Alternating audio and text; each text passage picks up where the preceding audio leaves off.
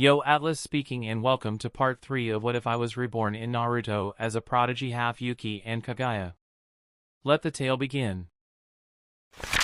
Chapter 51. A few more days passed by as Fiona became increasingly busy with meetings and paperwork. Something he didn't plan to happen. However, with his new laws and plans to change the hidden mist, he would have a lot of work ahead of him. Although Fiona had been busy with his duties as the mizukage, he had still found time to spend with Kimimaro and Haku, making sure to fit some training in for the pair. They had also told Fiona all about the training exercise that their new sensei had put them through. Of course, Fiona already knew all about it as he had sent a clone to watch the entire thing. A few days ago, Haku, Kimimaro, and Koyuki had left the academy so that they could meet with their new sensei as instructed. Both Haku and Kimimaro had only just met Koyuki today, knowing nothing else about her other than she was now on their team. Their new sensei had instructed them to meet at one of the training fields so that he could meet them and see what they had. "I wonder what our new sensei is like," Koyuki said. She was certainly not shy and said what was on her mind. Haku also seemed filled with excitement. "I wonder what kind of test he will have in store for us," Haku said. Kimimaro stayed quiet as he was a little more reserved, although he still had a smile on his face. Not long passed, and the three of them soon found themselves at the training field. It was a simple place with a large open grassy plain, a few training posts scattered around, and as always in Kirigakure, covered in a faint mist. "I think we're early," Koyuki said as she took a good look around, seeing no sign of their sensei. Haku was also carefree as he too took a good look around. "Well, I'm sure they won't be long," he said. Kimimaro, however, had a bad feeling as he scouted the area. "Be on guard," he said as he suddenly took a fighting stance. Koyuki had a questing look on her face as he did, but Haku suddenly also took a fighting stance as he drew a handful of senbon needles. "I feel it too," he said, taking a stance. Suddenly 3 shadows appeared out of the mist, donned in all black clothing with their face covered by a bandana. Kimimaro, Haku, and Koyuki all noticed the shadows and got ready as they too took a fighting stance. "What's going on? Are they here for us?" Koyuki asked. "I don't know, but be prepared to fight," Haku said. The 3 shinobi suddenly charged in towards the 3 genin as they each picked their opponents. Kimimaro charged dead ahead and jumped into the air, spinning in a circle as he fired 2 bone blades at the 2 other shinobi before he clashed with his chosen target. Haku took full advantage of the opportunity Kimimaro had given him and without hesitation jumped into battle. The shinobi on Haku's side was able to avoid the bone blade Kimimaro had fired at him. However, he had been forced to alter his path and Haku took full advantage of this. Throwing a volley of senbon needles, each with pinpoint accuracy heading towards a Vita pressure point. The enemy suddenly pulled out a sword and blocked the needles before looking for Haku. "Where the hell did he go?" he said, before looking up. Haku had jumped high into the air, using the cover of the senbon needles in an attempt to land a surprise attack. "Now, ice style." Haku started as he formed the hand signs. The enemy shinobi looked on from the ground as he could see what Haku was doing. "Not bad, kid," he thought before he started to form his own hand signs. Kimimaro was currently locked in a battle with his opponent, dancing around with such grace as bones sprouted from his body at all angles. The enemy shinobi was using his sword with amazing skill as he continued to deflect each of Kimimaro's attacks, maintaining his footing and preventing Kimimaro from pushing him back on the defensive. "This guy is highly skilled," Kimimaro thought as he flipped over his head with his back to the enemy. Suddenly a huge amount of razor-sharp bone spikes shot out from Kimimaro's back, crushing the shinobi before Kimimaro landed back onto his feet gracefully. "A substitution," Kimimaro said before he turned around and blocked a downward slash from the enemy's sword. "Not bad, kid. But let's see how you handle this," the enemy then said as he kicked Kimimaro back so he had room to form some hand signs. Koyuki had watched how Haku and Kimimaro had leapt into action with hesitation. She had to say, she was impressed. but at the same time felt this was the perfect time to show them what she had to offer to the team. Her opponent had appeared behind her and attempted to grab her in a chokehold. However, Koyuki quickly dropped to the ground and kicked her foot back, hitting the enemy's knee. "I don't think so.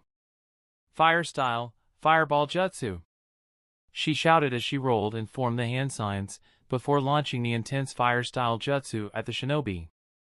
He was certainly surprised as he jumped back quickly, using his sword to slash and deflect the fire before he flipped backwards and landed like a cat. "I'm not done just yet," Koyuki said, as she flipped up to her feet and took a handful of shuriken and threw them towards the enemy. She wasn't finished there though, as she started to form more hand signs. "Wind style. Air bullets," she shouted as she fired a handful of wind-style bullets.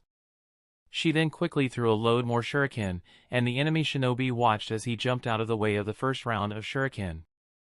"Too easy, kid," he said as he flipped in the air. To his surprise, the wind bullets she had fired hit the ground before the first round of shuriken, bursting and propelling the shuriken into the air where they collided with the second round of shuriken. The second round of shuriken then deflected off the first and changed their direction, traveling even faster than before, right towards the enemy shinobi. "What? How did she?" he thought as he was forced to deflect the projectiles with his swords before landing on the ground. How did she do that with such precision? He thought before he turned around to see Koyuki above him with a kunai in each hand. "Take this!" she shouted as she swiped down at the shinobi's face. Meanwhile, Haku was free-falling in the air as he formed hand signs at an impressive rate. "Ice style," he started. "Not bad, kid, but not fast enough." "Water style. Water bullets," the enemy shouted as he fired a rapid-fire shot of water bullets from his mouth.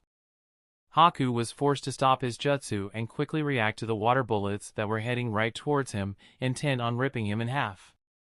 Haku was a quick thinker and able to stay calm in difficult situations.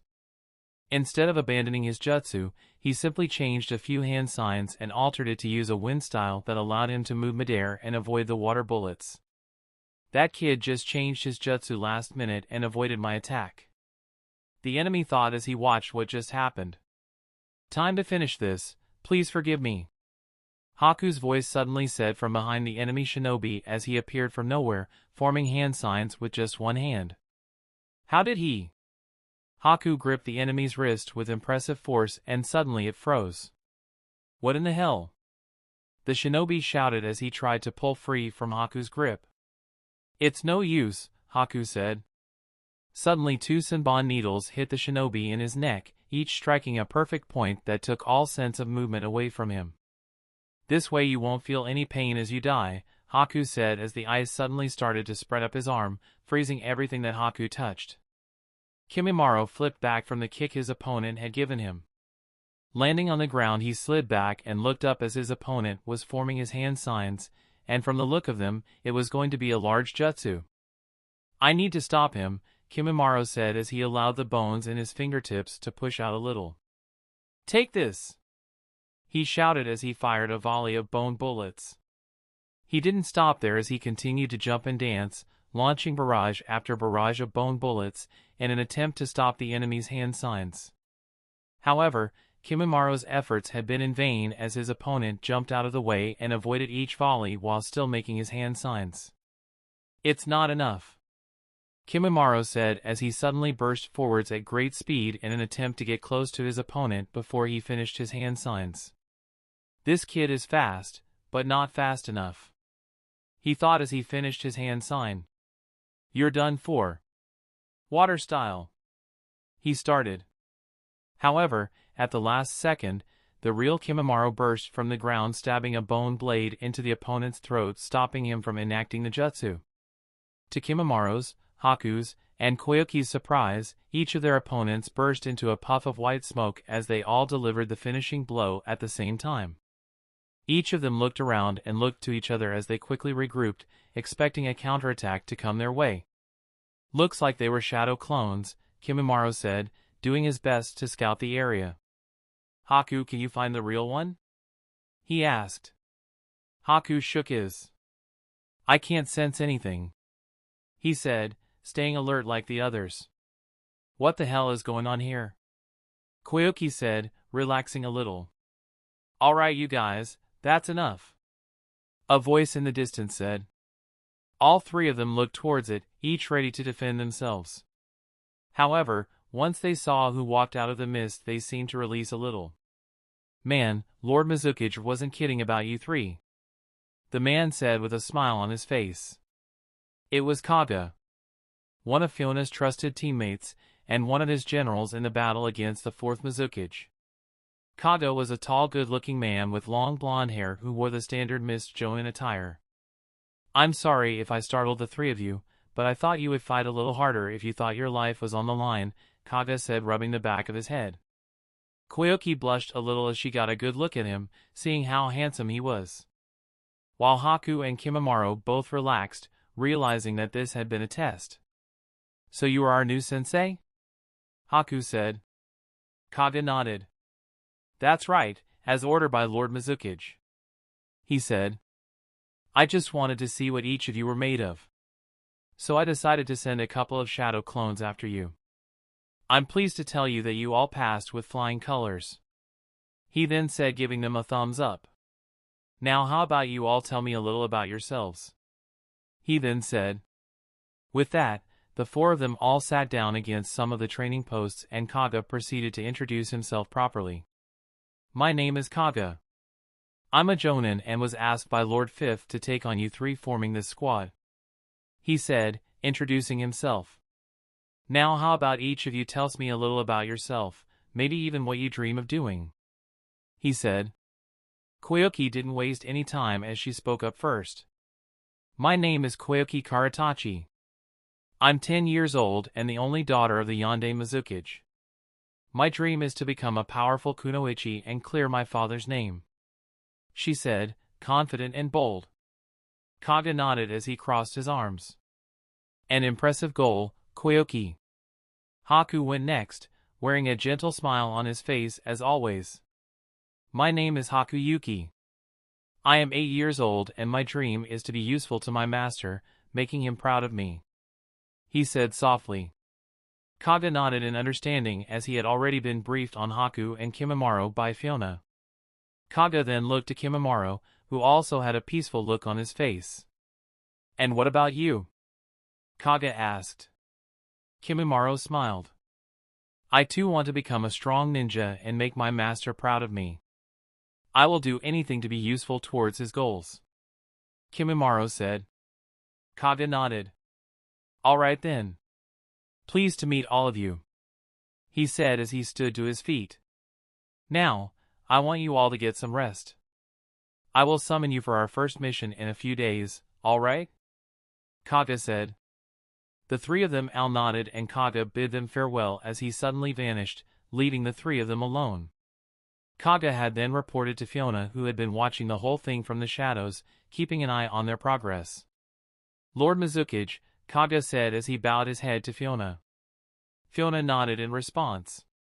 He was leaning against a tree with his arms crossed and pushed off it to stand up straight. So? He then asked. Kage smiled. You weren't kidding. Those kids pack a punch, Kage said with a smile. Each of them passed my test without any issue, all of them were able to defeat one of my shadow clones, Kage said. Fiona nodded. Very good, he said, seeming pleased with their abilities. Let them rest for a few days now. I'll prepare a mission that will suit their abilities soon, come and see me then, Fiona said. Kage nodded and bowed before Fiona disappeared. Fiona was now sat in his office as he finished remembered the events that had happened. He was flicking through paperwork and files that mission slips had been put into. Unlike before, they had not been given a class system and only the Mizukage deemed how difficult the mission was, giving it to whoever he wanted. Fiona had put a stop to that. Now each mission would be judged on its difficulty and given a rank from D to S, just like the Hidden Leaf. This way he could prevent Chunin from being used as cannon fodder in more difficult missions that they weren't ready for, and assign missions to people whose strength suited the task. Thanks to him lowering the price of the mist's cost for missions, they had received a large influx of mission lately, and the village had become busy in providing shinobi to deal with the sudden increase of work. Fiona had found the perfect mission for his students and had deemed that it should be safe enough for them to complete without anything bad happening. It was a C-rank mission. One of the nobles of the land of hot water had reported bandits had been raiding his lands and had requested the hidden mist to deal with it, seeing how low their costs had become. The bandits had been reported to be no stronger than Chunin level ninja, and Fiona thought it would be a perfect test for them before he pushed them any further. "Alright, Team 11. Come in," he then said, summoning them inside. The doors to his office opened and Kaga walked in with Kimimaro, Haku, and Koyuki. Haku and Kimimaro were also dressed in the new gear that Fiona had gotten them as a reward for passing out of the academy and becoming a genin, showing them how proud of them he was. Haku wore the standard Kirigakure pinstriped outfit which stopped at his knees. Over this, he wore a green hawari with white trimmings, and around his waist a brown sash with a fringe trail wrapped around his waist twice. He also wore light brown platoon sandals with straps in the same color as his kimono. It was ironic that he now wore the same outfit he had worn in the anime and manga. Kimimaro now wears a pair of black trousers and a long-sleeved black shirt. It was very similar to what Fiona used to wear when he was that age, just without the mist flak jacket.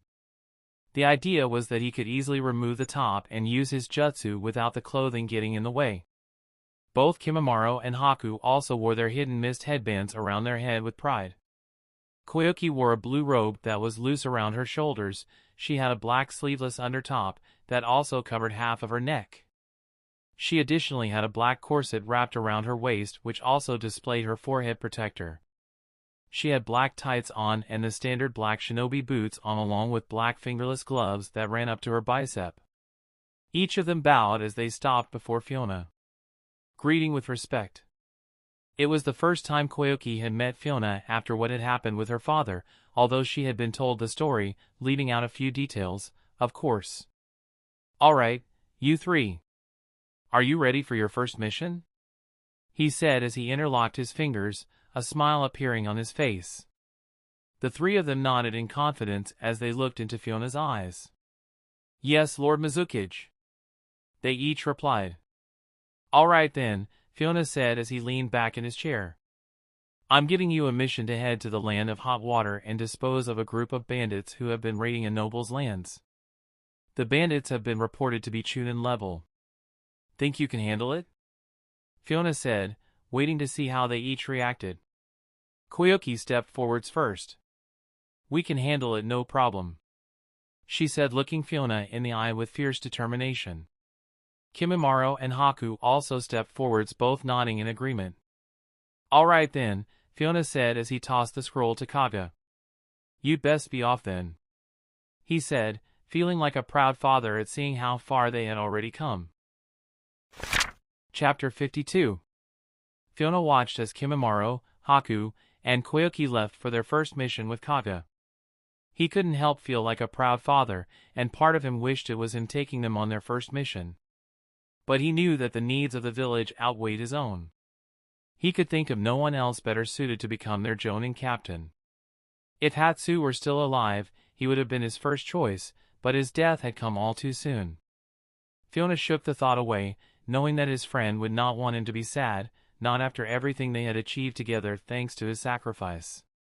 He knew that he must cast his view onto the future and prosperity of the village, knowing that looking to the past would only bring sorrow and doubt. With that, he stepped away from the large window in his office and sat back at his chair to finish up some remaining paperwork before the plans he had made with Swearin. Turns out she had some big news she needed to tell him about. "Alright. Our first mission!" Koyuki shouted as the four of them reached the village gates. Haku was also excited, and Kimimaro as usual contained his emotion behind a simple smile. "Right, you three, let's head out to the land of hot water," Kaga said, smiling at them. The three of them nodded to their sensei and followed him, setting off along the path that leads out of the village. Their first destination would be to one of the ports west of the village. It wasn't far, and once there, they would board a ferry that would transport them across the sea onto the border of the land of fire and the land of hot water. It would only be a few hours' journey from there to their next destination, being the noble's estate. The whole journey would take a day, as the ferry was the longest part of the trip. Koyuki was a chatterbox most of the time, seeming to be the complete opposite of her father in that department. Haku seemed to enjoy listening to her, although Kaga thought he was just too nice to say anything else. Kimimaro, on the other hand, remained quiet. He liked to watch and observe from a distance. Kaga could tell the boy was a genius in his own right and not just in combat, as he had already excelled in his ability to observe. Remember to be on guard once we arrived in the land of fire. The roads are filled with danger, Kaga said, giving his students a warning. The three of them nodded, taking their sensei's words in without question. Yes, sensei, the three of them said. With that, the four of them made the most of their time until the boat arrived at the land of fire. Haku and Kimimaro were amazed at the sight. After all, they had never been outside of the land of water before. All right, you three, let's move out, Kaga said as he started walking down the ramp that had been placed so that the passengers could walk off the boat and onto the shore. The three of them followed him, making sure to keep up, not getting too sidetracked from the small port town they found themselves in. Okay, Haku. Why don't you take this map here and lead us to our destination? Kaga said, handing the boy the map. Haku nodded as he took the map. During their time in the academy, the three of them had been taught map reading, along with many other things necessary of a shinobi. Haku took a good look at the map before he gained his bearing. All set? Kaga asked. Haku nodded. Very well, Haku, lead the way, Kaga said. Haku did just that and set off as the others followed him. Walking to the edge of town, they headed to the edge of the land of fire before entering the land of hot water. Once there, Haku brought them to a road that would lead straight to the noble's estate. Good job, Haku, Kaga said as he led them to the noble's estate without any trouble. Kaga walked up to the large front door and knocked, taking a step back as he waited for someone to answer. It wasn't long until an elder man dressed as a butler opened the door, treating the four of them. I take it you are here to see the master? He stated, before opening the door fully for them to enter. Yes. Team Kaga, reporting from the village hidden in the mist. Kaga said, greeting the old butler. Please come in. The butler said, allowing them inside. Kaga and the others entered the large house. The butler then showed them to a large waiting room and offered them a seat. Please, wait here while I fetch the master, he said, excusing himself from the room. Kaga nodded as he and the others took a seat. Wow, this room is so big, Koyuki said as she jumped onto one of the large armchairs in the room. Haku and Kimimaro agreed as they too were impressed. After a moment the doors opened again and this time they were greeted by the master of the house, the noble who had requested the mission himself. Greetings, Miss Shinobi, greetings, the man shouted as he entered the room. I do hope I didn't keep you waiting long, he then said as he took a good look at the ninja standing before him. Oh my, what lovely children you have brought along, he then said, looking at Kaga. Kaga smiled. Children, yes. But they are also shinobi of the mist and are more than skilled. You have my word. The noble was a strange man, dressed almost like a clown in makeup, complete with long green hair and a top hat. Very well, allow me to introduce myself. I am Hume van Bankreher. At your service, he said, giving a bow. Kaga and the others returned his greeting. I am Kaga of the Mist. This here is Koyuki, Haku, and Kimimaro, he said, introducing his team. My, how splendid. You may call me Van, the noble said as he sat down, his butler instantly pouring him a cup of tea and placing it on the table next to him. How rude of me, Van said, realizing he had not offered them something to drink. Van then snapped his fingers and his butler started to pour each of them a drink. Thank you, Lord Van, Kaga said, accepting the tea, as was the polite thing to do. Very well, to business then, Van said after taking a sip of his drink. As I requested in my letter to your village, I seem to be having a tad bit of trouble with a gang of rogue shinobi, he said, taking another sip of his tea. Kage nodded as he listened. They just won't leave my men alone, and have already attacked my trade product 3 times, Van said, crossing his legs. That is where you come in, he then said, looking at Haku with interest. If the bandits attack, I would like you to kill them. All of them, he then said with an intense look in his eye. Kage and the others didn't bat an eyelid at his request. After all, they were missed shinobi. That won't be a problem, will it? Van asked. Not at all, sir, Kage said. That is why you hired us, is it not? Kage said as he sipped his tea. Van smiled and gave a cheerful laugh. Just as I would expect from you, Miss Shinobi. Very well, I shall make the arrangements. Please make yourselves at home until then, he said, standing to his feet. Kage nodded as he stood to his feet to thank him and bid him farewell. Thank you for your hospitality. We will not disappoint. Thank you. I hope not, Van said before exiting the room. Kage and the others watched as he exited the room and the doors shut behind him, leaving them and the butler alone. Allow me to show you to your room, the old man then said. Kage nodded and the 4 of them followed the old man upstairs where he showed them to their rooms. I hope you find everything to your liking. You shall be notified of the details once the plans have been made. Until then, if there is anything you need, please see me, he said, giving a small bow before he left them alone. Wow, look at the size of these beds, Haku said, taking in all the details of the room. Kimimaro also had the same look on his face as everything inside the room looked expensive. Okay, you 3, get some rest. And don't go wandering off anywhere you shouldn't, understood? Kage said. The 3 of them, Haku, Kimimaro, and Koyuki, all nodded. What about you, sensei? Kimimaro asked, being observant as always. Kage couldn't help but laugh. Doesn't miss a thing, this kid, he thought. I'm going out to scout the surrounding area. Don't worry about me and get some rest, okay? He said, giving them a smile. Kimimaro nodded. Don't worry about us, sensei, I'll keep an eye on these 2. Koyuki said, putting her hands on her hips. Alright, Koyuki, I leave you in charge, he then said before he vanished, leaving the 3 of them alone. Kage reappeared atop of the house, mounting the roof so he had a good vantage point to look across the land. There was only one road leading in and out of the estate, with the surrounding land being fields and forest. Kage could see that there were other living quarters a little away from the house. He guessed they were where the staff lived. He could also see a large barn and warehouse, with the stables next to it. All in all, Lord Hume Van Banker seemed to be pretty well off, Kage thought as he scoped the entire estate. The bandits and rogue shinobi have been estimated to be Chunin level. Hopefully, that intel is correct, he thought as he looked towards the sunset.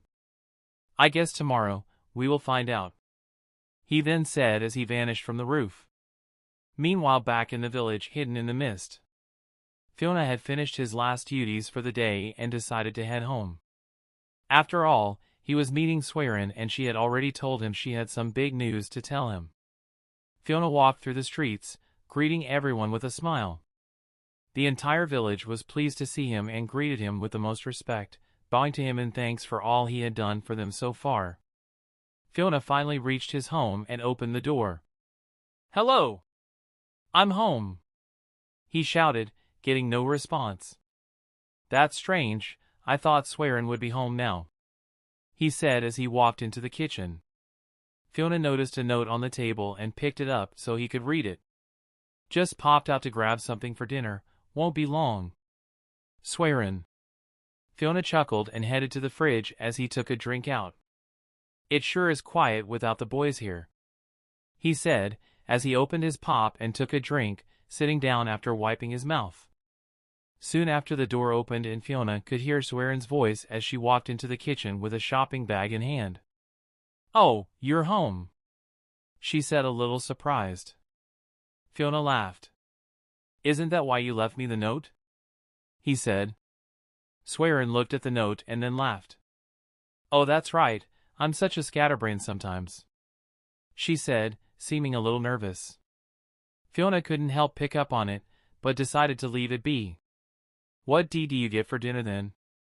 He said as he stood up, giving her a kiss on the cheek. Swearin put the bag down onto the kitchen table and started pulling the bits out of it she had bought. I thought I could make us something special tonight, she said as she pulled free of his hug as she started to get everything she would need to make the food.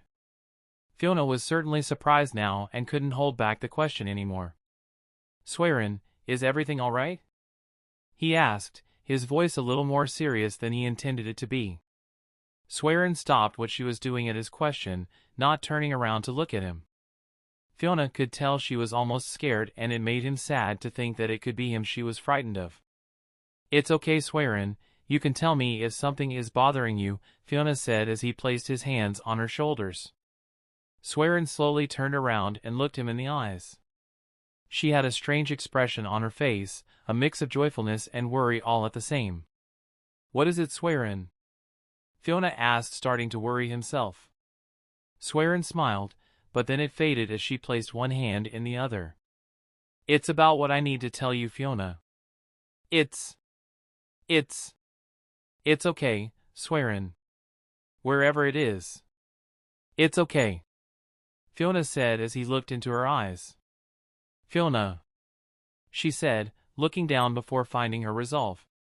I'm pregnant, she said, looking into his eyes. Chapter 53. Pregnant, Fiona said, his face filled with surprise. Swearin nodded as she held her hands close to her chest. I know it's a shock. I didn't plan this either, she said, almost seeming sad. Fiona quickly wrapped his arms around her as he held her in his embrace. Please don't be sad, Swearin. This isn't a bad thing, he said, smiling at her. But May, she said, looking into his eyes. May is already pregnant with your child, Swearin started. Fiona wasn't sure where she was going with this and just held her. I want you to be in both of these children's lives. They should both grow up with their father, she said with a determined look on her face. They will, Fiona said with a smile. I'm not planning on going anywhere, he said. Swearin shook her head. I don't mean that. I mean they should both grow up with their father in the same house, she said. Fiona nodded his head slowly, trying to understand where she was going with this. That's why I have decided. I've decided to invite May to live with us, she said adamantly. Wait, what? Fiona said, now even more shocked. That's right. I've asked May to come and live with us. That way you can have both of us and be a part of both your children's lives, she said, looking a little embarrassed. Wait, have both of you? What are you saying? He said. I'm saying that from this day onwards, both me and May will be here, for you. You are the mizukage after all, and it would be only right that you have more than one lover, she said, going a little red in the face. Eh! Fiona shouted in shock at Swearin's words. Meanwhile, morning came quickly for Team Kage as they were all up at the crack of dawn. It was drilled into them from their time at the academy, and besides, Kage had summoned them for breakfast. He wanted the three of them to get an early start on the day. He also wanted to keep out of the way until the time of the mission. The four of them sat and quietly ate their breakfast. It wasn't anything fancy, but it would give them plenty of energy to help start the day. Not long after that, Kage had them scout out the area so that they could become familiar with the lay of the land in case of an attack. Once Van was up and about, it wasn't long until he summoned them to give word that he had put the plans into motion. I've made a quick change of plans, he said as he sipped his tea. The cargo will be transported in 1 hour to the closest town. I will be relying on the four of you to escort it there safe and sound, he said, seeming very cheerful.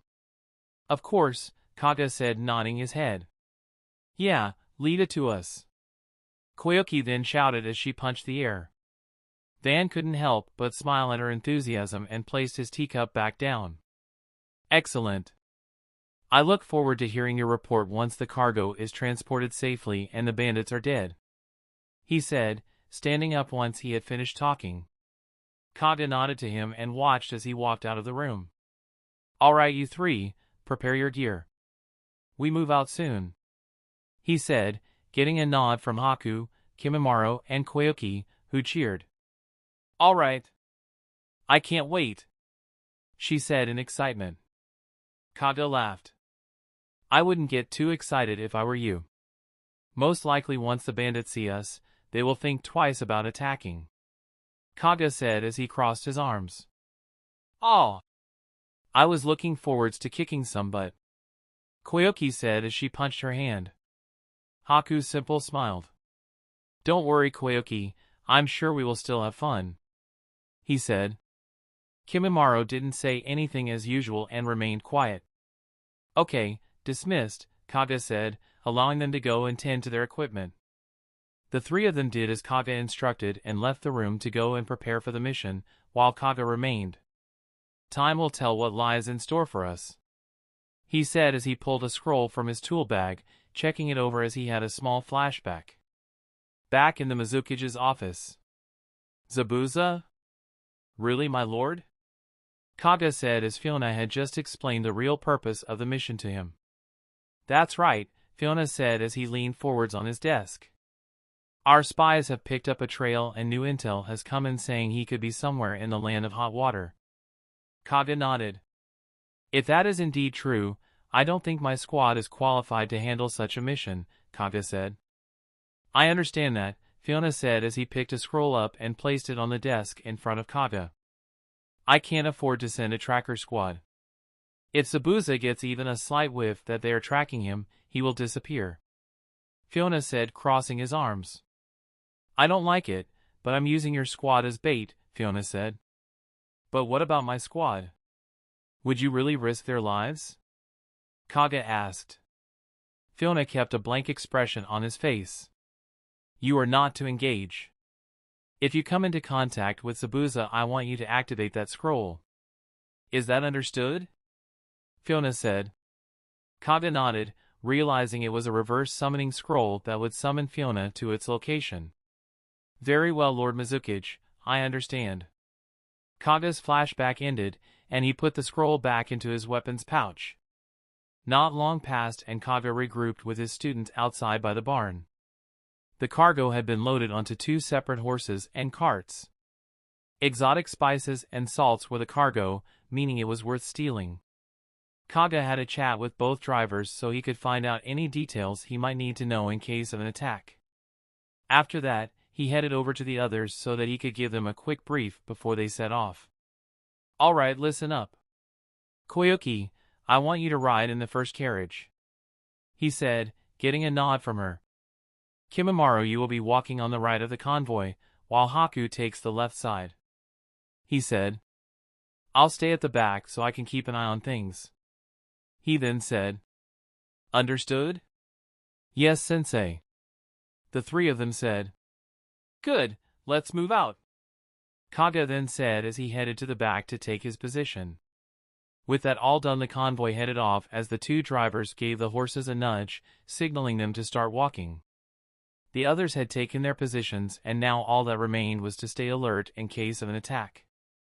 The driver that Koyuki sat next to looked her up and down, surprised at how young she was.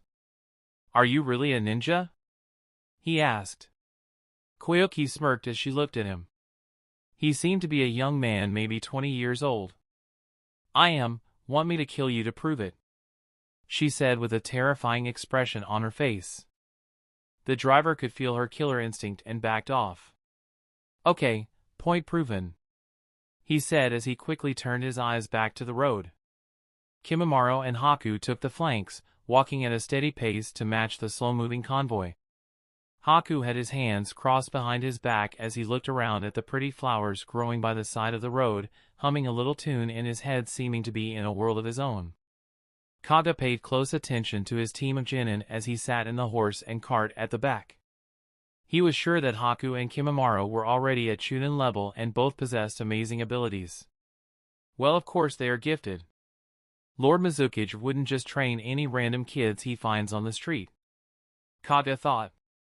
And besides, they each possess one of the same Kekei Genkai that he did. And if Kaga knew Fiona, he would have already taught them things that other genin couldn't even imagine yet. More time passed and not a lot was going on. Koyuki couldn't help but yawn as she quickly grew bored. Kimimaro, on the other hand, never let his guard down, even though he seemed perfectly at ease as he walked with a blank expression. Kaga could tell that he was on guard. A small hint of movement in the distance caught Kaga's gaze as he turned his head to look. He scoped out the surrounding area in a matter of seconds, not seeing any other movement. He thought as he passed it off for an animal or something. Haku had also noticed movement as a bush in the surrounding woods rattled ever so slightly. Haku took a closer look, getting ready to reach for one of his senbon needles. Not a moment later, a small bunny jumped out of the bush staring at Haku for a moment. "Ah, a bunny," he said, looking at the cute little animal. He walked over to the rabbit to stroke it and quickly noticed the explosive tag that was wrapped around its underbelly. Kaga noticed what was going on too late and tried to shout out. "Haku, look out!" he shouted. The rabbit suddenly exploded, creating a black cloud of fire and smoke that swallowed Haku from sight. "Attack!" a voice shouted, coming from the woods, signaling the start of an ambush. "Oh shit, it's the bandits!" The driver next to Koyuki shouted as he looked at her with fear in his eyes. Koyuki had seen what happened to Haku and quickly jumped up to her feet. "You bastards will pay for that," she shouted. There were 7 bandits in total. 2 rushed at Kimimaro, 2 towards Koyuki and another 2 towards Kaga, quickly singling out the shinobi and targeting them first. Only the leader remained as he stayed back, watching his men go to work from the distance. Kimimaro quickly jumped into the air, dodging a slash from one of the bandits. Kimimaro flipped in the air and pushed his foot off the man's shoulder, using it as a turning point to gain momentum from, as he kicked the other bandit in the face, breaking his neck, dropping him to the floor. "Why you?" the other one shouted in rage as he raised his sword, swinging it down with all his might. Kimimaro landed on the ground and spun around with lightning relaxes. To the man's surprise, his sword snapped in half as he felt it collide with something stronger than steel. "What in the?" the man asked as he stared at Kimimaro, who had cut his sword in half with a bone blade. "Time to die," Kimimaro said as he quickly dashed in, to faster the man to see. Kimimaro stabbed his bone blade through the man's heart faster than he could even blink. Coughing up blood, he fell to his knees as Kimimaro had his back to him, only turning around when he dropped to the ground. Koyuki quickly jumped into the air, pulling the driver of the cart off with her to avoid a shower of shuriken. "Arg!" the man screamed like a little girl and hid behind the cart as Koyuki dropped him. Koyuki pulled out a kunai and blocked a couple of slashes from her first opponent before becoming locked in a clash with him. The other quickly ran around her and was about to attack her from the side, when 2 senbon needles struck him in the neck, dropping him to the ground where he skidded to a halt. "What in the hell?" the other bandit said as he broke off the assault between him and Koyuki. "Not so fast," she shouted as she started making hand signs. "Fire style, fireball jutsu," she said in her head before taking a large breath of air and breathing it back out as fire. The bandit jumped high into the air, doing his best to avoid the flames as he rejoined with his leader. Kaga had easily taken out both of the bandits that tried to launch their sorry excuse for an attack on him, quickly immobilizing them with his superior hand-to-hand combat, killing them both before they even knew what hit them.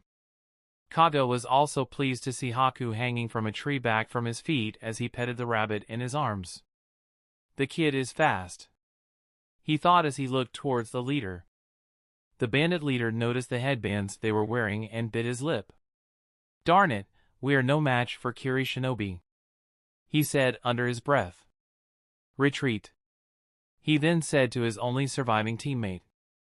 "We will leave these to him," he said as he and the other bandit disappeared. Haku dropped back to the ground and put the rabbit on the ground, watching it run away safely back into the trees. Koyuki crossed her arms as he walked over to her. "You didn't have to help me. I had a plan," she said. Haku simply smiled at her and then looked to Kaga, who appeared next to them. "Good work, both of you," he said. Kimimaro also joined them and Kaga gave him a nod. "You too, Kimimaro, sharp as a pin, aren't you?" he said with a smile. "So that's 5 dead, with 2 retreating," Kaga then said as he looked at the bodies. "Actually, sensei," Haku said, "I didn't kill this one," he said, pointing to the man with 2 needles in his neck. Kaga looked at the man surprised and checked his pulse. "Wow, he really is alive. I could have sworn he was dead a moment ago," Kaga thought as he pulled the senbon out, causing the man to gasp for air. "Good work, Haku," he said, quickly grabbing the man by the throat, setting a new fear into his eyes. "You had better tell me everything you know," Kaga said as he squeezed on the man's windpipe. The man gasped for air as Kaga squeezed harder, tapping his hands off the ground in pain. "Okay," he managed to get out as he struggled to breathe. Kaga looked to the others. "Go and check on the cargo and drivers. I'll question this one," he said, telling them, not asking. The 3 of them nodded and went off to do as they were instructed. "Now, let's you and me have a little talk." Chapter 54. Kaga stood over the bandit that Haku had knocked unconscious, ready to make him talk no matter what it took. "You had better start speaking," Kaga said as he bent down to look the man in the eye as he spoke, placing a hand on his shoulder. The bandit was shaking a little as he felt Kaga's killer instinct wash over him. "And no, I won't talk," he said all of a sudden as he tried to bite his tongue. Kaga quickly grabbed his face, squeezing his jaw on the pressure points so that he couldn't clamp his teeth down. "I don't think so," Kaga said with a small smile on his face. "Now talk," Kaga said as his shadow loomed over him even more. Meanwhile, Haku, Kimimaro and Koyuki had gone back to check on the 2 drivers, making sure that they were unharmed. "Are you okay?" Haku asked one of them, as Koyuki placed her hands on her hips. "Coast is clear, you can stop hiding now," she said. Both drivers slowly stood up and nodded, seeing that the coast was indeed clear. "We should get out of here before they come back," the young driver who had been with Koyuki said in protest. "Don't worry, they won't be coming back after a thrashing like that anytime soon," Koyuki said in confidence. However, the driver didn't seem convinced as he looked at the 3 children. "Don't worry, you will be safe with us," Kimimaro said, giving them a smile that put them a little more at ease. Kaga walked back over, having finished interrogating the remaining bandit. "How is everything, you 3, all in order?" he asked, already knowing the answer to his question. "Yes, sensei, the drivers are fine and the cargo is all accounted for," Kimimaro said. Kaga nodded as he looked at Haku, who smiled, and Koyuki, who turned her head to the side, giving him a huff. "Noise. All right, be on guard in case they decide to return. Our mission isn't over until this cargo reaches the next village," Kaga said. The 3 of them nodded and they took their positions, ready to make the remainder of the trip. The rest of the mission went a lot smoother as no other bandits showed up to try and steal the cargo, and soon enough they reached the next town over where they were to drop off the cargo. The town was of medium size and was quite busy with people going about their business. "Okay, the warehouse is just a little further into town," the young driver said to Koyuki as he steered the carriage. Koyuki nodded as she stared at everything that was going on in the village. It was all new to her and something she wasn't used to seeing as children her age played freely on the streets. People were outside with seamlessly no worries on their minds other than what they wanted to buy for dinner. The market was busy with the hustle of trade and Koyuki could see an abundance of products laid out looking fresh. Kimimaro and Haku were also amazed as they too stared wide-eyed at everything that was going on. Kaga noticed their reaction and almost felt bad for them as it was their first time out of the village after all. Poor kids, he thought before a smile came to his face. It won't be long before Lord Mizukage changes the mist for the better. He then thought as he paid his attention back to the convoy and the mission. The convoys soon turned into a small side street where they stopped outside of a warehouse that had others working inside of it. A few of them noticed the convoy approaching and hoped down from what they were doing, coming outside to take a look. "All right, you made it!" one of them shouted. "And it looks like all the cargo is there this time. The boss is going to be happy for sure this time," another said as he crossed his arms, nodding his head in approval. Kage hopped off his wagon and headed over to the men who had gathered around to see the convoy that had arrived. "Who's in charge here?" he asked. A man stepped forwards and raised his hand. "I'm in charge," he said as he raised his hand, looking over to Kage. "Good, here is the convoy, delivered safe and sound," Kage said as he handed over an inventory list. Thank you," he said as he took the sheet, trying not to stare at Kage and the others. "Did you get any trouble on the road?"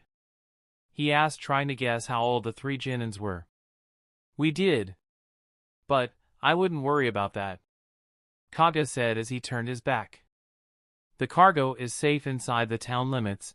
I doubt the bandits would risk trying to steal it in such a populated area," Kage said, walking off to his students. "All right, you three, that's the first part of our mission complete," he said, giving them a thumbs up.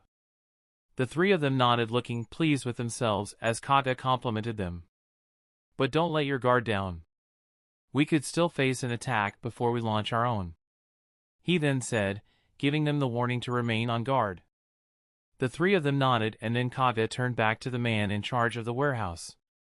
"We shall take our leave, as we still have other things to do before we return to your master," Kage said, letting him know they would not be staying. The man nodded and thanked him for getting the cargo and his friends safely to town. Kage nodded and took his leave, taking his students into the town center so they could look at the markets.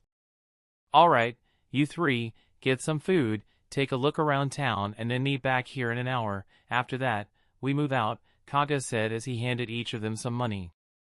All three of them looked very excited, although Koyuki tried to hide it. "Yes, sensei," they each said as they walked off to go and explore, leading Kage to attend to some business he had here in town. Kage vanished using the body flicker, heading off to his own meeting point, remaining hidden from sight. Haku turned to the others with an excited look on his face. "Let's go and check out the market." Kimimaro also smiled.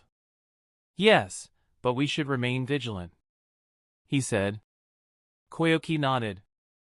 "That's right, there could be more bandits around here, so we shouldn't be running around acting like kids." Haku frowned a little as he looked down at the ground. "You're right," he said. Kimimaro noticed the look on his face and smiled. "We should have some fun and explore," as Kage-sensei said. "Come on, let's go," he then said as he walked off, heading towards the market.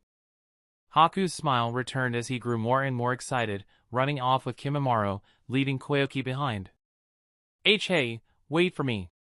Koyuki shouted as she watched both of them run off without her. Meanwhile, Kage had headed to an abandoned building on the edge of town. He entered the building, making sure he wasn't followed, and headed upstairs. "I see you made it," Kage said as he looked at the two men stood in the darkness. Both of them stepped out of the shadows, revealing their tracker masks and mist umbu clothing. "Report," one of them said. Kage nodded. "So Lord Mizukage sent you to check up on me?" he asked. One of them stepped forwards and handed a scroll over to Kage. "No. We have separate orders to take your lead and only respond if you make contact." Kage nodded. "Don't you worry. If we find that traitor Zabuza, then I'll make sure I kill him without needing your help." Both of the umbu showed no sign of caring, however, one of them stepped forwards. "Didn't Lord Mizukage say he wanted him alive?" Kage nodded. "Yeah, I know." Both of the umbu also nodded as they had finished reporting everything they had uncovered. "We will be watching," they said as they stepped back into the shadows, vanishing from sight. Kage smiled as he placed a hand on the back of his head. "Yeah, I know. Wow, Look at all of the food, Koyuki said as the three of them stood in the center of the market. Haku was also excited as his nose picked up all of the amazing smells floating in the air. Kimimaro was also excited, and the three of them moved from stall to stall as they looked at everything there was to see. The time passed as they tried samples of food, enjoyed the shows and performances that were happening, and simply enjoyed the short time they had together as kids. The three of them had eventually sat on a quiet bench in a small park as they finished all of the food they had got. Haku was sat quietly with a smile on his face as he watched some other children play. Koyuki gave a loud moan in happiness as she finished the last sweat dumpling, wishing she had more. While Kimimaro sat swinging his legs as he looked at the blue sky. A small gust of wind blew their hair as it seemed to appear out of nowhere. Having fun, are we? Kaga said as he walked over to them from behind. Each of them turned around to see their sensei stood with his hands on his hips. I hope you saved me some of that food, he then said, smiling at them. No way, sensei. You're late, Koyuki said as she turned her head away from him. Kaga laughed as he rubbed the back of his head. I guess I am a little. Are we heading out on our next mission? Kimimaro asked. Kaga nodded. That's right. They all kicked off the bench, standing to their feet as they placed the rubbish into one of the bins. All right, let's go, Kaga then said as he turned around. Haku nodded to Kimimaro and then to Koyuki as the three of them followed their sensei, heading outside of the town and back onto the road they had traveled on. Once they were out of sight, Kaga gave the order and the four of them disappeared into the trees, moving like shadows in the setting sun. They now traveled through the forest, moving much faster as they jumped between the trees using their chakra to increase their speed. All right, you three, Kaga said, getting their attention. I hope you are ready for the main part of the mission, he said. We are Kaga-sensei, Kimimaro said. Yeah, bring it on, Koyuki said, starting to get excited. Very well, Kaga said. I was able to get the location of the bandits' hideout from the one Haku took down. As requested, we are to head to their hideout and kill them, Kaga said, being blunt. The others didn't say anything as they continued to follow Kaga, jumping through the trees, making good timing. Although they are still young, they are mist shinobi and are trained to kill without feeling. Haku and Kimimaro have been personally trained by Lord Mizukage himself, already showing excellent potential. Koyuki is also the daughter of Lord Fourth and shares his blood. I expect nothing but success from each of them, Kaga thought to himself before they arrived at the edge of the forest at the base of a cliff. All right, the bandits' hideout is located at the top of this cliff inside a cave. Be on guard, Kaga said, letting them all know. Kaga accessed the area and could see no traps or lookouts, giving the order to move as he deemed it safe to do so. Haku jumped onto the cliff, using his chakra to keep his feet stuck to it, allowing him to run along the cliffside with ease. Kimimaro did the same along with Koyuki as they moved in a split formation to cover as much ground as possible between them. Kaga reached the top of the cliff first and flipped onto the ledge, only seeing one guard. Haku was already on it as he let loose two senbon needles that struck the man in the neck, killing him before he dropped. Kimimaro quickly caught him before he fell and gently placed him on the ground so to avoid any noise that could alert the others. Two more voices could be heard as shadows started making their way out of the cave up ahead. Haku quickly dashed to the side wall, taking cover, while Kimimaro used a transformation jutsu to copy the appearance of the one they had just killed, turning his back to them so they could not see his face. I can't believe they failed to take down 3 brats and steal that loot today, one of them said. I told him we should have taken the brothers, but no. He said we could handle it alone, the other said. Both of them noticed Kimimaro, falling for his transformation as they approached him with caution. Hey Gamma, pass me your lighter, will you? One of them said as he pulled out a cigarette. Kimimaro turned around, surprising them as they saw his face. However, he moved too fast for them and quickly stabbed each of them with a bone blade. Haku and Koyuki also appeared behind them, covering their mouths to silence them from screaming for help. Good work, Kaga said, impressed with their assassination abilities as they lowered the bodies to the ground. He then gave the hand signs for them to surround the cave entrance. Each of them headed over and took their position, getting ready for what came next. Kage dropped to the ground and stood to his feet as he took a quick look inside of the cave, only seeing as far as the light would allow. Suddenly his eyes opened wide as he tried to retreat. However, it was no use as a huge water dragon hit him dead on, taking him in its mouth before it crashed into the edge of the cliff. "Kage-sensei!" Koyuki shouted as they watched their sensei get smashed by the water dragon and sent flying off the cliff back into the forest. Well, that's what you get for snooping," a gruff voice said as its owner walked out of the cave and into the light. The three of them all turned to see who the owner of the voice was as they took a ready stance, seeing that their sensei had been taken off guard. Haku's eyes opened wide as he took in the appearance of who stood before him, freezing on the spot as he recognized who it was. Koyuki noticed Haku freeze and could also see Kimimaro become serious as he too took a ready stance before she looked over to the man who stood before them. Well. It's been a while, kid," Zabuza said as he looked down at Haku. Chapter 55. Haku stood face to face with Zabuza.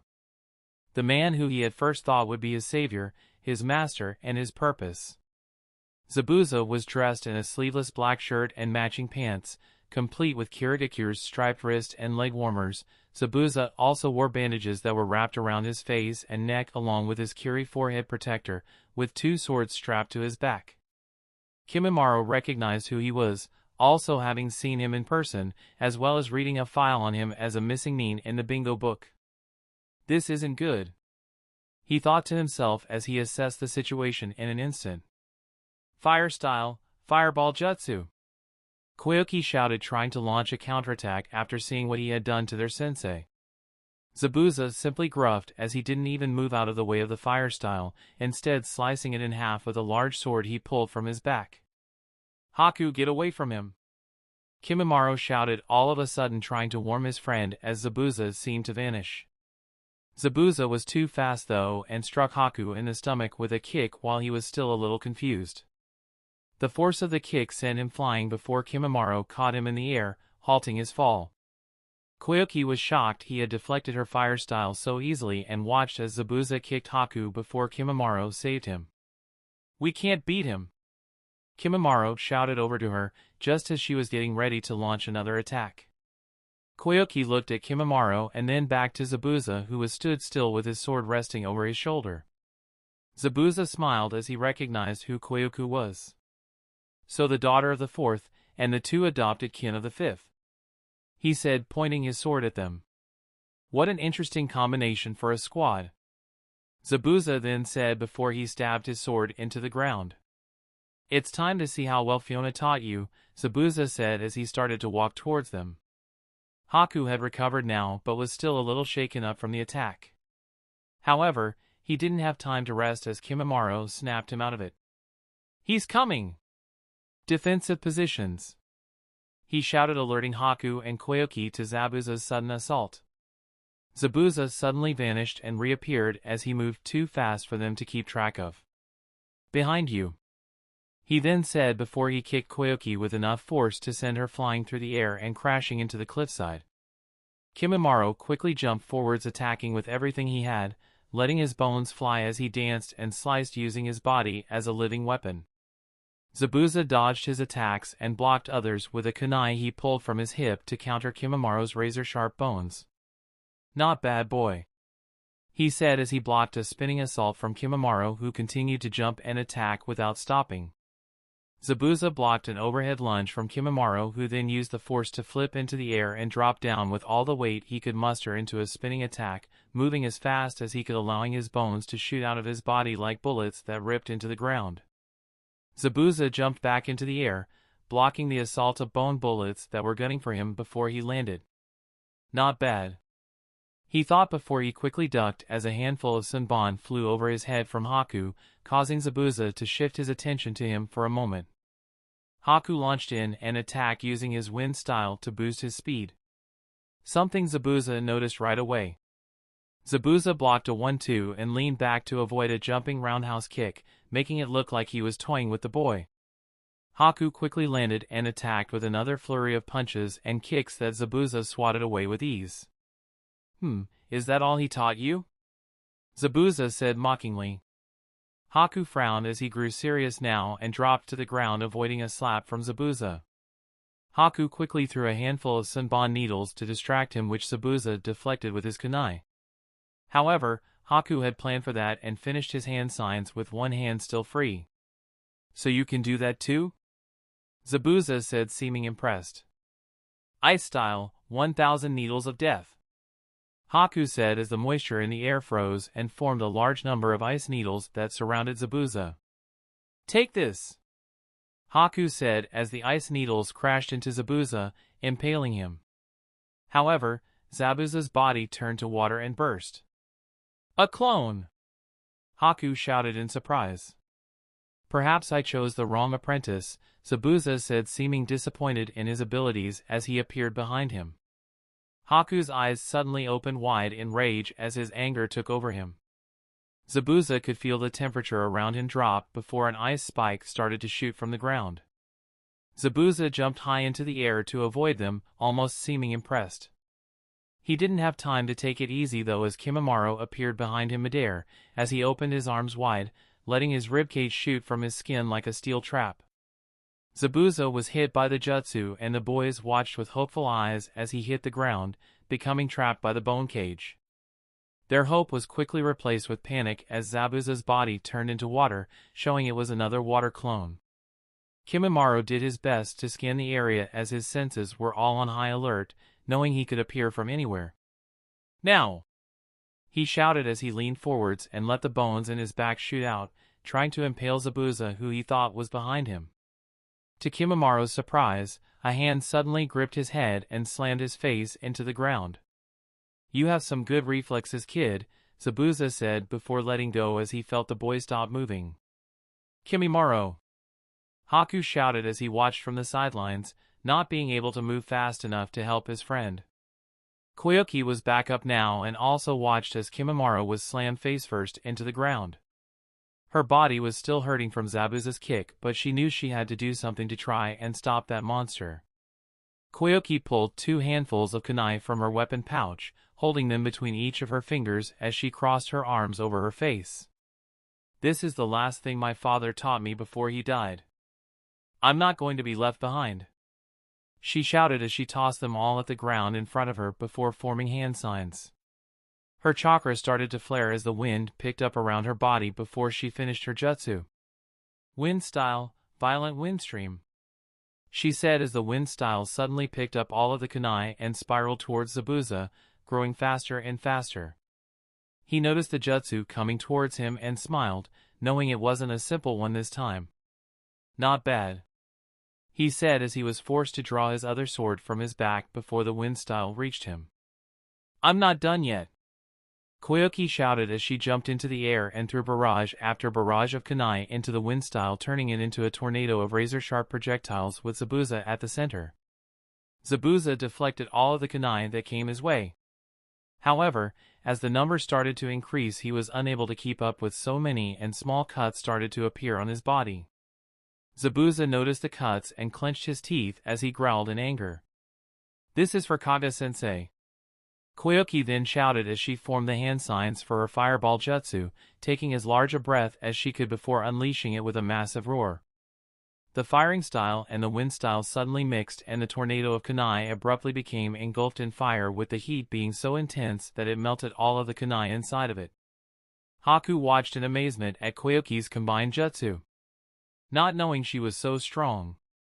He took his chance and quickly grabbed Kimimaro from the ground before regrouping with Koyuki as they watched her jutsu at work. Kimimaro came back around, thanks to his reinforced skull. He had only been knocked out. Did we get him? He asked as he looked at the fire tornado. Suddenly the fire style burst open as if something inside of it had ripped it in half. The flames dispersed and the half-melted kunai fell to the ground before the 3 genin could see what had happened. Their eyes slowly opened wide in fear as they laid their gaze upon the one who was responsible. Zabuza's demonic aura had burst to life. Its will and force were so strong that it had even extinguished the flames from Koyuki's jutsu before it fixed its attention on all three of them. Zabuza took a step forwards as his demonic aura seemed to almost force the three of them to their knees, its weight being too strong to resist it. He was unharmed, but his rage was certainly felt. Zabuza slowly stood up straight and let his demonic bloodlust calm down before he fixed his sight on the three of them. "You brats made me get serious for a second there," Zabuza said as he raised his sword, letting it rest on his shoulder. "But I'm afraid playtime is over," he said, growing serious once more. Haku, Koyuki and Kimimaro all took a defensive stance as they got ready to at least try to defend themselves, not giving up. Zabuza felt the hair on the back of his neck stand up and suddenly turned around, quickly slicing his sword down as hard as he could at Kaga, who had tried to slice him in half with his own large blade. Their blades clashed in the air, letting sparks fly before the two locked into a battle of strength, neither of them giving in. "Kaga-sensei!" All three of the genin shouted as they watched him exchange blows with Zabuza before they broke away and Kaga slid back towards his students. "Sensei, we thought you were dead," Koyuki said, looking happy to see him. "I'm sorry I took so long. Are you three okay?" he asked as he took a good look at them. "Yes, Sensei, we are fine," Haku said. Kaga could tell that the three of them had given it their best shot. But he knew how strong Zabuza was before he left the village, and he knew the only reason they were still alive was that he was toying with them. "It's okay now, leave it to me," Kaga said as he swung his sword and took an offensive stance. Zabuza slowly walked over to his other sword that was still stuck in the ground before he pulled it out. "It's been a while, Kaga," Zabuza said as he gave his blades a twirl in his hands. "I'm under orders from Lord Mizukage to take you and Zabuza. Dead or alive," he said, giving him a warning. "If you think I will answer to Fiona, you are mistaken. And if you think you can take me alone, you are a fool," Zabuza said as he pointed one of his swords at Kaga. Kaga smiled, showing his perfect white teeth. "But I'm not alone," he said. Suddenly 2 umbu dressed in kiri robes appeared and attacked Zabuza from either side with their swords. Zabuza was taken off guard for a second but blocked both of the attacks before the two of them tried to chain another combination attack at him. "Not so easy," Zabuza said as he blocked one of their strikes and kicked him in the stomach, sending him crashing into the ground. The second umbu exchanged blows with Zabuza before he was forced to jump back to avoid a killing blow. "Fools," Zabuza said as he smiled. "If that's how you want to play it, then so be it." Zabuza placed his fingers in his mouth and whistled, giving a signal to the rest of his men who had remained hidden until now. 2 shadows appeared from the darkness next to Zabuza before the pair threw away their cloak. "You called?" one of them asked. He had shoulder-length, wild dark brown hair and dark eyes. He had a rebreather that covers the lower half of his face and a large, clawed, gauntlet on his left arm. He wore a camouflage suit with bandages around his waist, dark-colored, knee-length sandals and several pouches around his waist, and his forehead protector had 2 horns on it. The other also had shoulder-length, wild dark brown hair and dark eyes. He wore a rebreather that covers the lower half of his face and had a large clawed gauntlet on his right arm. He wore a camouflage suit with bandages around his waist, dark-colored, knee-length sandals, and a ragged black cape. His forehead protector had a single horn on it. Kaga stepped forward and clenched his teeth along with the umbu, who also took a defensive position. "The Demon Brothers." Kaga spat, tightening his grip around the hilt of his blade. "Look who it is, Gozu," the one with 2 horns on his head said. "Long time no see, Kaga," Gozu said as he flexed his clawed gauntlet.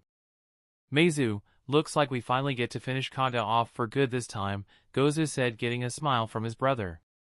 "This isn't time for playing around, you two," Zabuza said as he stepped forwards. "We kill them all," Zabuza then said, getting serious. Kaga turned to his students and then looked at the 2 umbu he was with. "There is no way we can take them on without their help," he thought, not liking the idea. "Kimimaro," Kaga then said in a serious tone. I am appointing you squad leader and giving you a new mission," he said, not taking his eyes off Zabuza. "I and the two Umbu there will need everything we have to have a chance at taking Zabuza down. For us to do that, I'm going to need you three to hold the demon brothers off. Think you can handle that?" he said. Kimimaro looked at the two brothers, weighing them in as he looked them up and down. They are both Chunin level mist shinobi who specialize in poisonous combination attacks. Do not take them lightly, Kage said. Kimimaro and the others listened closely before they nodded. "Yes, sensei, leave it to us," Kimimaro said with both Haku and Koyuki nodding in agreement. "Leave Zabuza to us," Kage then said as he walked over to the Umbu, standing in front of them with his sword pointed at Zabuza. "We are taking you down, Zabuza." "He's still got a big mouth," Meizu said with a frown. "Things won't be the same as last time, Kage," Gozu said, getting angry. "I want you two to kill the kids. Leave the other three to me," Zabuza said to both of them. The demon brothers didn't object and instead smiled. "Leave it to us," Gozu said as he looked at his brother. "Let's do this," Meizu said with a wild look in his eye. "Now!" Kage and Zabuza shouted at the same time as both teams charged in for the attack. Chapter 56. Kage and the two Umbu trackers jumped into battle with Zabuza, who with both blades in his hands clashed against them in a furious whirlwind of steel. "You're a traitor to the village, demon," one of the Umbu shouted as he attacked in a wild flurry of clean strikes. Zabuza blocked his attacks one after the other while also blocking Kage's and the other Anyabus, holding all of them back as he dashed backwards using his footwork to evade them. "You'll have to do better than that," Zabuza shouted as he decided it was time to go on the counterattack. He quickly moved forward, slamming a front kick into one of the Umbu's stomachs, sending him flying back. He then spun around and dropped to his knee as he slashed low with one blade and high with the other, attacking both Kage and the other Umbu at the same time. Kage was able to block the attack. However, the Umbu was not, as Zabuza's blade cut through his leg like a hot knife through butter. "Arg!" the Umbu howled as he dropped to the ground in pain. Zabuza smiled as he quickly twirled around again, this time ready to finish him. Kage could see what he was trying to do and raised his large blade into the air before dropping it down next to the Umbu member, using all of its weight to slam into the ground. His blade stopped Zabuza's attack and uprooted the ground from the force, knocking Zabuza back. The other Umbu had gotten back to his feet and ran over to his teammate to check his wound. "It's bad, he nipped the artery," he said as he applied pressed. "He's done for," Zabuza said as he stuck both swords into the ground. "And so are you. Hidden mist jutsu," he suddenly shouted as he made the hand signs. Kage clenched his teeth as the mist suddenly burst forth from Zabuza's body and surrounded them. "Be on guard," he shouted. Kage knew all too well that Zabuza was an expert in silent killing using the hidden mist jutsu. In fact, he was one of the best in the whole village at it, being praised and earning himself a serious reputation. "This isn't good," Kage said as he stepped back to back with the Umbu member. "Where is he?" the Umbu said quietly. Kage tried to focus, but he couldn't see anything. "Don't make a sound," he then said, trying to get the Umbu to be quiet. But it was too late. Zabuza had already located them and suddenly appeared out of the mist right next to them. "You're both dead," he shouted as he slashed down with his swords. Meanwhile, Kimimaro and the others had come face to face with the demon brothers, Gozu and Meizu. "Look at these brats, barely old enough to have graduated the academy," Meizu said with a snarl. "I bet you didn't even have to kill anyone to graduate," he then said, laughing. "Enough talking, Meizu, let's kill them and be done with it," Gozu said as he prepared his clawed gauntlet. Kimimaro took a defensive stance as he looked over at the demon brothers. He could see that Gozu seemed more assertive and stronger, meaning that Meizu would be more arrogant and reckless, being more prone to making mistakes. "Alright, I'll take the one with the black cloak. You two team up on the other one. If we can keep them apart and stop them from working together, we might stand a good chance." Kimimaro said to the others. Haku had already made the same assessment and agreed. Be careful you don't get hit by a poison attack. He then said. Koyuki also nodded. Be careful, these guys look strong. Kimimaro nodded before he bolted towards Gozu, heading in for the attack. Well, get a load of this runt, Meizu said laughing as he watched Kimimaro charge towards them. He's mine! Meizu shouted as he lowered into an attacking stance. However, a barrage of shuriken and senbon needles flew over Kimimaro's head right towards Meizu, causing him to jump into the air as he blocked a few more with his gauntlet. What the? He shouted as he looked over at Koyuki. Where did the other one go? Haku suddenly appeared behind him and attacked, slashing down with one of his senbon. Meizu turned midair and blocked his attack. I don't think so, kid. He shouted before he grabbed his arm and used his gauntlet to slash into his chest. Kimimaro crossed both hands over his face before jumping into the air and shooting a barrage of bone bullets at Gozu. Gozu could tell that the projectiles were dangerous and decided to evade them rather than block them. Kimimaro let his bones grow all around his body as he got closer, running at a low angle before he curved around and attacked. Gozu blocked Kimimaro's attack one after the other, finding that he was being pushed back by the boy's impressive taijutsu. What is this kid? He thought as Kimimaro slashed and spun in an almost unblockable manner. Don't tell me he's one of those Kaguya freaks. Gozu couldn't defend against it and was forced to jump into the air, flipping backwards to gain some well-needed distance after he had suffered a cut on his cheek. This kid is a monster, he said as he watched Kimimaro stand to his full height as he pulled a bone blade from his shoulder. Meizu slashed into Haku's body with the razor-sharp fingers of his steel gauntlet. However, Haku's body turned into ice at the last second. A clone! Meizu said as he landed on the ground, quickly raising his gauntlet to block a few senbon that was aimed for his eyes. You'll have to do better than that, kid, he said laughing. Suddenly Koyuki appeared from behind him as she skidded along the floor.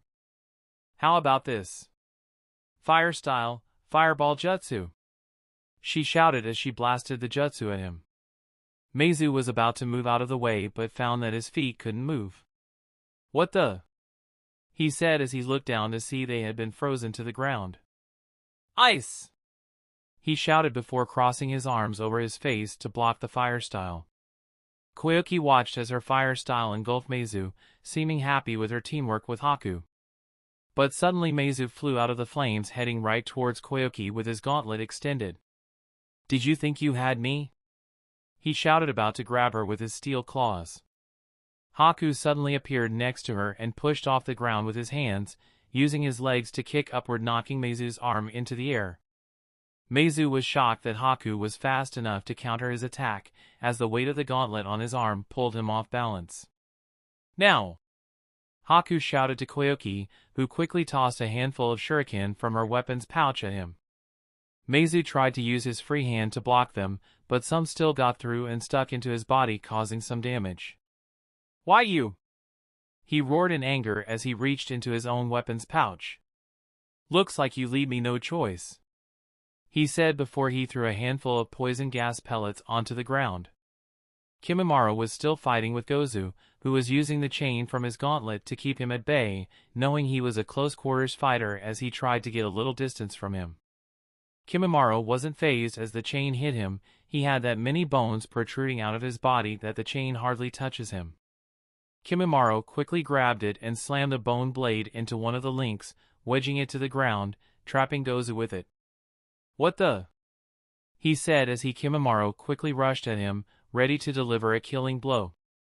Gozu was forced to release the chain from his gauntlet and quickly spun around, using the full weight of his gauntlet to slam into Kimimaro's body and send him flying back.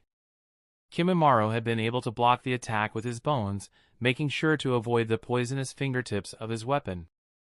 However, it had meant he was unable to land a killing blow. Guess I have no choice. I didn't think we would have to use this on a bunch of kids, he then said, looking over to Gozu, who he could see was thinking the same thing.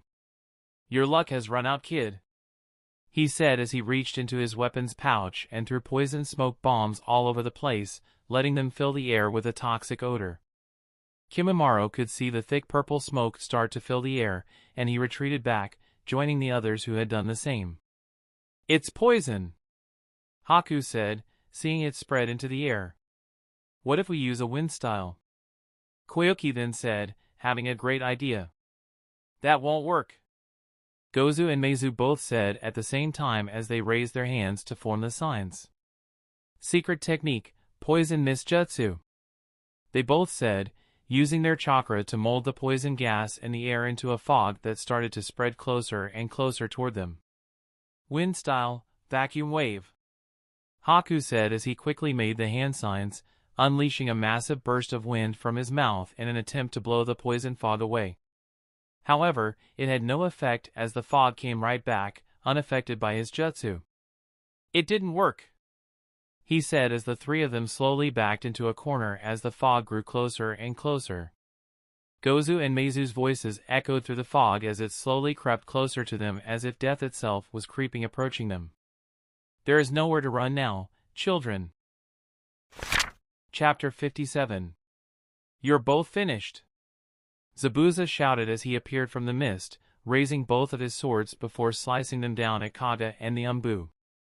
Kage quickly spun around, getting his own sword there just in the nick of time. However, the Umbu was not as fast as he was, and was cut in half from the demon strike. "Shit," Kage shouted as the weight of Zabuza's swing forced him back.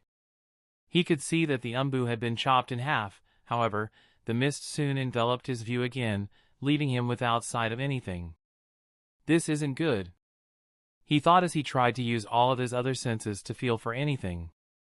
"I don't even have my bearings of where the edge of the cliff is," he thought as he slowly backed up. "It's no use, Kage." Zabuza's voice echoed through the mist. "You will die here today, along with your brats," he then said, his voice appearing behind Kage again. Kage quickly turned and ducked at the same time, slashing his own sword at Zabuza's legs. Zabuza quickly blocked his attack with one sword and slammed the butt of the other into the side of Kage's head, knocking him to the ground. "Fool, did you really think that would work?" he said as he stood over him. Kage could still feel his brain shaking from the blow, but did his best to try and form hand seals. "I don't think do," Zabuza said as he kicked Kage in the face, knocking a few teeth out as Kage's head rocked back from the force. Blood splattered onto the ground from his mouth before he slowly rolled on his back with a slight groan. Zabuza wasn't done there though as he stabbed one of his swords into his hand, trapping it on the ground. "That should stop you from trying to use any ninjutsu," he said as he crouched over, one sword still resting on his shoulder. "You were never a match for me," he then said, slowly standing back to his feet. Kage started to laugh even though he looked as if he had been defeated. Zabuza didn't look impressed and pointed the tip of his blade at Kage's throat. "What's so funny?" he asked with a serious look in his eye. "This is," Kage said as he showed Zabuza a scroll in his free hand. Zabuza looked a little confused but quickly slashed the scroll in half with his sword, dropping it out of Kage's hand. "Just what did you expect to do with that?" Zabuza said as he cocked an eyebrow at Kage. "Not what?" "Who?" he said slowly, getting a shocked reaction from Zabuza who suddenly became enraged. "Why you?" he said as he pulled his sword back, ready to deliver the final blow. Unexpectedly, ice shot from the ground, trying to encase Zabuza inside of it as it grew more and more. "This is," Zabuza shouted as he jumped into the air, doing his best to cut the ice away with his sword before he landed clear of it on the ground. "You," he growled as his eyes grew more intense. Meanwhile, "Don't breath the fog in," Koyuki shouted as she tried her best to form hand signs. "Haku, we need to try and get rid of it," she shouted. Haku agreed and the two of them tried to use a combined wind style to blow the fog away. However, it was no use. The poison fog seemed to have a mind of its own and continued to spread no matter how much they pushed it back. "It's no use," Kimimaro said as his back reached the cliff wall, knowing there was no escape now. "Come on, we have to climb." Haku suddenly said, thinking it was their only way out. But the fog had other ideas as it seemed to respond to his words and cut them off from the top, circling them as it got closer and closer. I hope you're ready to die, brats. Meizu's voice echoed through the poison fog. This is the end of the line. Gozu's voice also said, letting them know they were done for. The three of them all held onto each other as they pressed their backs against the wall, knowing that there was nothing else they could do now. Suddenly a huge shockwave of wind burst forth and completely blew the poison fog away, saving all three of them and leaving Gozu and Meizu stunned, not believing their eyes. How? That can't be right, Meizu said. There is no way you brats could use such a powerful wind style like that to get rid of our poison mist jutsu. Meizu roared, not understanding. It doesn't matter, let's finish them quickly. Gozu shouted, quickly focusing back on his task. Both of the brothers extended their gauntlet arms and let the chain link between them before they rushed towards Kimimaro and the others. Look out! Kimimaro shouted as he took a step forwards and let his bones grow, getting ready to defend his teammates. The demon brothers charged with all their might, roaring as they jumped into the air about to attack. Die! They both shouted as they lifted their clawed gauntlets, dripping with poison. Kimimaro watched in shock as both of the brothers suddenly stopped on the spot, recoiling as if something had pulled them back for a second. What in the? Gozu said as he looked down at his feet. Ice! But when did the kid? He thought before the hairs on his neck suddenly stood on end as he sensed a powerful presence come from behind. Sensei! Haku and Kimimaro suddenly shouted as their eyes opened wide. Sorry, I'm a little late. But it looks like I got here just in time, Fiona said as his blue cloak blew in the wind. Gozu and Meizu both turned around in horror as they saw who it was that stood before them. Fiona! Gozu said, not believing his eyes. Meizu was also stunned for a moment before he growled. No way, it's really him. Meizu shouted as he smashed the ice around his feet and charged at him. No, Meizu, don't. Gozu tried to warn him. But it was too late. Meizu charged in and raised his gauntlet, slashing it down at Fiona with all his might. Fiona frowned and simply raised his arm, letting a shield of bones form that blocked his attack with ease. Meizu wasn't surprised and quickly spun around, attacking again with another swipe. Die! He roared. Fiona had grown bored now and decided that he had enough of playing around. Fiona suddenly stepped to the side and grabbed the chain that was still connected to Meizu's gauntlet. With a sudden tug of it, Meizu was twisted into the air before he hit the ground hard, getting the wind knocked from him. Fiona raised a single hand and ice suddenly burst around him, trapping him in a pillar that stopped just before his head. Fiona looked over to Gozu, telling him to surrender with his eyes. However, Gozu quickly threw a handful of poison pellets onto the ground before he jumped back and made some hand signs. There is no way I can face him head on, I need to get the hell out of here, he thought before turning around. But to his horror, as he turned he came face to face with his own reflection, before slipping right into the ice mirror that had formed behind him. Gozu slipped out and was gripped by Fiona, who slammed him into the ground with ease before he trapped him in a pillar of ice just like his brother. There. That should keep you from running, Fiona said as he shook his head in disappointment at them both. Sensei! Kimimaro and Haku shouted as they suddenly jumped at him, hugging him tightly. Fiona couldn't help but smile and hugged them both back before putting them onto the ground.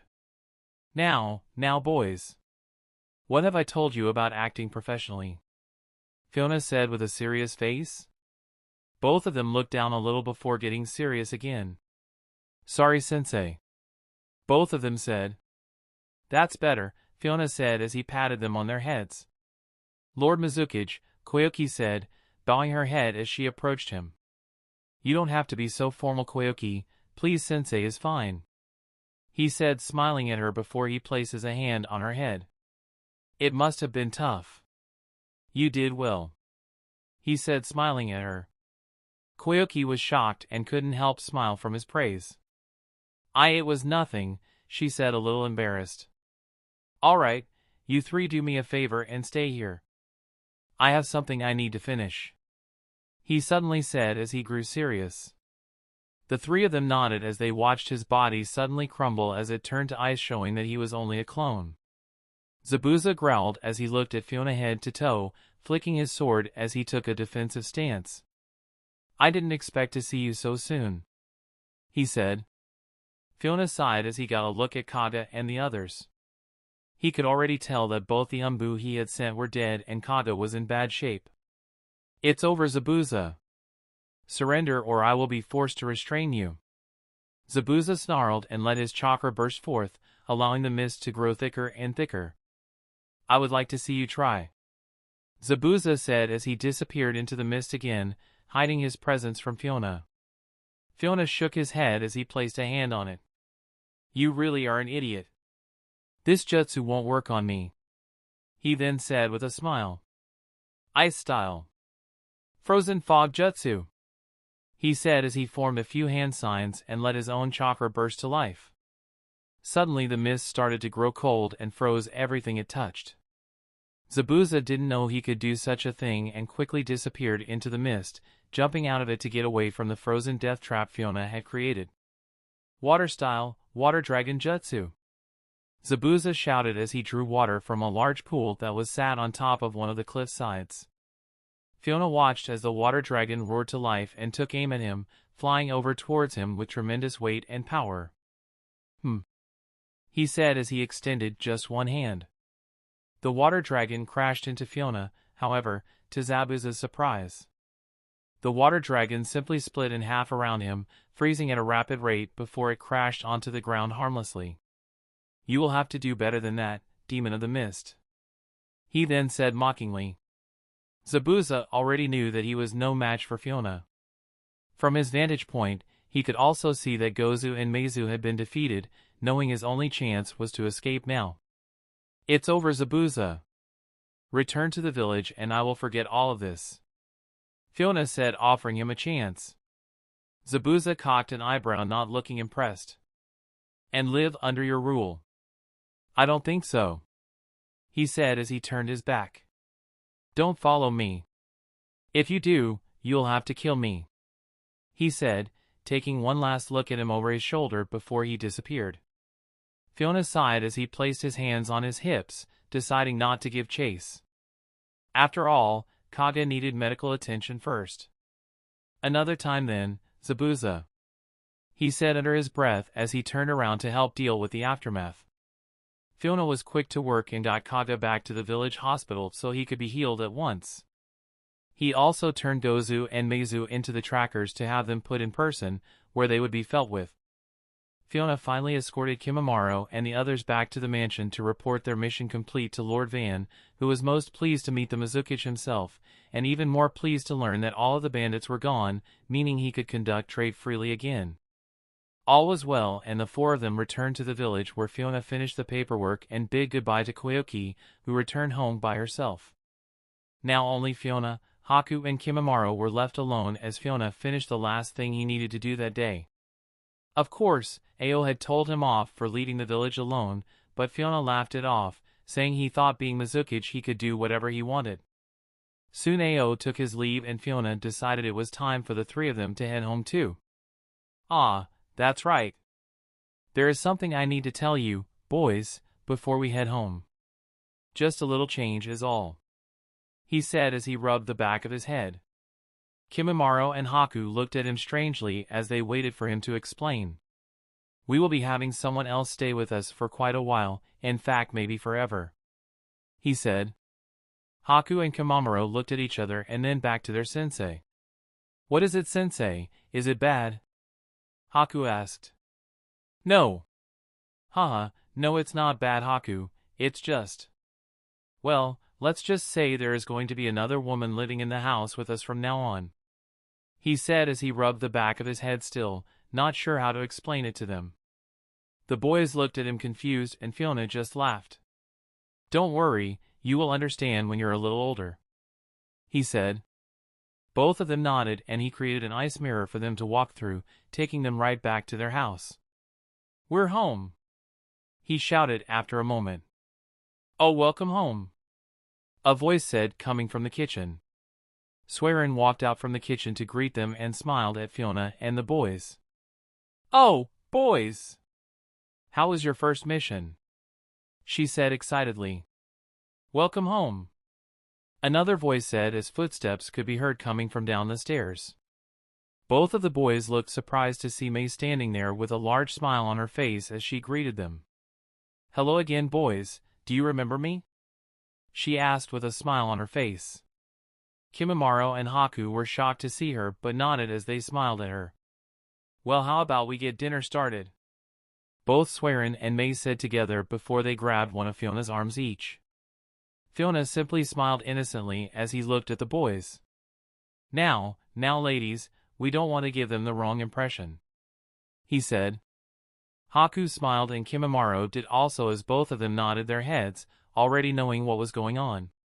Yes, please, they said excitedly, trying to save him. All right then, let's eat, Fiona said as he slipped out of their grasp. Wait, Fiona! Both May and Swearin shouted as they chased after him. Quick, boys, to the table, he said, playing with them before all of them entered the kitchen laughing happily together as a family. Chapter 58. Akatsuki theme song playing in the background. You're saying he knew your plan all along? Zetsu said, looking at Obito. I'm not sure. He knows who I am, Obito replied as he sat atop the tallest tower in the hidden rain. What are we going to do about him? Zetsu asked. For now, nothing. Our goal to collect the Tails Beast isn't ready yet. Besides, I'm not sure if I could beat him at the moment, Obito said as he placed a hand onto his mask. Zetsu gave him a strange look, realizing how strong he must be if Obito was saying that.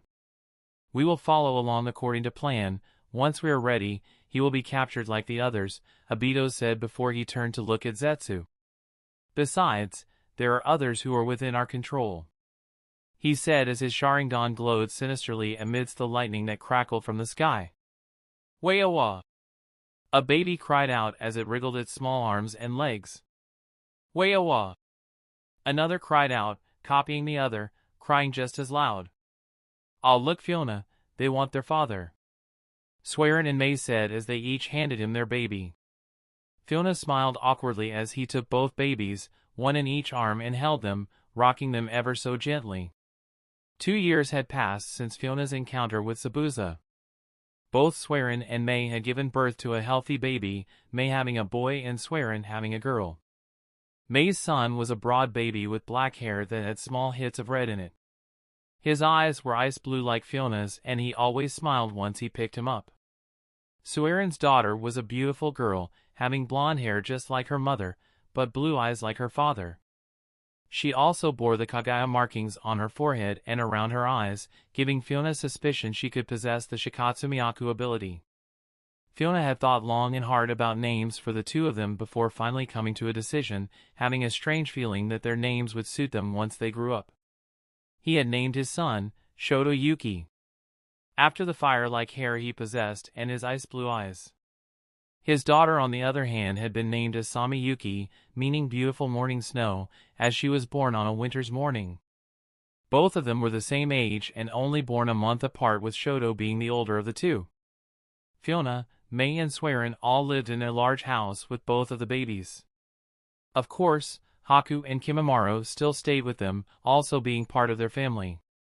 The two boys had both turned 10 years old now and had completed many missions as Genin-level ninja.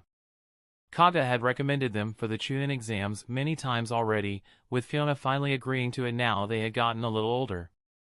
Over the last 2 years, the village had flourished, becoming almost unrecognizable to what it had been before. Trade had become a huge part of the economy of the village, allowing them to trade their goods all over the world. Thanks to Fiona putting in place everything he did when he took office, the village was thriving. However, in doing so it had gained the attention of the other villages, who were not so happy with their progression. The hidden sand and cloud in particular had posed a problem for Fiona. The sand he could understand, as their undying hate towards him for killing the fourth Kazekage would never be forgotten. though over the last 2 years their actions had started to raise a cause for concern. The cloud had also started to become hostile towards them. Ever since they had failed in the capture of Princess Hinata of the Hyuga clan, they had become increasingly difficult to deal with, refusing trade and even attacking trade lines and allies to the mist. And although Fiona had done his best to prevent an all-out conflict between the two, he couldn't help but feel like that was what the raikage wanted. Fiona had, however, strengthened his bond with the Hidden Leaf, and the third Hokage had even sent an offer to host a joint Chunin exam, inviting Fiona to attend the finals as an act of good faith between their villages. Ao had been against it, saying it was most likely a trap. After all, he was wanted by the Leaf for his eye that had been taken during the Third Great War. Fiona thought it would not be a good idea to take Ao anywhere near the village, due to Danzo, but he couldn't help not wanting to pass up the opportunity to attend. After all, he did want to meet the third Hokage. It was also a perfect time to have Haku and Kimimaro enter the exams. That way they would get to test their abilities against strong ninja from all over the world. After all, the Leaf would also send invitations to other villages, and the smaller villages would willingly send their young shinobi to help test them. Fiona had done his best to try and keep tabs on Obito and the Akatsuki. However, not much information could be found on them other than being used as high-level mercenaries. He knew they operated from the Hidden Rain, yet the only information that came said that Hanzo of the Salamander was still in charge. The Chunin exam date was 6 months away now, and Haku, Koyuki and Kimimaro were getting excited. Of course, they would not be the only squad he would send to the Leaf, but he was excited to see how far they would go in the exam, being sure they would do him proud. Fiona had, however, started to notice that Kimimaro had been starting to lag behind in his training a little, and had developed a small cough. Kimimaro did his best to try not to let it bother him, but Fiona knew better. He remembered that Kimimaro had become terminally ill in the manga and had even died from the unknown illness.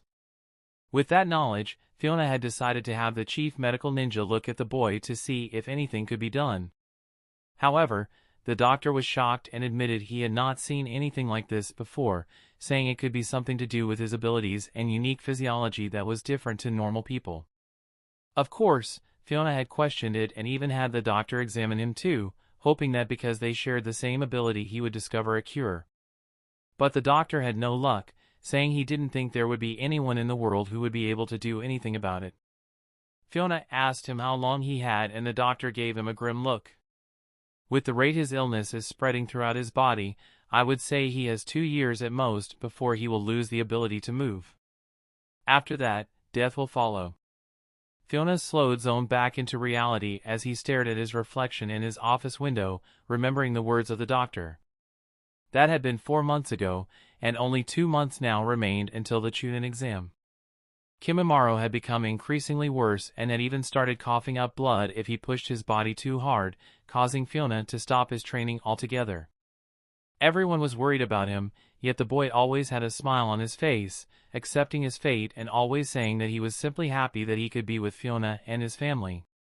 A few more days had passed and Fiona had found the time to be sat at home, relaxing with Mei and Swearin as they watched Kimimaro play with the babies. He was such a gentle child and had so much potential. The very thought that he would die from this illness made Fiona's blood boil. Suddenly a knock came at the door and Mei got up to go answer it. Who could that be at this time? She said as she answered the door. Kogetsu Ozuki bowed his head to Mei before he greeted her. I'm sorry to bother you, Lady Mei, but I need to speak to Lord Mizukage. Kogetsu was Mangetsu's cousin and next in line to the Ozuki clan head, having served as one of Fiona's personal umbu for 2 years now, showing great skill. What's the matter, Kogetsu? Fiona asked, sensing his urgency. Forgive my intrusion, my lord, but we have located the 3 tails, he said, bowing as he saw Fiona. You found it? He said, surprised. Ever since he had killed the 4th Mizukage, the 3-tailed beasts had not been seen. So it has finally resurrected, Fiona said to himself as he crossed his arms. Where was it last seen? He then asked. It was spotted off the border to the land of Lighting, my lord, he said, replying. Dispatch a squad to contain it at once, I will go myself. he announced. No! I don't think so, May suddenly said as she poked him in the chest. That's right, Fiona. It's daddy-daughter day at work tomorrow and you promised to take Asami with you, Swearin also said. Kogetsu seemed a little surprised but doesn't dare say anything in case they turned on him too. I will leave this mission, dear. You spend time with your daughter, May suddenly said as she stroked his chin. Fiona didn't like the idea but knew he had no choice. After all, what the wives said usually went. All right, May, I'm counting on you to retrieve the 3 tails, he said. May smiled. Don't you worry about me, she said as she gave him a playful wink. Fiona couldn't help but smile before Swearin also came over and linked her arm through Fiona's. Are you sure, May? She asked, sounding worried. Yes, besides it will be good to get back into the field, she then said, smiling.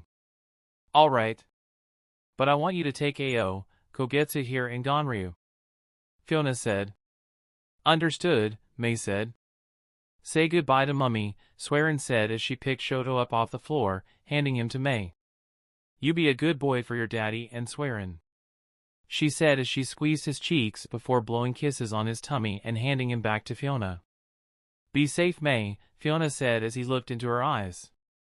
I will be, she said before she leaned in and kissed him on the lips. Swearin also nodded and wished May good luck.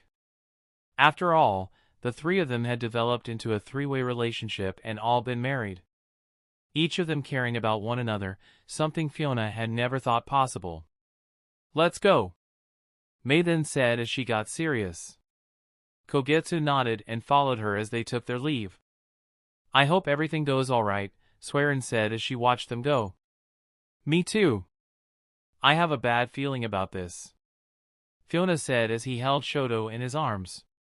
Kimimaro was sat on the floor still playing with Asami, but he could tell that Fiona was worried and he looked at Haku. Haku could also feel the tension from where he was sat, and both of them looked at each other giving a nod. Don't even think about it, you two, Fiona suddenly said as he turned to them. Both of the boys froze on the spot before slowly turning around to look at him. This isn't something you can handle. You are to stay here in the village until I say so, you got that? He said, giving them a stern look. Kimimaro and Haku nodded sheepishly. Yes, sir. Good, he said before he put Shoto on the floor, who crawled over to Kimimaro and punched him in the face with his chubby hands. That's my boy, he said before all of them laughed together. However, the laugh was soon brought to a halt as Kimimaro started to cough. He used his hand to cover his mouth and then looked to see it had more blood on it. Swearin had a worried look and rushed over to him to hug him tightly. It's okay, Kimimaro, she said, trying to comfort him.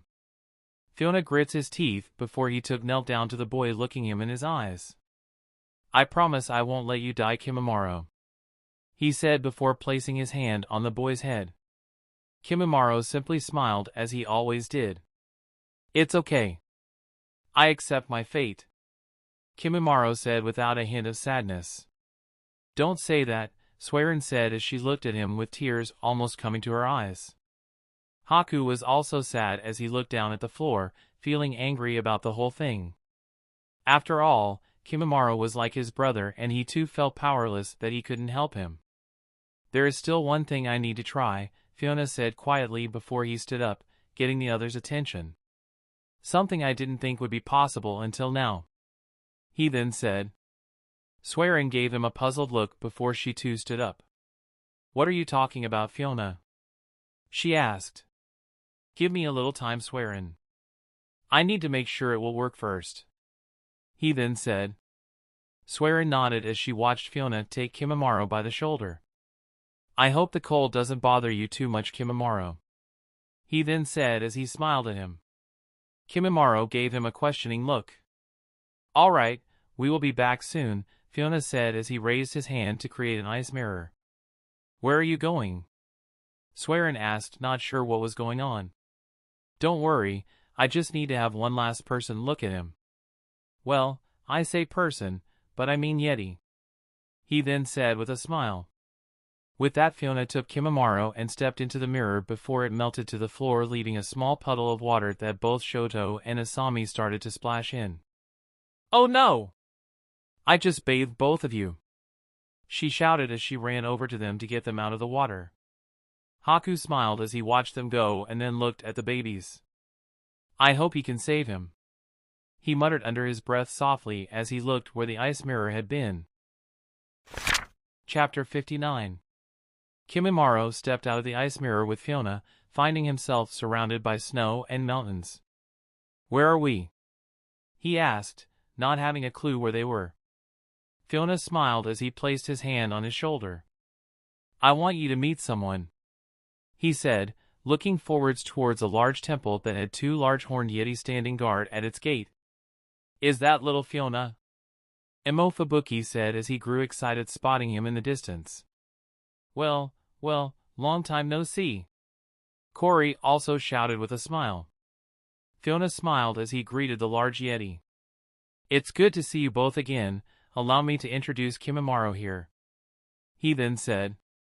Kimimaro bowed to the large yeti as they looked down at him.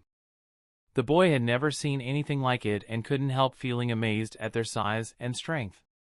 "So he your apprentice or something? I didn't take you for the type to teach," Cory said. Fiona laughed.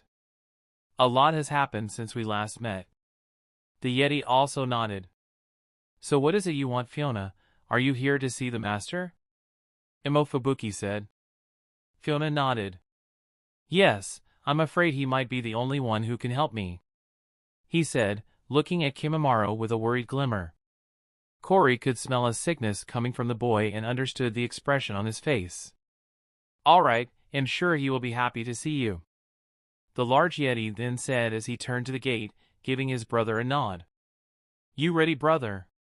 Cory shouted. "Always," Fubuki said as he cracked his knuckles. "It's all right, you two.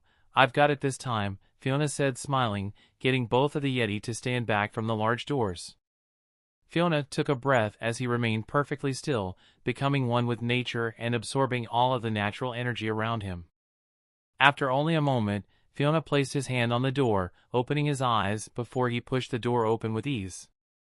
"Show off," Cory said, knowing how heavy the door was. It opened with ease and Fiona let the natural energy dissipate from his body, giving Kimimaro a nod to follow him inside. Kimimaro had to let his eyes adjust to the dark once they entered inside. However, after a moment the torches that surrounded the large hall ignited, providing plenty of light. "Is that you, little Yuki?" an old voice said, coming from the far end of the hall. Kimimaro looked over to see an old and small yeti sitting on a large throne, before he hopped down, using his walking stick to help him. "Lord Hyoketsu, it's been a while," Fiona said, smiling at the old yeti. Suddenly the yeti dropped his cane and charged at Fiona, attacking him with a flurry of punches. Kimimaro was shocked and couldn't even react fast enough to do anything about it. However, Fiona blocked them all without complaint and the old yeti flipped back into the air before landing on the ground with surprising dexterity. I see you haven't gone soft then," Hyoketsu said with a toothy grin. Fiona also smiled. "Same as always," he said, remembering the first time he met the old geezer all those years ago. "So are you just popping in for a visit, or have you a reason for coming to see me, little Yuki?" Kimimaro was confused as to what was going on and was surprised to hear the old yeti call his master little Yuki. "I have Lord Hyoketsu. I need your advice," he then said. Hyoketsu looked at Kimimaro, already having sensed the illness that lay inside of the boy. "He's sick," Hyoketsu said. "Sick with the Kaguya curse," he then said as he tapped his walking stick on the floor, getting closer to him. Kimimaro was a little surprised as Hyoketsu got closer to him, staring with his crystal blue eyes into his very soul. "He doesn't have long," the old yeti then said as he turned to look at Fiona. "You have seen it before?" Fiona asked. Hyoketsu sighed as he took a couple of steps over to Fiona before climbing up onto his shoulder, resting on it. "I'm afraid so, little Yuki," he said. "Is there anything we can do, Lord Hyoketsu?" he asked. Hyoketsu could tell that Fiona cared for the child, sighing as he tried to think. The sickness is called a curse for a reason, laddie. The Kaguya clan are direct descendants of Princess Kaguya herself, an evil tyrant and the mother of all chakra, he said. The Kaguya clan inherited only a fraction of her power in the form of a kage, one of which you possess yourself. Hyoketsu went on to explain. Although the kage is only an incomplete version of what she could do, it is still a powerful and dangerous ability. One that comes with a price. Fiona listened carefully, remembering all too well that Kaguya's all-killing ash bone was insanely OP. Due to their ability that has been inherited from such a being, most that are born with it tend to die at an early age. Their body is simply not compatible with the kage. Something I was worried might happen to you, little Yuki, the old yeti said.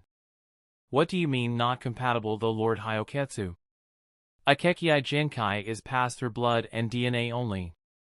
Surely one's own ability can't make them sick? Fiona asked, a little confused. The human body is simply not capable of keeping up with such a high demanding ability like that.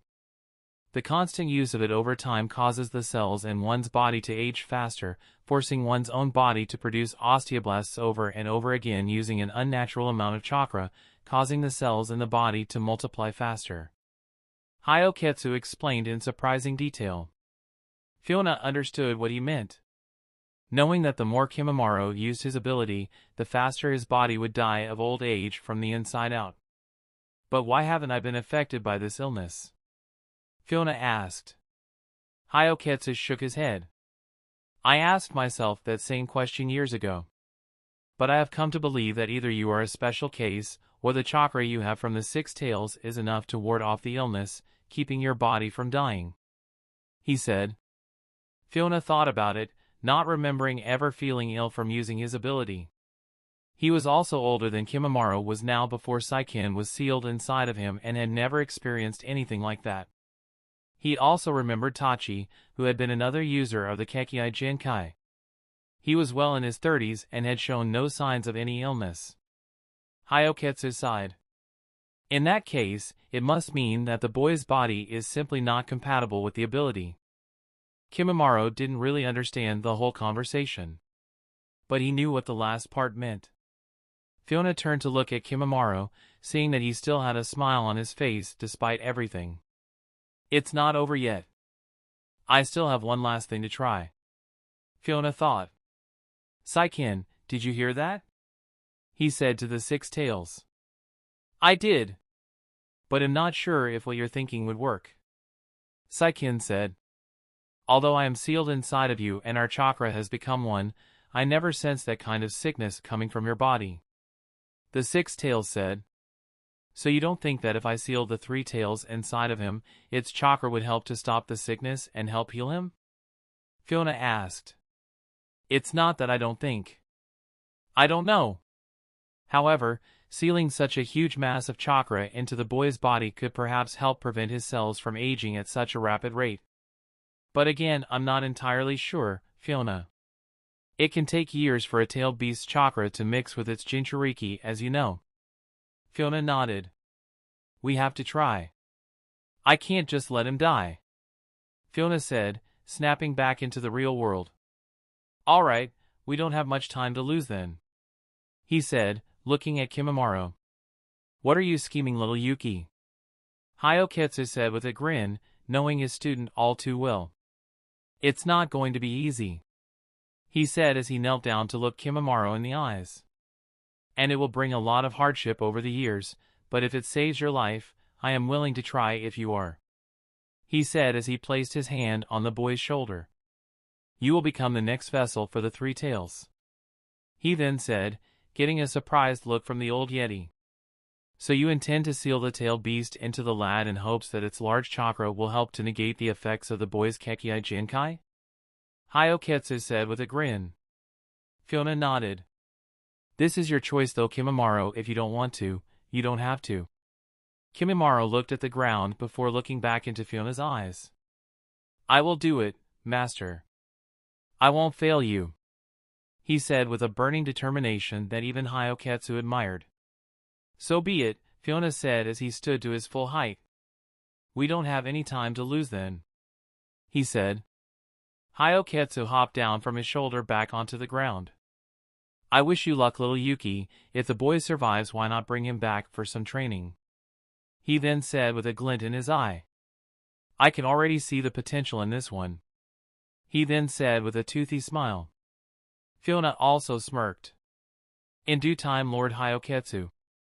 There is also another I want you to meet, just as gifted as this one and more suited to the clan's ability.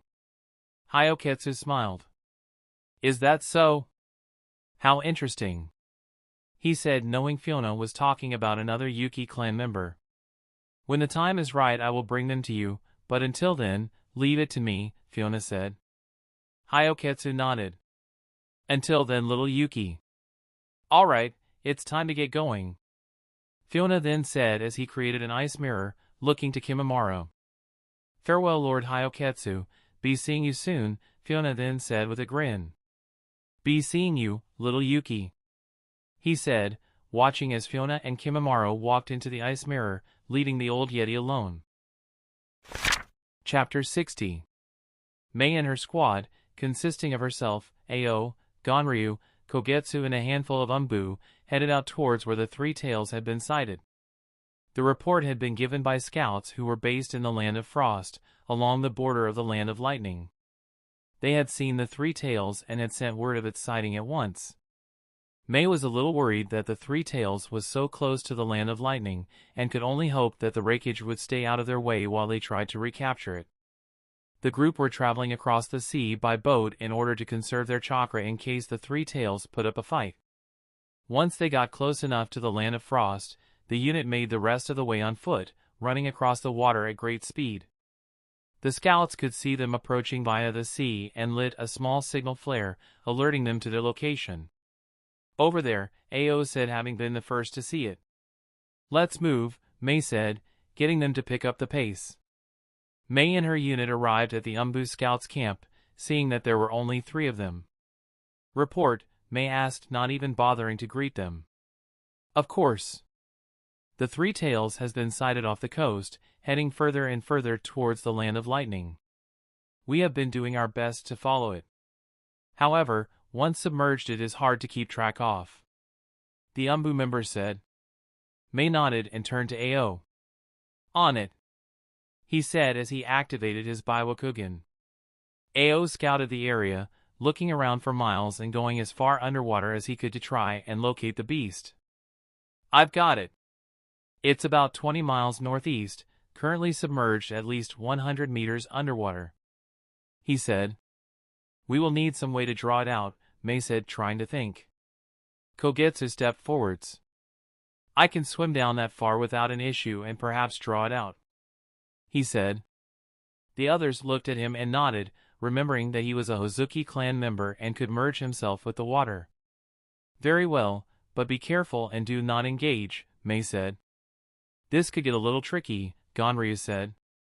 How are we supposed to stop the thing from just diving back underwater? He asked. We can't, Mei said. All we can do is try to subdue the beast and seal it once we have the chance, she said. The others understood, nodding. Right, let's move out, she then said with a wave of her arm. Everyone quickly headed off towards the location, following Ao as he led the way. They did their best to remain on the coastline. Now entering the Land of Lightning, they could only hope that the raikage didn't get word of their presence. However, inside the raikage's mansion, Lord Raikage, a cloud shinobi shouted as he burst into his office and knelt down before him. The fourth raikage, A, was sitting on his couch with his legs spread as he tried to relax, with both of his bodyguards on either side of him. He had dark skin with a large muscular build, white hair that was combed back and a small mustache and goatee on his face. What is it? He said, looking at the shinobi with a hard glare. My lord, the three-tailed beast has been sighted off of our coast, he said. The raikage raised an eyebrow at the information. The three tails? Doesn't that belong to the mist? One of the raikage's bodyguards, C said. And why is it swimming along our coastline? The other bodyguard, Darui, asked. A unit of mist shinobi have been reported to have entered our land in pursuit of it, my lord. The shinobi then added. What? The raikage shouted as he stood to his feet. So the new mizukage thinks he can send people to my land without asking. He's been mizukage for 5 minutes and he's alright pulling a stunt like this. He shouted in a rage. My lord, what should we do about this? His young and pretty advisor asked as she stepped forwards. We're going to show them what happens when you trespass on the land of lightning. Summon B at once. May and the others had been running for a while now, having finally caught up to the three tails who had seemed to stop moving for the time being. Alright, we're close, Ao said, still using his Baiwakugan. The others nodded as they continued to follow him. So far they had managed to stick to the coastline and now found themselves running along a large beach surrounded by cliff sides as it overlooked the sea. Ao stopped and pointed over to the water. It's 200 meters in that direction and is still 100 meters below the water. He said. Alright Kogetsu, you're up, Mei said. Kogetsu nodded and started to walk forwards when Ao suddenly turned around. Look out! He shouted, getting everyone's attention. Mei was quick to react and summoned a water wall to protect them all from a rain of shuriken and kunai. The metal projectiles bounced off the water wall and Mei released the jutsu once there was no longer a threat, looking up to where the attack had come from. Oh no! She said as she saw who was responsible. The raikage stooped atop the cliff, overlooking the beach as he stared daggers at Mei and the others. He was surrounded by a group of his own shinobi along with Killer B, C, who was one of his high-ranking bodyguards, and a younger shinobi, Darui. Mei and the others recognized Killer B and C as elite shinobi right away, and once she got a glimpse of the black tattoo on Darui's shoulder she knew he was no pushover, knowing that things were not looking good for them at all. That was your only warning, Miss Ninja. Leave the land of lightning now or die! The raikage shouted. Ao could see that they were surrounded with his Baiwakugan. This isn't looking good, he said. Mei and the others could also feel the weight of the situation and didn't know what they could do. Lord Raikage, Mei said as she slowly stepped forwards. We are only here to reclaim what is ours, we have no quarrel with you, she said, trying to talk to him. Your mizukage thinks he can just send troops into my nation to do whatever they please. I don't think so, he roared. Now leave, before I change my mind, he said, looking serious. We don't have a choice, Mei, we don't stand a chance, Ao said. Mei grit her teeth knowing he was right, but at the same time knew she couldn't just give up on capturing the three tails. Lord Raikage, I beseech that you hear me out, perhaps we can come to an understanding, Mei said. The Raikage grit his teeth now, becoming angry. Hold your tongue. The time for negotiations is long gone, he shouted. If you are not prepared to leave, then we will make you, he shouted, giving the signal to his men. A group of cloud umbu started to sail down the cliffside with C and Darui leading the charge, surrounded Mei and the others. The group's size seemed to be the same as the unit of mist shinobi, meaning they had just as many umbu as Mei had. Ganrei drew his sword along with Kogetsu. This isn't a bad way to die, at least I get to take some cloud scum with me, Ganrei said, somehow smiling at the situation before him. Ao didn't like the fact that both the Raikage and Killer B were simply standing at the top of the cliff just watching, and it made him feel nervous, feeling that the two leaders were very strong. Yo bro, why do we want the three tails anyway? Oh hey! B asked as he rapped across his arms as he looked down at Mei and the others. If we add another tailed beast to our ranks, our military might will far outweigh that of the other villages, it's a perfect opportunity, he said, realizing someone was missing from his party. Where is Yujito? He then asked B. B nodded, suddenly taking out a notepad and pencil as he started to write something down, making it look as if he was ignoring him. B! I told you to bring Yujito as well. The Raikage shouted at him. B suddenly flinched as his brother shouted at him. Calm down, you fool, Yujito hasn't finished her training, you see. She ain't ready," he said, rapping. Aside, and slapped his head at B's words before he turned back to the others. "Attack!" the raikage suddenly said as he waved his hand, giving his men permission to engage. Mei and the others quickly took a defensive stance, getting ready to defend themselves at all costs while the Cloud drew their weapons, getting ready to attack. "You know it would be far easier to just surrender and leave," Darui said as he slowly drew his sword. "That's not going to happen. You will pay for disrespecting Lord Raikage." C then said, appearing to be the more serious one of the two. Ao had already assessed their battle strength and deemed that Darui was the stronger of the two, also noting his black lightning tattoo. Knowing that only the third Raikage could use that technique. "Watch out, this one is strong," he said, letting the others know. Ao had already determined who would be better suited for a matchup, telling Kogetsu to stay clear of him due to his weakness to lightning release. "Ganryu and Kogetsu, you take the blonde one. Mei, you should take the black lightning kid while I provide support between the two," Ao said, having already come up with a strategy. The others agreed and took their battle positions, getting ready to do battle. "Attack!" C suddenly shouted as he and his men launched in on the offensive. Mei and the others quickly went to work, using Ao's strategy to try and gain an advantage as each of them attacked who they had planned to, while the group of Umbu dealt with the other group of Umbu, clashing with their swords and unleashing jutsu. Kogetsu and Ganryu charged at C, who was lucky to be backed up by some Umbu as they clashed against them. C drew a small blade from his back and blocked Ganryu's attack, the two of them exchanging a few blows before Ganryu pushed him back, clearly being more skilled than him. C retreated by jumping and flipping in the air while Ganryu gave chase, slashing and attacking him when he could. Kogetsu took on two Umbu-level shinobi, using his large sword to block one of their attacks while the other slashed their kunai into his body, thinking he had landed a killing blow. "I don't think so," Kogetsu shouted as the attack passed right through his body as it turned to liquid, surprising the Umbu members. Kogetsu smashed a kick into the guy's stomach with enough force to send him flying while turning around to the other one and grabbing him by the throat. What the hell?" he said, not knowing what had just happened. Kogetsu let water from his hand flow around the Umbu's head, trapping him in a water bubble so he couldn't breathe. "You can stay in that for a while," he said with a smile on his face as he dropped him to the floor, letting him wriggle. "Why you?" "Release him," another Umbu shouted as he jumped back to attack Kogetsu.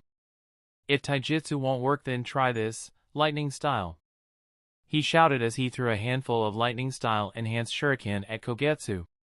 Kogetsu was quick to dodge them and fired a high-pressure water bullet from the tip of his finger, taking the man by surprise. Ao was currently busy with battling against other Cloud Shinobi alongside his own tracker ninja. Using his Baiwakugan, he could see almost a full 360 degrees and was able to counter all incoming attacks, as well as coordinate his tracker ninja to attack and defend too.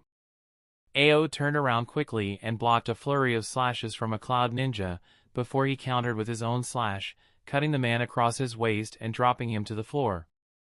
Again, more and more Umbu Cloud ninja headed his way, each attacking him, trying to take him down. Ao was too skilled of a shinobi to be taken out by the lower-level Cloud ninja and was able to cut them down one after the other with the help of his own men, all of them fighting in a well-tuned system together. "So are we really gonna do this?" Darui asked, looking as if he couldn't be bothered. Mei smiled, placing her finger over her lip.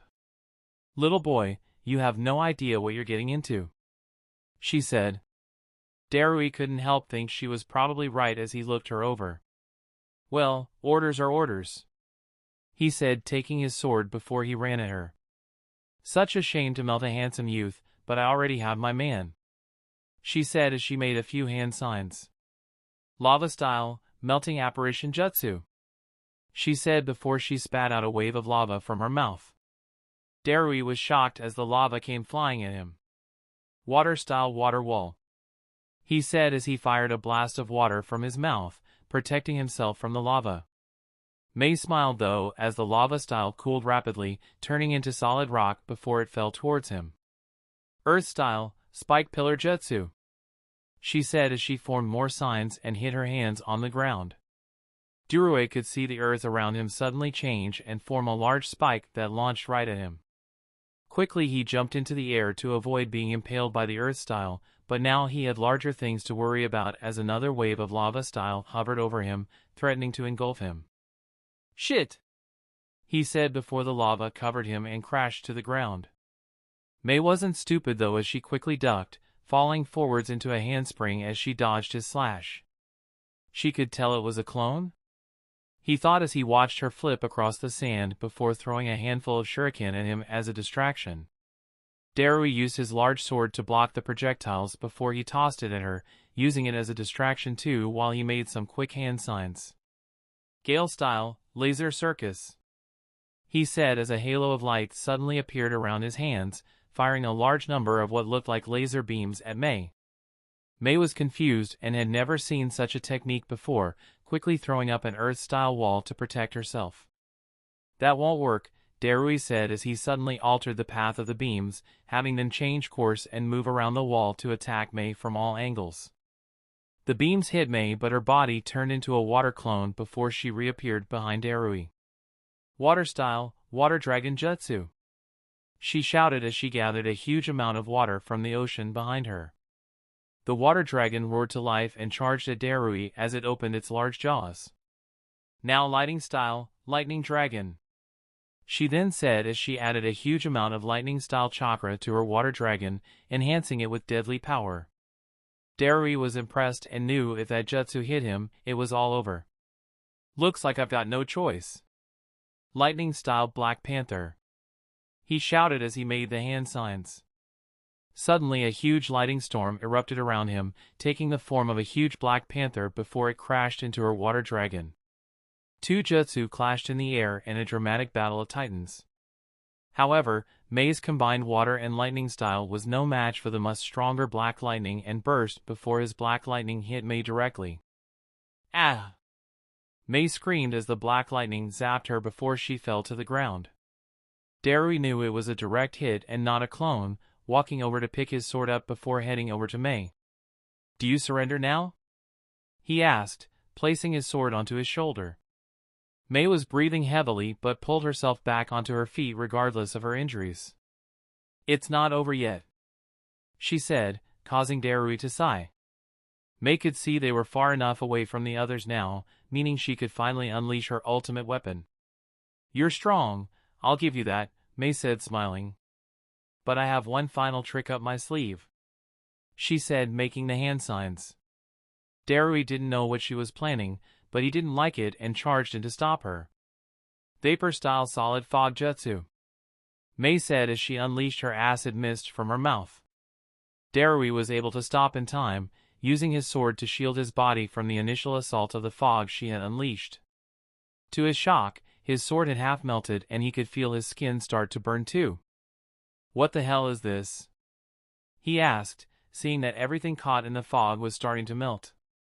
"Some kind of acid," he said, knowing he didn't have long and had to escape if he wanted to survive. "There is no escape from this jutsu," Mei said with a smile on her face. Darui could even feel it affect his lungs as he had breathed a little of it in, knowing that she was right. "Oh crap, is this really the end?" he thought as he dropped to his knee, feeling his skin start to melt.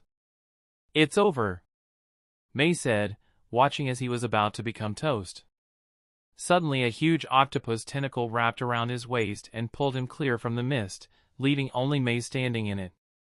Killer Bee had just saved Darui's life, pulling him to safety before letting go of him. "Damn, that board be hot, but that smoke be hotter." "Ya fool!" he said as he could see even his eight-tail tentacle had been burnt. Watched and noted that her jutsu was indeed impressive, realizing who she was now. Darui. "Stay here, I will deal with her myself," the raikage said before he jumped from the cliff. Mei watched as the raikage landed in the sand with a large bang, superhero style. Standing to his feet slowly before he looked her in the eyes. "That's some impressive jutsu you have. But will it be able to melt me fast enough before I kill you?" he said, activating his lightning-style cloak, causing Mei to question that herself. Meanwhile, C was struggling in his battle with Ganryu, and now that Kogetsu had joined in the battle, he didn't stand a chance. Ganryu slashed down with his sword while Kogetsu slashed from the side, both of them attacking in combination. C couldn't defend against the attack and instead jumped into the air in an attempt to escape. "I can't fight both of them at once," he said, quickly forming hand signs as the two of them charged at him midair. Lightning style, lightning illusion flash of the lightning pillar. He shouted as his body suddenly became as bright as the sun, blinding Ganryu and Kogetsu. "Ah! My eyes!" Kogetsu shouted as he dropped back to the ground. Ganryu felt the same way, as the intense light was too much for them. As their vision returned, each of them could see C standing there as he prepared another jutsu. "I don't think so," they both shouted as they charged in and went for the kill. C stood from the sidelines as he watched his Jinjutsu's handiwork in action. Ganryu and Kogetsu had in fact attacked each other, both thinking the other was C. Luckily, Ganryu had been faster than Kogetsu and landed the first strike, casing Kogetsu's attack to miss by an inch. Kogetsu snapped out of it to see that Ganryu's sword was stuck inside of him.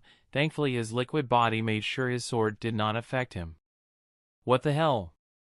he said in surprise. Ganryu was also shocked to see that he had attacked Kogetsu, realizing it had been a Jinjutsu. "You sneaky bastard," Ganryu said as he pulled his sword out of Kogetsu, turning to look at C. C was shocked that his plan hadn't worked, not knowing that Kogetsu was immune to physical attacks. "Not good," he thought as he took a defensive stance. Kogetsu stabbed his sword into the ground and started to form hand signs. "This will teach you.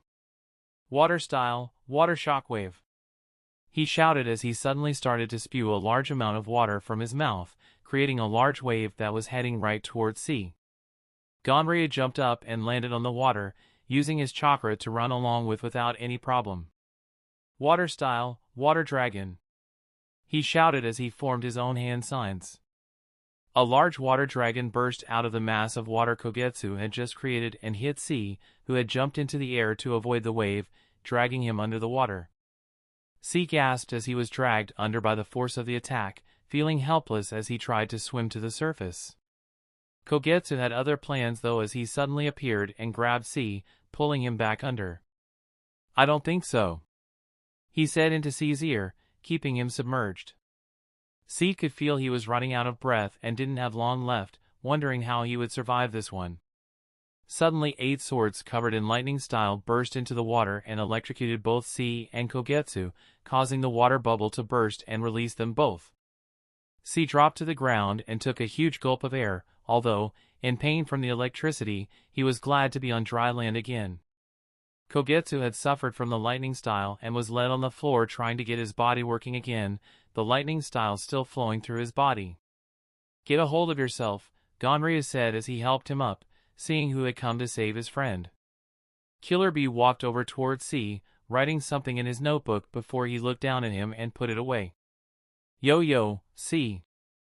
I see you needed some help, you fool," he said in his rap style of talking. C looked at him and slowly gave him a thumbs up. "Thank you, Lord B," he said, shaking a little. "You fool," Killer Bee said as he slapped his head. "Leave these losers to me." C nodded and slowly got up, trying to get out of his way. Ganryu could see he was trying to flee and didn't like it. "Where do you think you're going?" he shouted as he suddenly burst forwards with his sword raised. C looked in horror as Ganryu was about to cut him in half, but suddenly Killer Bee intercepted him and blocked his attack with 2 of his swords, pushing him back. "You're fighting me!" "The Killer Bee, you fool, B said as he suddenly kicked up all 8 of his blades, catching them between his limbs. Ganryu was beyond shocked to see he was going to use 8 blades at once and took a defensive stance. "I'm going to need your help with this one, Kogetsu," he said. Kogetsu nodded as he had finally recovered and took a position next to him. "Yeah. This isn't looking good." Chapter 61. Mei could only watch as the raikage activated his lightning-style chakra cloak, letting his power explode in an instant. "Not good," she said as she raised her hands in the air. "Hidden Miss Jutsu," she said, letting her chakra burst into the air, creating a thick mist to hide her presence from the raikage. The raikage snarled a little as the mist and acid fog engulfed him, slowly burning his skin even through his lightning cloak. The raikage said before he vanished, moving clear of the fog in the blink of an eye. "He's so fast," May thought as she could sense his movement through her mist. "If he finds me, it's over."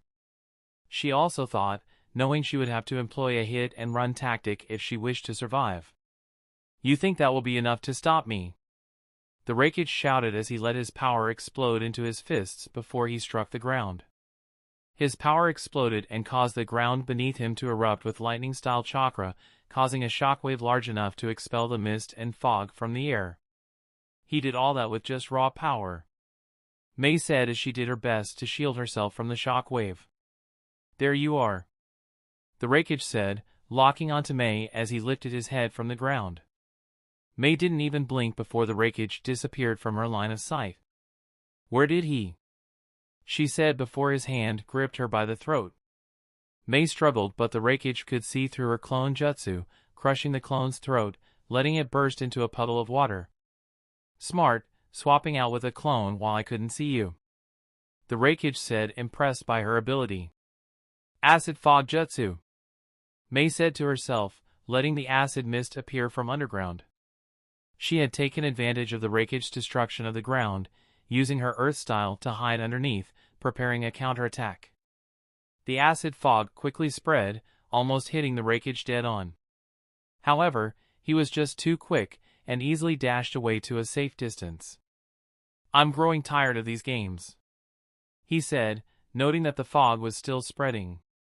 May was still hiding underground, knowing that if she came out, he would finish her before she could even react. Still, she knew that her current tactics would only get her so far, as she had greatly underestimated the raikage's true power and speed.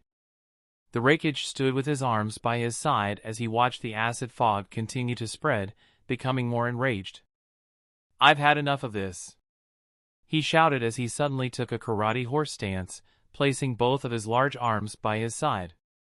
"Argorg!" he roared as he started to unleash punch after punch. The force of his strikes was enough to send a shockwave through the air, expelling the fog after a few short blasts. "Now! Liger kick!" he shouted as he jumped into the air with an impressive flip, before crashing his heel into the ground, uprooting the earth from the force of his strike once more. His attack caused the sand to blast into the air and even affected the water, causing it to crash and part violently. May was flung out from under the sand, doing her best to form hand signs to ready her defense.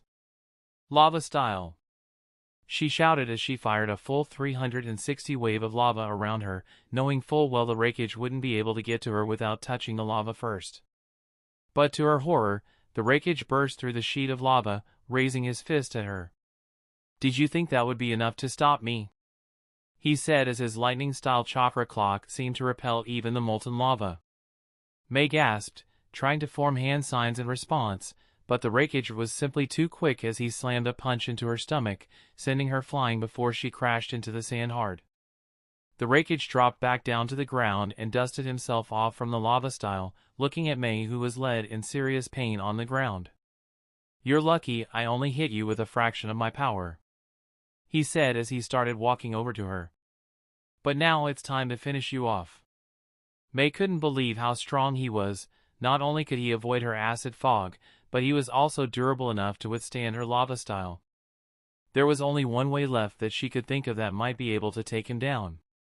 "Why, you haven't won yet," May said quietly as she tried to pull herself up to her hands and knees.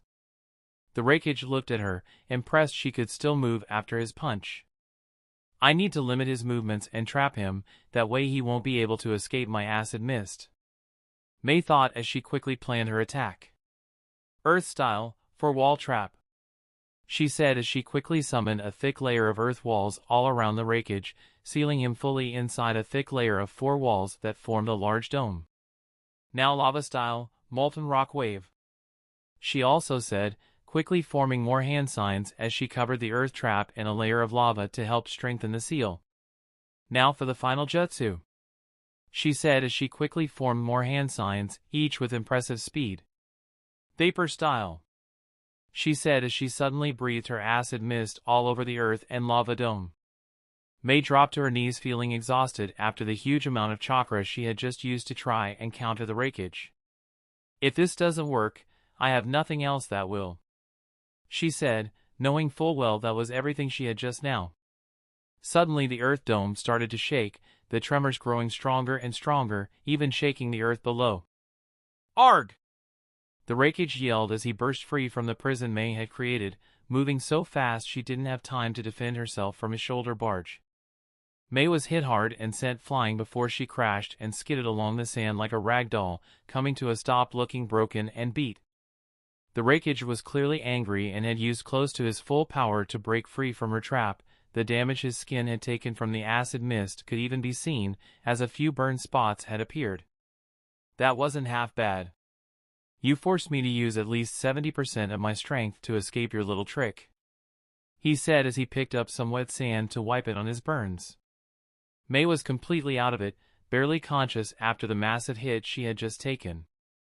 Ao had seen what had happened, knowing that Mei was the strongest of them. "We need to retreat, the raikage is too powerful," Ao said as he blocked another attack from a hidden cloud ninja. That was also easier said than done, as the Umbu units were still engaged in battle with the cloud ninja, who was proving to be just as skilled as them.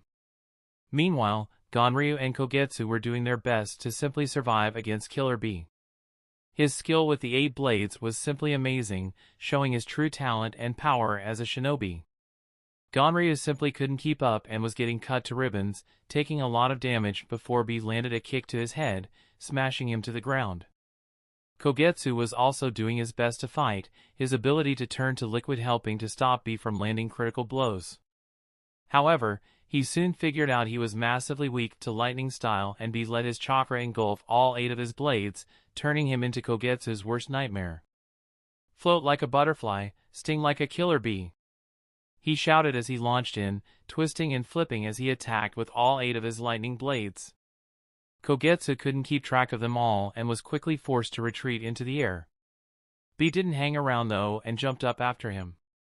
"Water style, water gun barrage," Kogetsu shouted as he fired multiple shots of high-pressure water from the tip of his finger at Bee. Bee could see that these water bullets were no joke and quickly started twisting in the air, using his lightning-style swords to cut through the water bullets, rendering them harmless. Kogetsu landed back on the ground and blocked another attack from Bee. However, his lightning-style enhanced blades were started to chip away at his normal blade, and he knew it wouldn't be able to hold much longer. "Surrender is key, defeat is to BBB. You fool, you fool," Bee said as he flipped into a handstand and used his legs to attack, twisting the swords between his knees, spinning them in the air before he changed his attack pattern again and again. "I can't keep up. I haven't seen such formidable taijutsu since I practiced with Lord Fifth," he thought as he fell back doing his best to avoid being hit. Bee's sword finally broke through Kogetsu's and he landed a direct hit with his lightning-enhanced blade, dropping Kogetsu into a slime pile on the ground. "That should keep you there, you slimy fool," he said, knowing full well he wouldn't be able to move now. Bee turned around and could see that his brother A had also defeated Mei. All that was left now was to give a hand to the rest of the Umbu and Jonin who were battling with Ao and the other mist Umbu. Suddenly though, the sea became violent, and the waves started to grow large as they threatened to even crash into everyone on the beach. The raikage noticed the huge wave heading towards them and gave the signal for his men to retreat, knowing it was too big for him to stop. Every one of them did as they were told, not wanting to take the wrath of the huge tidal wave heading towards them. Ao could see that Ganryu, Mei and Kogetsu were all down and out for the count. "Crap, you two, get Kogetsu and Ganryu," Ao shouted as he rushed over towards Mei. The raikage let his lightning cloak fade as he jumped back to the top of the cliff with C and Darui, being at a safe distance away from the wave. Ao got to Mei in time but could see she was in bad shape. Quickly he picked her up and dashed as quick as he could to avoid the crash of the wave. The other missed Umbu had made it over to Ganryu and quickly picked him up onto their shoulders. However, they could not remove the lightning-enhanced blade from Kogetsu.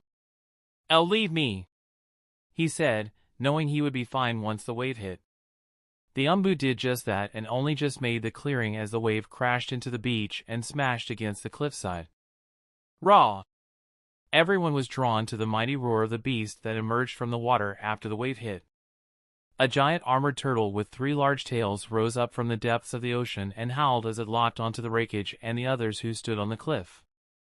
The raikage could see Ao and the others standing on the other side of the cliff from him and his men, deciding to leave them and focus his attention on the 3 tails for now. "Alright men, it's time to take down the 3 tails," he roared himself, letting his lightning-style chakra cloak burst to life. "B! Get ready!" he shouted, giving his younger brother the signal. B nodded. "Alright bro, yo, let's go." "Ya fool!"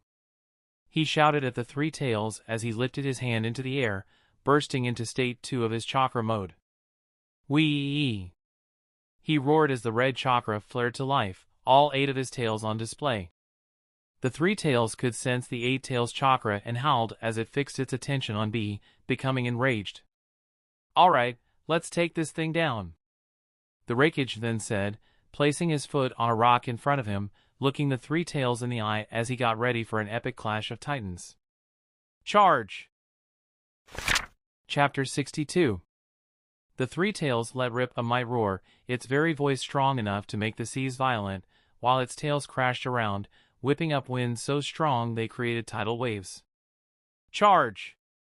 the raikage shouted as he and B launched in with everything they had, attacking Hedon with their most powerful attacks. However, the 3 tails had a thick shell and a very impressive defense to boast, causing both of their attacks to be futile.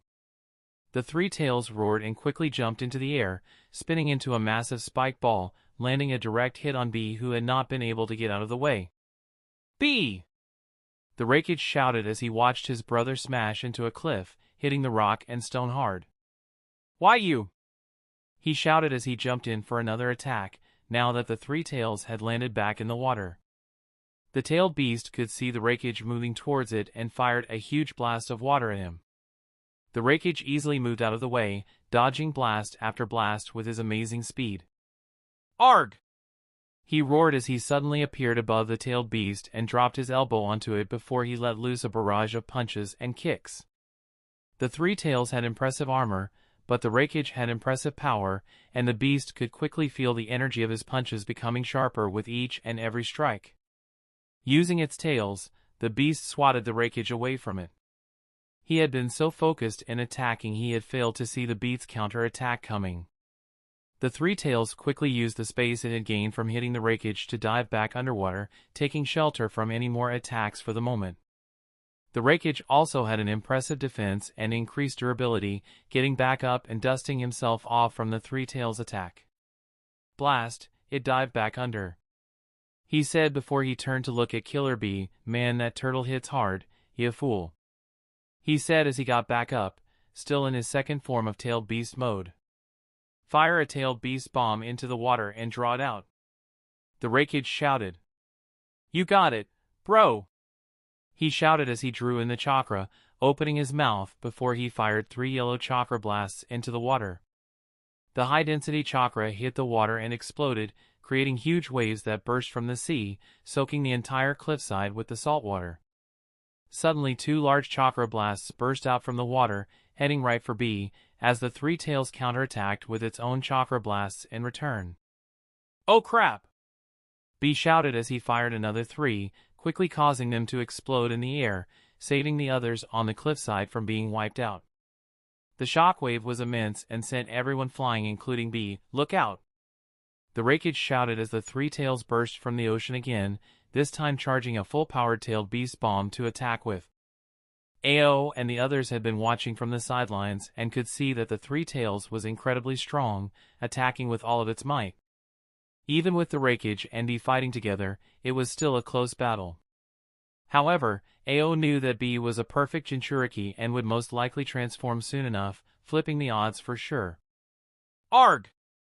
The raikage suddenly screamed as he let his power explode, increasing the power and density of his lightning cloak, causing his hair to stand on end. "Take this!" he yelled as he burst from the cliff so fast that all that could be seen was a blue flash of electricity.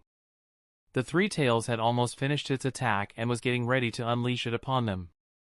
However, the raikage appeared next to it and slammed his fist so hard into the side of the Three Tails' head that he knocked its whole body off of the ground, causing it to lose control of its own attack.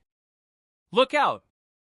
Darui shouted, seeing that the attack was about to explode, as he tried to warn the others who could only watch. The raikage waited until the last moment before he flickered clear of the explosion, appearing back on the cliffside with the others to watch the blast. The Three Tails had been caught in its own attack and had been knocked back into the water, giving everyone a quick breather so they could formulate a plan. "Now is our chance. Get a sealing jutsu ready," the raikage shouted to his men. But the Three Tails wasn't done yet.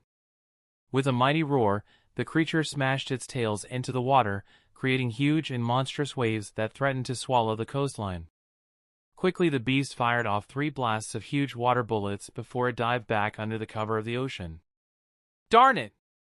the raikage shouted as he quickly smashed each of the water bullets out of the air with his amazing speed and power, protecting his men as he did. "B!"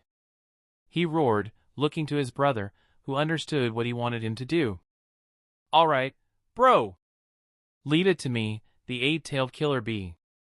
"Ya fool!" he shouted as he suddenly started to transform into the full version of the 8 tails, letting loose a mighty roar of his own. Ao and the others watched in horror as now there were 2 giant monsters on the battlefield, with Killer Bee taking the form of the 8 tails, a mix between an ox and an octopus. "Here I come!" Bee shouted as he suddenly dived into the ocean and disappeared under the water. Everyone waited as the sea seemed to calm itself, the huge waves settling back down for but a moment. That was until both of the 8 and 3 tails burst out from the surface of the ocean, each of them wrestling against each other for dominance as they fought. "Arg!" Bee roared as he used his arms and tails to hit and wrap the 3 tails up, taking control of his limbs. The 3 tails was at a huge disadvantage as it could only stand on 4 legs, trying its best to use its tails and armored shell to attack with. The 2 titans clashed and sent colossal waves crashing into the cliff and the coastline. The very earth shook from the power both of them were exerting, leaving all of the shinobi who bore witness to the event speechless. The 3 tails did its best but soon found that it could not match the 8 tails in a battle of strength, leaving it no choice but to resort to blasting Bee with chakra blasts at point range. Bee howled in pain before he raised both of his arms and interlocked his fingers, bringing down the combined power of both his fists, hitting the 3 tails on the back doing some big damage. "Take this!" he then roared as he charged a massive black ball of chakra before he fired a massive yellow blast at the 3 tails, which exploded right in its face. The 3 tails roared in pain, still having felt the effects through its thick layer of armor. Feeling like it had no other choice, the 3 tails pushed off the water, jumping high into the air while Bee watched. The 3 tails suddenly curled into a ball and started spinning rapidly again, crashing into Bee, who did his best to catch it, holding the beast back best he could. "Ouch, ya fool!" The 3 tails had such strong and spiky armor that the 8 tails and Bee couldn't take the brunt of its attack, feeling his skin and flesh ripping from the force of its spinning. "Why you?" the 8 tails roared, tossing the 3 tails to the side with all of his strength. The 3 tails landed and continued to spiral with all of its might, rotating back around as it charged in for another attack. Bee didn't have a choice this time and quickly slammed his arm into the ocean shallows, planting himself for a massive tailed beast bomb. "Take this!" he shouted, unleashing the full power of his tailed beast bomb at close range, engulfing the 3 tails in the blast. The 3 tails took a direct hit from behind its armored shell. Even its incredible defense was not strong enough to fully protect it from the 8 tails' attack, leaving it floating in the water in pain as it groaned and moaned. Bee looked at the beast and could hear the 8 tails talking to him before he nodded and turned back to his brother. "It's down, yo, 8 don't want to fight the 3 no more, bro." "Ya fool!" The raikage had been watching from the sidelines, deciding it best to let the two titans duke it out before he got involved. "All right. Sealing squad on me," he shouted, getting a handful of his umbu to join him in heading down towards the three tails. B watched and slowly turned back into his human form, the eight-tailed octopus with one horn returning back inside of his body. "No! We can't let them get the three tails," Ao shouted. However, as he and the others tried to make a move, they quickly became surrounded by Cloud Ninja, who blocked their path. "Now that it's weak enough, sealing it shouldn't be a problem," the raikage said as he ran towards it with his men. Mei was still out cold, Ganryu had also been injured, Kogetsu was nowhere to be seen, and Ao was left with 5 umbu members, surrounded by 10 Cloud Shinobi. He wished he could say he had made it through worse odds, but he really couldn't, feeling like this was the worst he had been cornered. The raikage and his men were fast approaching now, but as they ran across the water, 2 of his men were suddenly dragged under by their feet, taking everyone by surprise. "What the?" the raikage shouted as he noticed what was going on. "Surprise!" Kogetsu suddenly shouted as he emerged from the ocean, surrounded by a massive layer of water that took the shape of an armored clam. "I thought he had been dealt with," the raikage shouted as he turned back to look at his brother. B rubbed the back of his head with an awkward smile. "Whoopsie," he simply said. Kogetsu suddenly attacked, seeming to have all the might of the ocean at his disposal. "This is my ultimate jutsu! Giant clam vortex!" he shouted as he made a few hand signs, allowing the armored water clam to open its mouth, absorbing a great amount of water from the ocean and blasting it out, creating a massive vortex that engulfed everything around it. "The best way I can explain this jutsu is like a giant version of Zabuza's vortex jutsu he tries to use on Kakashi."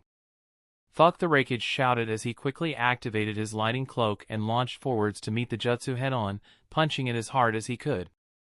The rest of his men had not been so fortunate and had been blasted away by the massive water style, leaving only the raikage to do battle with him. "I won't let you have the three tails," Kogetsu shouted as he clashed with the raikage over and over again, exchanging blow for blow with the monster of a man.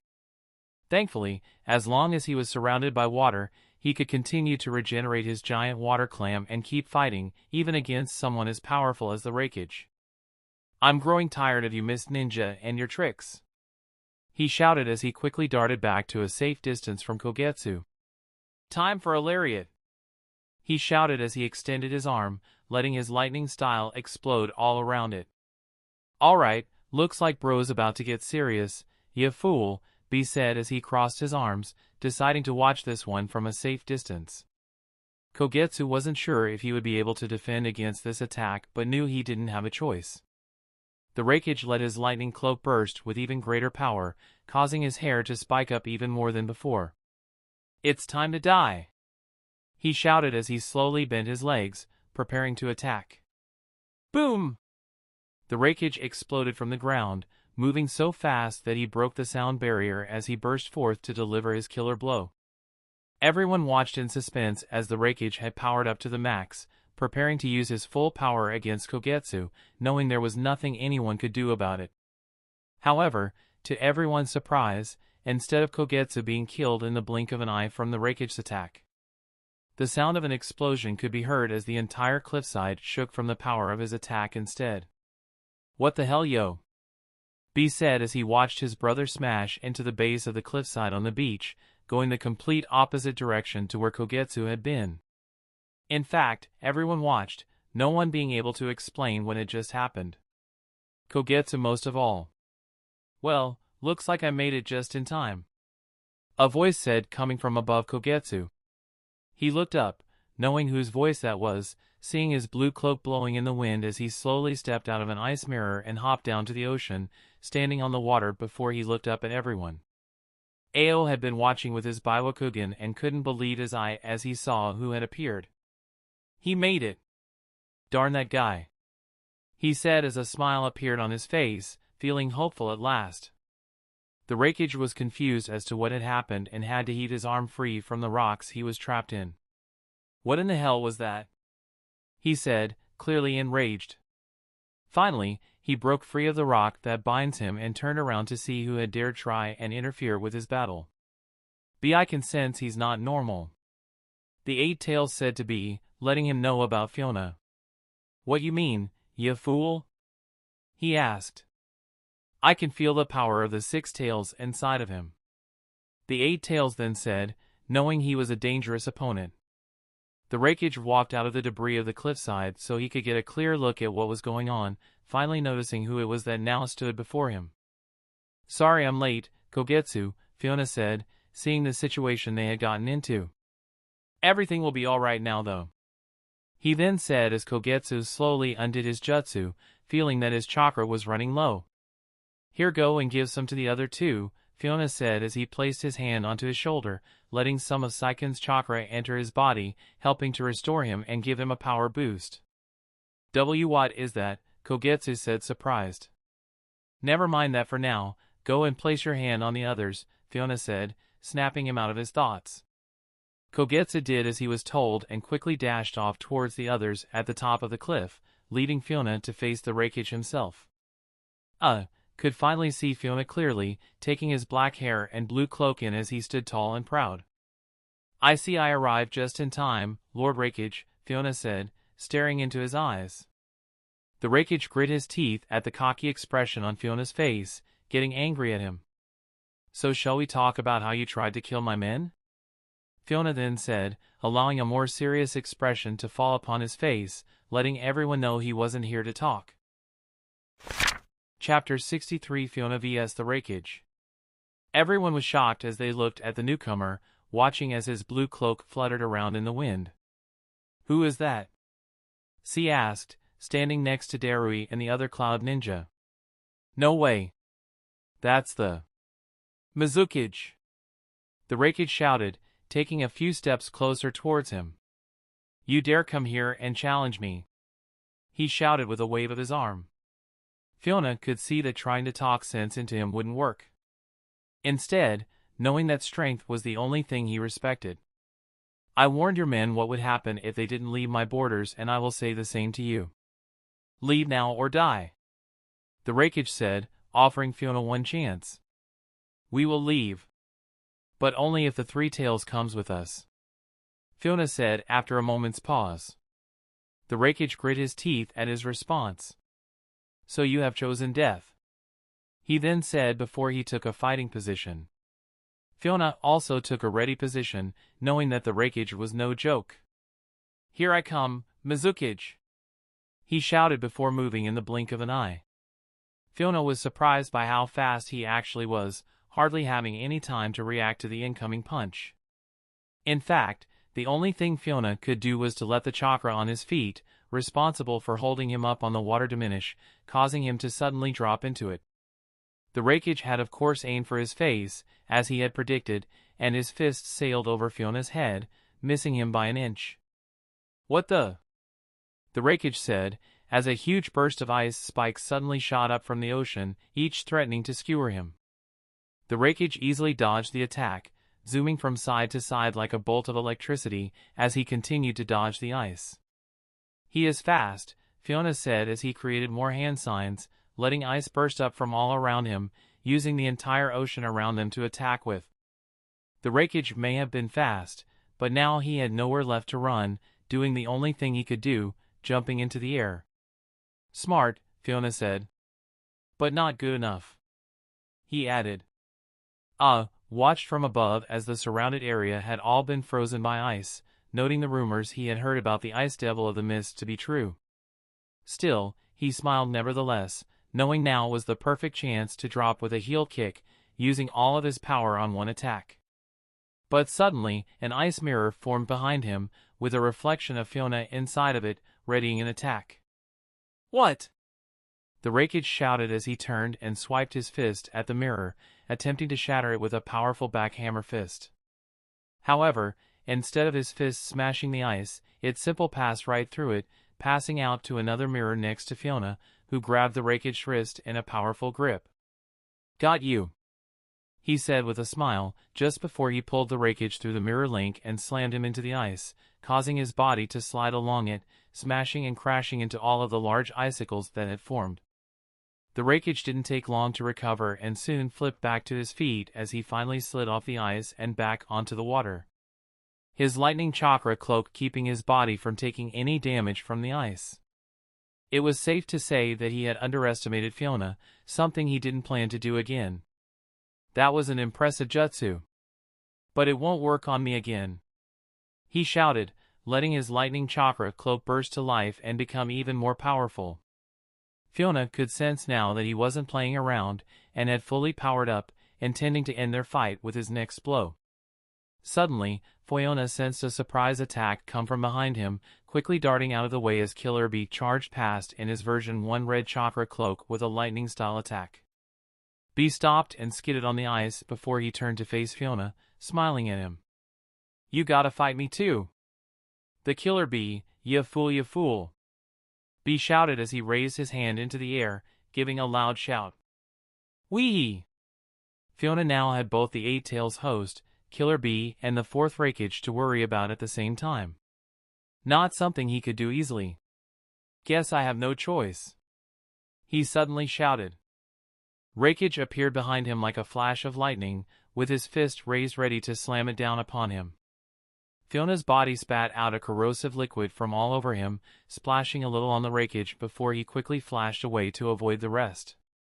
Bee then slammed into Fiona from the side, using his horns to try and tackle him with all of his might, pushing him back best he could.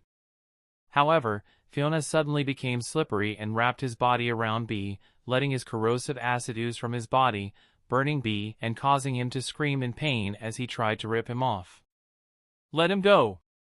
The raikage shouted as he appeared and slammed his foot into Fiona's head, knocking him flying through the air, saving Bee just in time.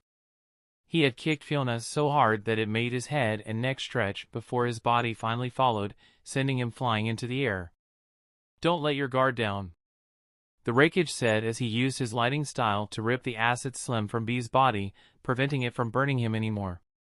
Fiona sailed through the air before flipping a few times and opening his arms and legs to slow his fall. That wasn't half bad, he thought as he watched them. The raikage's power is like fighting another Jinchuriki. He certainly packs a punch. But let's see how they handle this, he then said to himself as he started to gather a large amount of chakra. "Let's go, Bee!" the raikage shouted, seeing what Fiona was doing, even while still falling from the air. "Oh yeah!" Bee shouted as he too started to gather a large amount of chakra, forming a tailed beast bomb in his mouth. "Two can play at that game." Fiona and Bee fired their blasts at the same time, watching as the red beams clashed in the air, exploding on contact, creating a huge shockwave that created large waves in the ocean. The raikage appeared behind Fiona, taking advantage of his and Bee's clash, grabbing his waist with both hands before he moved so fast that Fiona couldn't react in time. "Let's see how you deal with this one. Liger bomb!" he roared as he suddenly sailed down towards the ground at terrifying speed, tossing Fiona above his head as he prepared to slam him into the ground with all of his might. The raikage hit the ground, slamming Fiona into the sand with all of his power, creating a huge explosion of lightning that even drew thunder from the very sky itself, scaring the earth from its blast, kicking up a huge dust cloud. Everyone watched in shock as the three of them battled. Ao and the others trying to keep their hope alive for Fiona, knowing how strong the raikage and Bee were. At the same time, the Cloud Ninja couldn't believe that the mizukage was so strong, being able to hold his own against both their raikage and the Eight Tails Jinchuriki. The dust from the raikage's attack slowly cleared, and to his horror, he could see that Fiona had been unaffected, allowing his body to turn into slime so that he harmlessly splatted onto the ground. "How!" the raikage shouted before bones started to spike out from all over Fiona's body, with two of them stabbing the raikage in surprise. Quickly he dashed away, seeing that Fiona had managed to cut him, even though his lightning-style chakra cloak was still up. Fiona's body slowly returned to its solid form, snapping his neck back into place before his body did the same. In this form, he could freely control his body, allowing it to become a liquid or solid, rendering physical attacks completely useless. And unlike the Hozuki clan, thanks to his Ice Kekei Genkai, he could completely negate any lightning-style attacks by simply merging his liquid body with his ice style. Then, with his shikatsumiyaku, he could return his bones to a solid state, even creating a body of exoskeleton armor if he wished, to use defensively or offensively depending on his opponent.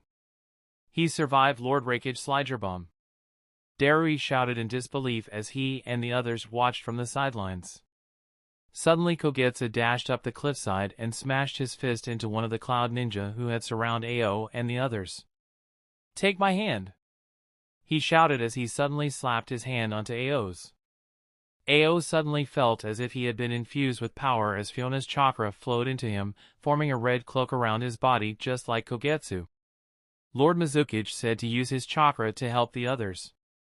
Kogetsu said. Ao nodded and quickly slapped his hand onto everyone's shoulder, also infusing their bodies with the chakra, helping to heal them and boost their strength. "Amazing!" one of the Umbu said as he looked at his hands, with the others doing the same. "Hopefully this helps to heal Mei and Gonryu's wounds," Ao thought as he turned to look at the Cloud Ninja.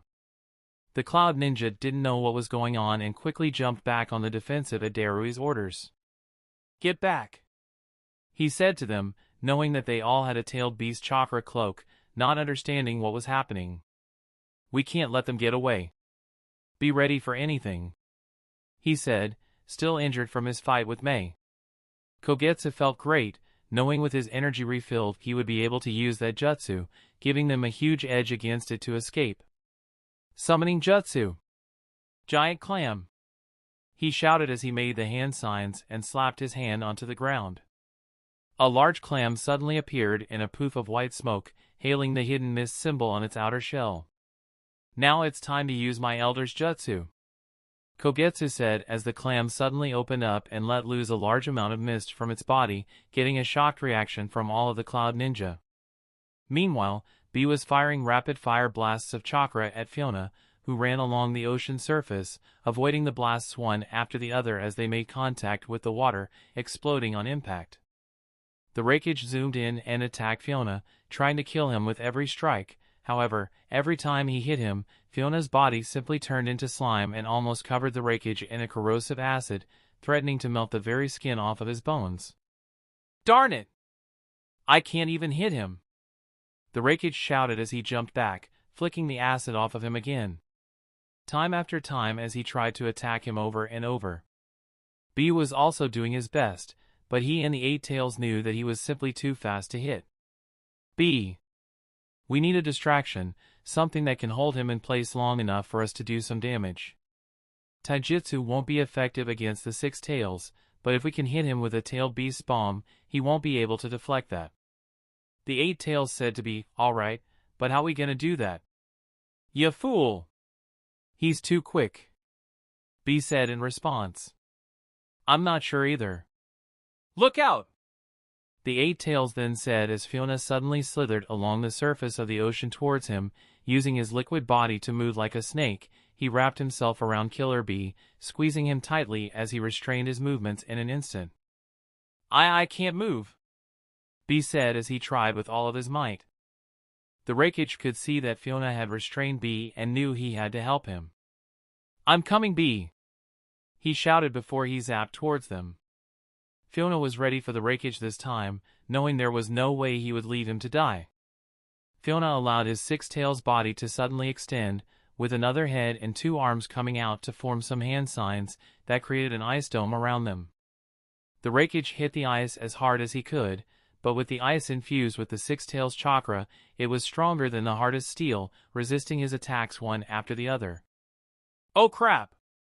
B said, knowing this wasn't good. Fiona let his head slide around so that he was face to face with B, looking into his eyes as he formed a few hand signs and slowly placed his hand onto B's head.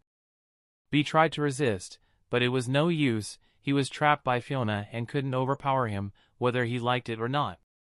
"Looks like we got no choice. 8-0. Time to go full power," B said, inside his inner world to the Eight Tails. "Wouldn't you say that that's enough fighting for now?" Fiona suddenly said from inside B's and the Eight Tails' inner world, suddenly appearing next to them. Both of them were shocked as to how he had appeared here, and they both took a defensive pose. "What the hell, yo? You can't just burst in here, you fool!" B said, pointing at him in anger. Calm down, both of you, Fiona said before he looked at the Eight Tails. Or should I call you Yuki? He said, using the Eight Tails' real name. I don't want to hurt either of you. He then said, being honest as he waited for their response. How does he know your name? B asked, confused, slowly lowering his hands as he looked to the Eight Tails. I don't know, the Eight Tails said, also confused. I didn't come here to fight, Fiona then said, seeing they were a little more willing to listen now. Slowly the Six Tails appeared behind Fiona, nodding its head to the Eight Tails. It's true, Yuki. Please listen to what he has to say, Saikin said. The Eight Tails and B were really confused now. Yo! What the hell is that slug, you fool? B said, jumping back at the sight of it. Saikin? The Eight Tails said, seeing his fellow tailed beast had appeared before them. What are you doing here? Yuki said. I am with Fiona. He has asked me if I will help talk to you and try to stop this violence, the Six Tails said. The Eight Tails was more prone to reason than others of their kind. Knowing that if Fiona was this strong, he could have killed B already if he wished. What is it you want? The Eight Tails asked. B. I want you and the raikage to allow me to take the Three Tails back. You see, I need to borrow its power to save someone dear to me, Fiona said with a heavy heart. I do not wish to fight with you over this, as I believe your power will be needed in the future. But if you continue to persist, I will have no choice but to fight at full power and take the Three Tails by force, Fiona then said. B put his hands on his hips, taking note of Fiona's words, as did the Eight Tails. Borrow? The Eight Tails said, not sure he had heard him right. That's right, Fiona said. Humans do not borrow our power. They take it for themselves, he shouted. No! Fiona is telling the truth. Just as you and that human there have become friends, Fiona and I also have a strong bond, one where we share each other's power and help one another, Saikin shouted. B didn't understand what was going on and instead looked to Yuki. B, here is a special exception.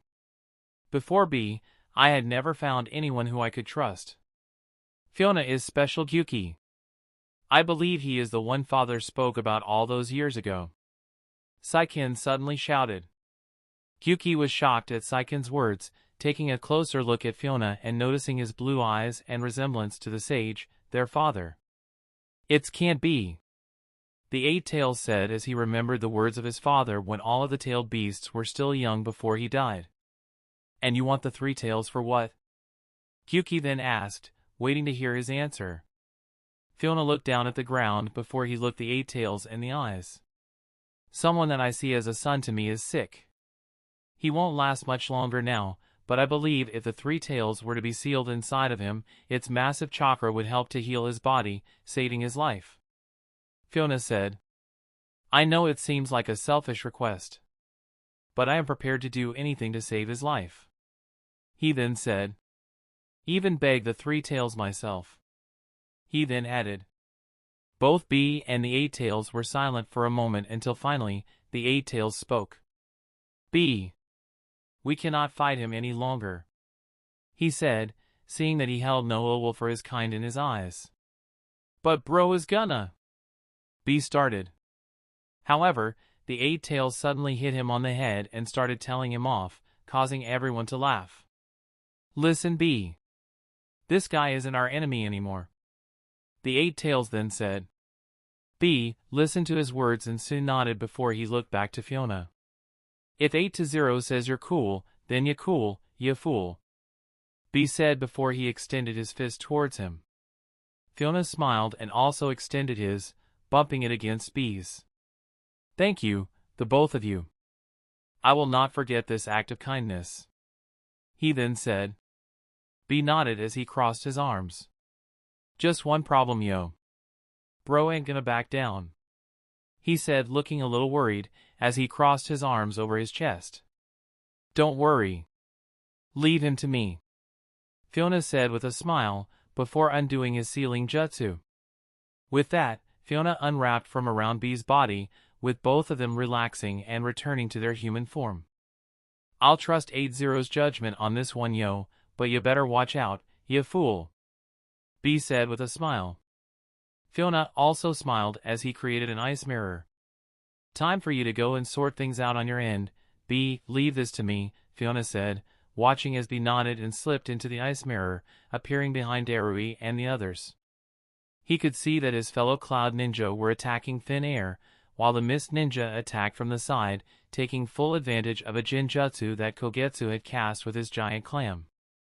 "That's enough, you fools," B said, getting all of their attention as he suddenly went full Eight Tails mode, blasting all of the mist away. "Lord B," they said, seeing that he had just appeared from nowhere and come to save them. "But how did you?" "Never mind that, yo.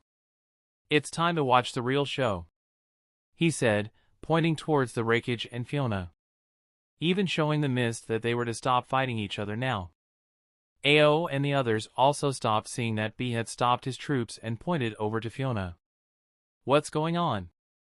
Kogetsu said to Ao, releasing his summoning. "It looks like Fiona and B came to an agreement and he sent him over here to stop the fighting," Ao said, surprised. "But what about the raikage?" Kogetsu asked.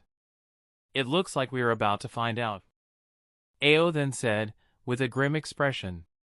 Meanwhile, the raikage was still trying to break through the ice dome, with his attacks finally starting to crack it. He watched in confusion as Bewilling undid his tailed beast cloak and walked into an ice mirror, with Fiona even waving goodbye to him. "What have you done to B?" he shouted as he finally broke the ice barrier and charged at Fiona, throwing a punch with all of his might, roaring as he did. "Arg, time to die!" Fiona knew there was no other option now, as he stood with his back turned, listening as the ice cracked all around him. "I didn't want to have to use this here, but I guess the raikage is just too strong," he said, letting his chakra flare to life all around his body. With one swift motion, Fiona turned around to face the raikage, as the ice finally broke. His body had now burst to life with a blue chakra cloak that covered him, complete with black markings from the seal on his stomach. "Tailed beast chakra cloak," he said to himself as he caught the raikage's punch with one hand. His hair had spiked up into the air, with his entire body covered in the light blue chakra cloak of the six tails. Bubbling blue chakra ran off of his body, and the raikage could feel the power he was emitting. "It's time to end this," Fiona finally said, as he opened his eyes, revealing their crystal blue color with a black fawn iris running down the center of them. Chapter 64. "It's time to finish this," Fiona said as he gripped the raikage's fist tightly in his hand. He had become enveloped in a blue chakra cloak, showing an ability never before seen by any who were present to witness it. What is this?" the raikage said as he could feel his fist burning from simply being in contact with Fiona's chakra. Fiona smiled and let his power burst before he kicked the raikage with deadly force. If not for the raikage's sliding-style chakra cloak and impressive durability, he would have been killed for sure. The raikage bounced off the water before he flipped backwards and landed back onto his feet, impressed that he had been shaken by that kick, being forced to shake off the pain and stand back up, ready to go on the offensive. Fiona was stood upright as his aura flared in the sunlight, blue chakra bubbles popping all around him as his chakra cloak resembled the power of his tailed beast. "I haven't mastered this form yet. I don't have long to use it, so I had better make it count," Fiona said to himself as he remembered training to use it with Saiken. "That is amazing, Fiona," Saiken said as Fiona transformed into his Saiken chakra mode for the first time. "I did it," Fiona said as he took a look at his hands and body, noting that massive amount of chakra he was emitting. "Amazing. You have somehow managed to concentrate all of my chakra into a condensed form, saving you from taking my full form and instead focusing all of my power into your body," the Six Tails said, impressed. "How did you know how to do such a thing?" Saiken then asked after a moment. Fiona smiled as he felt the power flowing through his body. "I just had a hunch was all," he said. "You never cease to amaze me, Fiona," Saiken said as he watched from his inner world. Fiona could feel the strain this form was placing on his body to maintain it and knew it would take a while before he learned to control it fully.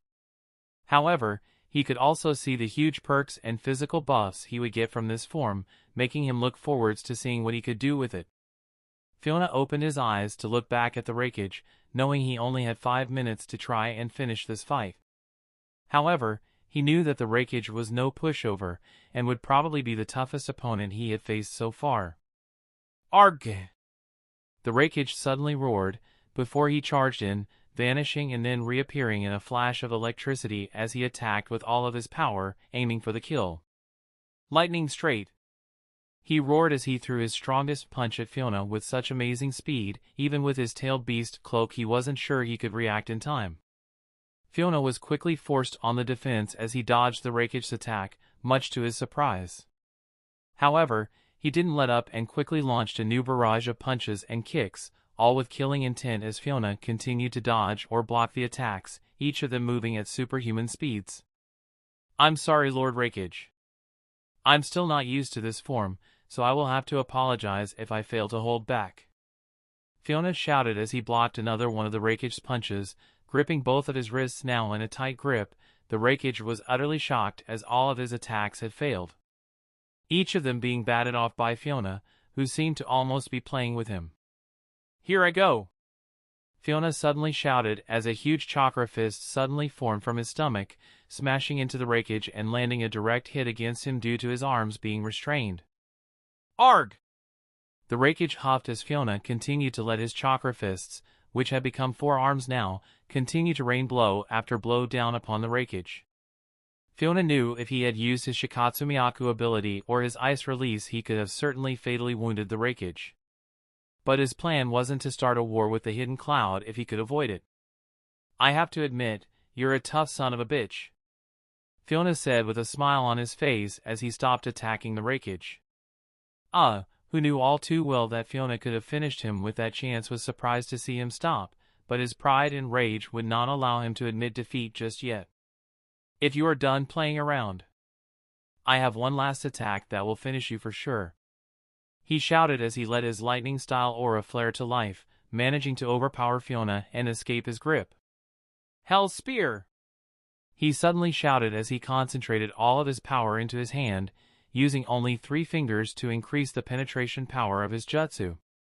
Fiona remembered this attack all too well from his memories. It belongs to the third raikage, A's father, and it was not to be taken lightly.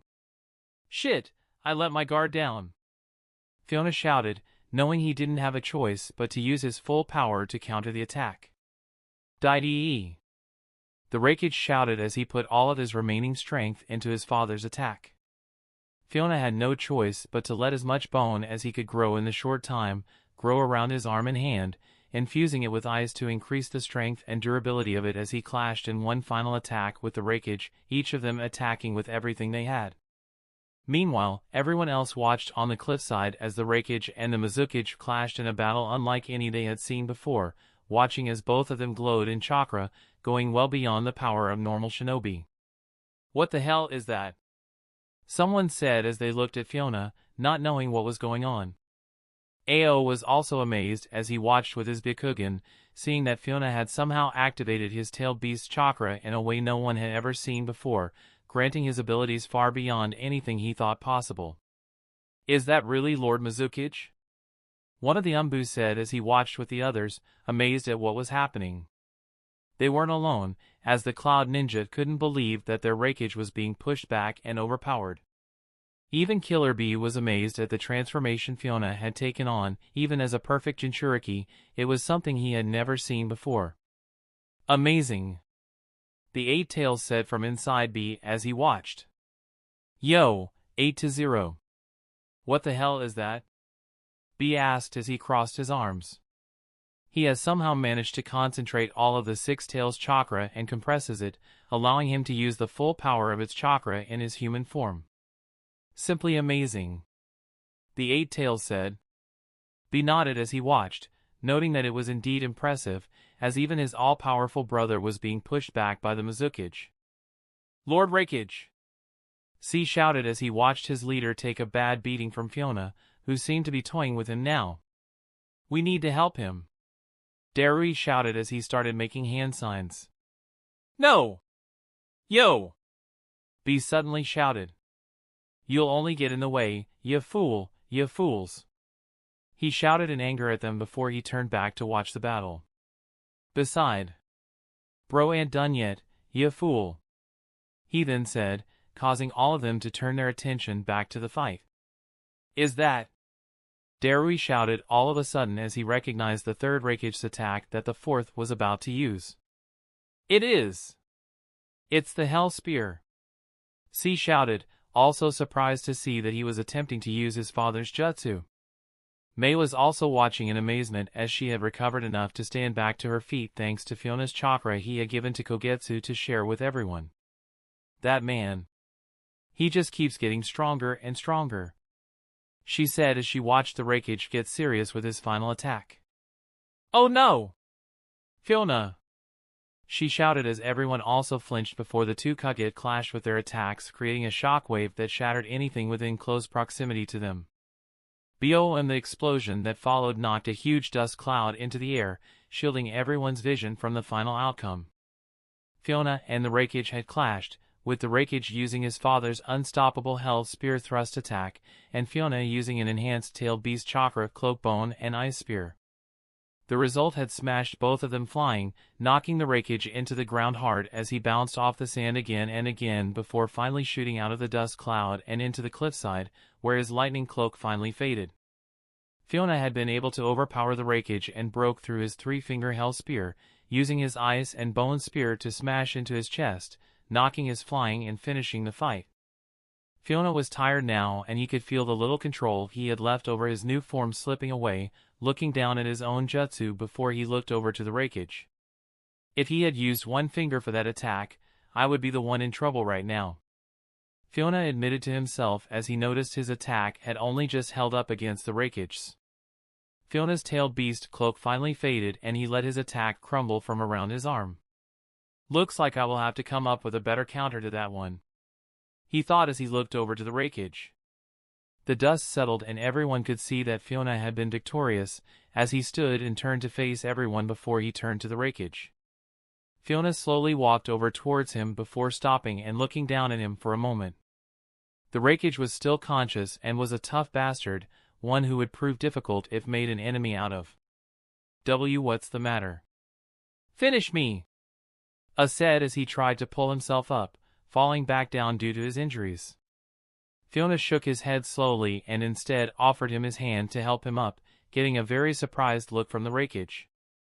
I never came to fight you in the first place, Fiona then said with a smile, holding his hand there for him to take it. The raikage growled a little and slapped his hand away, looking at him in anger. Why spare me? He then said, still not impressed. I didn't come to start a war with the hidden cloud, Lord Raikage. I simply came to retrieve the three tails and save my comrades, Fiona said, taking his hand back. I refuse to kill someone of your strength. You will be important to this world in the future, Fiona said as he turned his back on the raikage. I had to admit he was impressed by Fiona, but his pride as a kage would not allow him to admit it. I hope the next time we meet, we don't have to battle in such a way. Until next time, Lord Raikage, Fiona then said as he let an ice mirror appear before him, quickly slipping into the ice mirror and appearing next to all of the others on the cliff. How did he? One of the cloud ninjas shouted as he appeared next to them in an instant, shocking everyone and putting them on edge. This battle is over, he suddenly shouted, looking at them all dead in the eye. We will be taking the three tails as is the purpose we are here. There will be no more bloodshed between the mist and the cloud on this day, he then said, issuing the order to all of them, looking at Killer B, nodding to him. B nodded back and turned to his men, noting it was a good time to get his brother and leave. All right, you fools, this fight is over, let's get bro and make like a tree, yo, he said as he raised his hand into the air, getting the attention of all of them. No one dared argue with B now after seeing how strong Fiona really was, and the cloud retreated back to the raikage, helping him up before they all looked up at the mist, Fiona's and A's eyes locking one last time before they took their leave. Lord Mizukage, Ao suddenly shouted as he and the others ran over to him. Fiona! May suddenly shouted as she dived into his arms, hugging and kissing him with passion, with no regard for the others being there at all. Fiona didn't mind and kissed her back, glad to see she was safe and had not been hurt too badly. I'm glad everyone is all right, he said, noting that only 2 Umbu had sadly lost their lives in the battle. No matter how strong I become, I will always struggle to protect everyone, he thought as he let his eyes cover the 2 bodies before he sealed them in a scroll so he could return them to the village and bury them there. I'm afraid we didn't stand much of a chance. The raikage and his men were powerful foes indeed, Ao said, taking responsibility for their death. No, Ao. I could never expect any of you to battle with such a monster. It's a miracle I made it when I did, he then said, nodding to the others who bowed in his presence. Just like you to save the day, May said as she kissed his cheek. But anyway, we need to get the 3 tails while we still can, she said, becoming serious again. Yes. Leave that to me, Fiona said, noticing that the 3 tails was starting to stir again, regaining its strength after some rest. This won't take long, Fiona said as he walked over to the edge of the cliff to get a better look at the 3 tails. I hope you remember me, Isabu, he said before he walked into an ice mirror. All of you stay here, I'll be back soon, he then said just before he vanished into his mirror, not allowing any of them to follow him. But Fiona! May shouted in protest, however it was too late as his ice mirror melted and turned to water, leaving them at the top of the cliff alone. Fiona slowly stepped out of his other mirror that had appeared in front of the 3 tails, bringing him face to face with the tailed beast he had once had to battle and kill its last host. This time he could only hope that it would be more understanding with him, and hopefully, it wouldn't come to a fight. You ready, Saiken? Fiona asked. Not yet, Fiona. You used all of my chakra in that last fight, it might take me some time to regain it, the 6 tails said as it did its best to recover its chakra.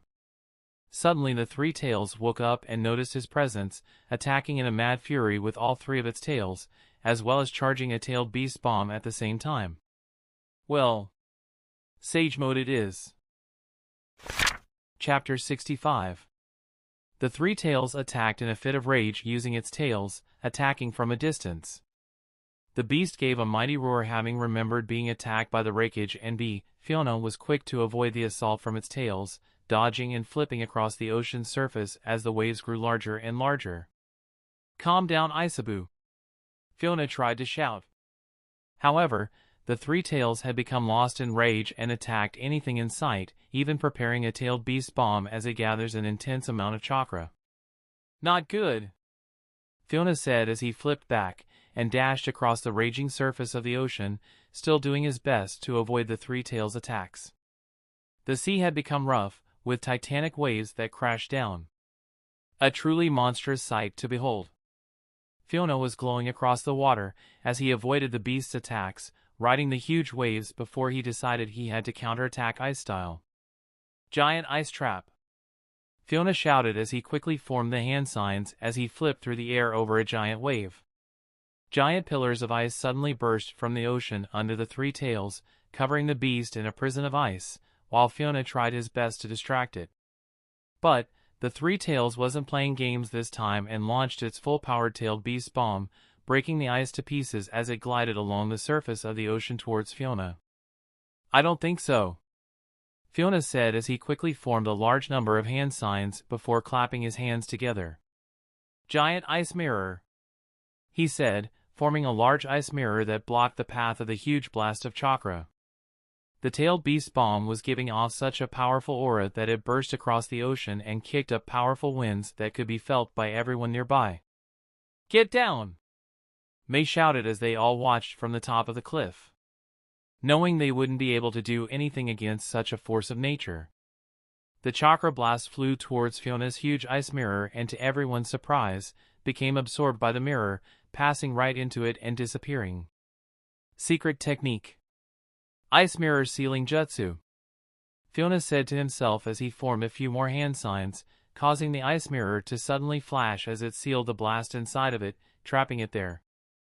The three tails roared as it realized its attack had been stopped, suddenly crashing down into the ocean, disrupting its surface even more as even larger waves started to form, until one huge tidal wave came to life, heading right towards Fiona. "I don't have a choice this time," Fiona said as he closed his eyes for a moment, remaining still as he drew in the natural energy around him. Fiona's hair suddenly turned white starting from its roots while two kaguya-like horns grew on his head, the markings on his face changing and taking from to signify he had entered sage mode. "Sajujutsu! Frozen graveyard!" Fiona suddenly shouted as he made the hand signs and placed his hands onto the surface of the water. The surface of the ocean suddenly froze, freezing even the huge wave in place as the ice spread at a rapid rate, stopping it in its tracks thanks to his sage mode. Fiona could freeze even something like the ocean in place. However, the three tails wasn't done just yet as it burst through the frozen wave, crashing through the ice as its massive body shattered the frozen ocean, heading towards Fiona with a mighty cry. "Roar!" The monster cursed in its rage as it attempted to crash down upon Fiona with all of its power. Fiona was impressed as it was putting up a much greater fight than last time, but he didn't want to let it drag out too long and risk getting anyone hurt. With a strong burst of his own, Fiona leapt from the surface of the ocean, reaching his hand out towards it. "Isabu!" Fiona roared as the two of them came face to face, allowing Fiona to place his hand onto the three tails' head, and with the help of Saiken enter the beast's mind so he could talk to it. Fiona slowly opened his eyes, standing to his feet as he came face to face with the three tails in its own inner world, taking it by surprise. "At last we can talk, Isabu," Fiona said, getting a strange look from the beast as he said its name. How do you know my name, human?" The three tails roared as it prepared to expel Fiona from his mind. "Wait, Isabu!" Saiken suddenly shouted as Fiona let the six tails take form from his body. The three tails was most certainly shocked now, halting its attack for the time being. "Saiken? What are you doing here?" it asked a little confused. "I am here at the request of Fiona. He does not wish to fight with you and only wants to talk," the six tails said, trying to convince its brother.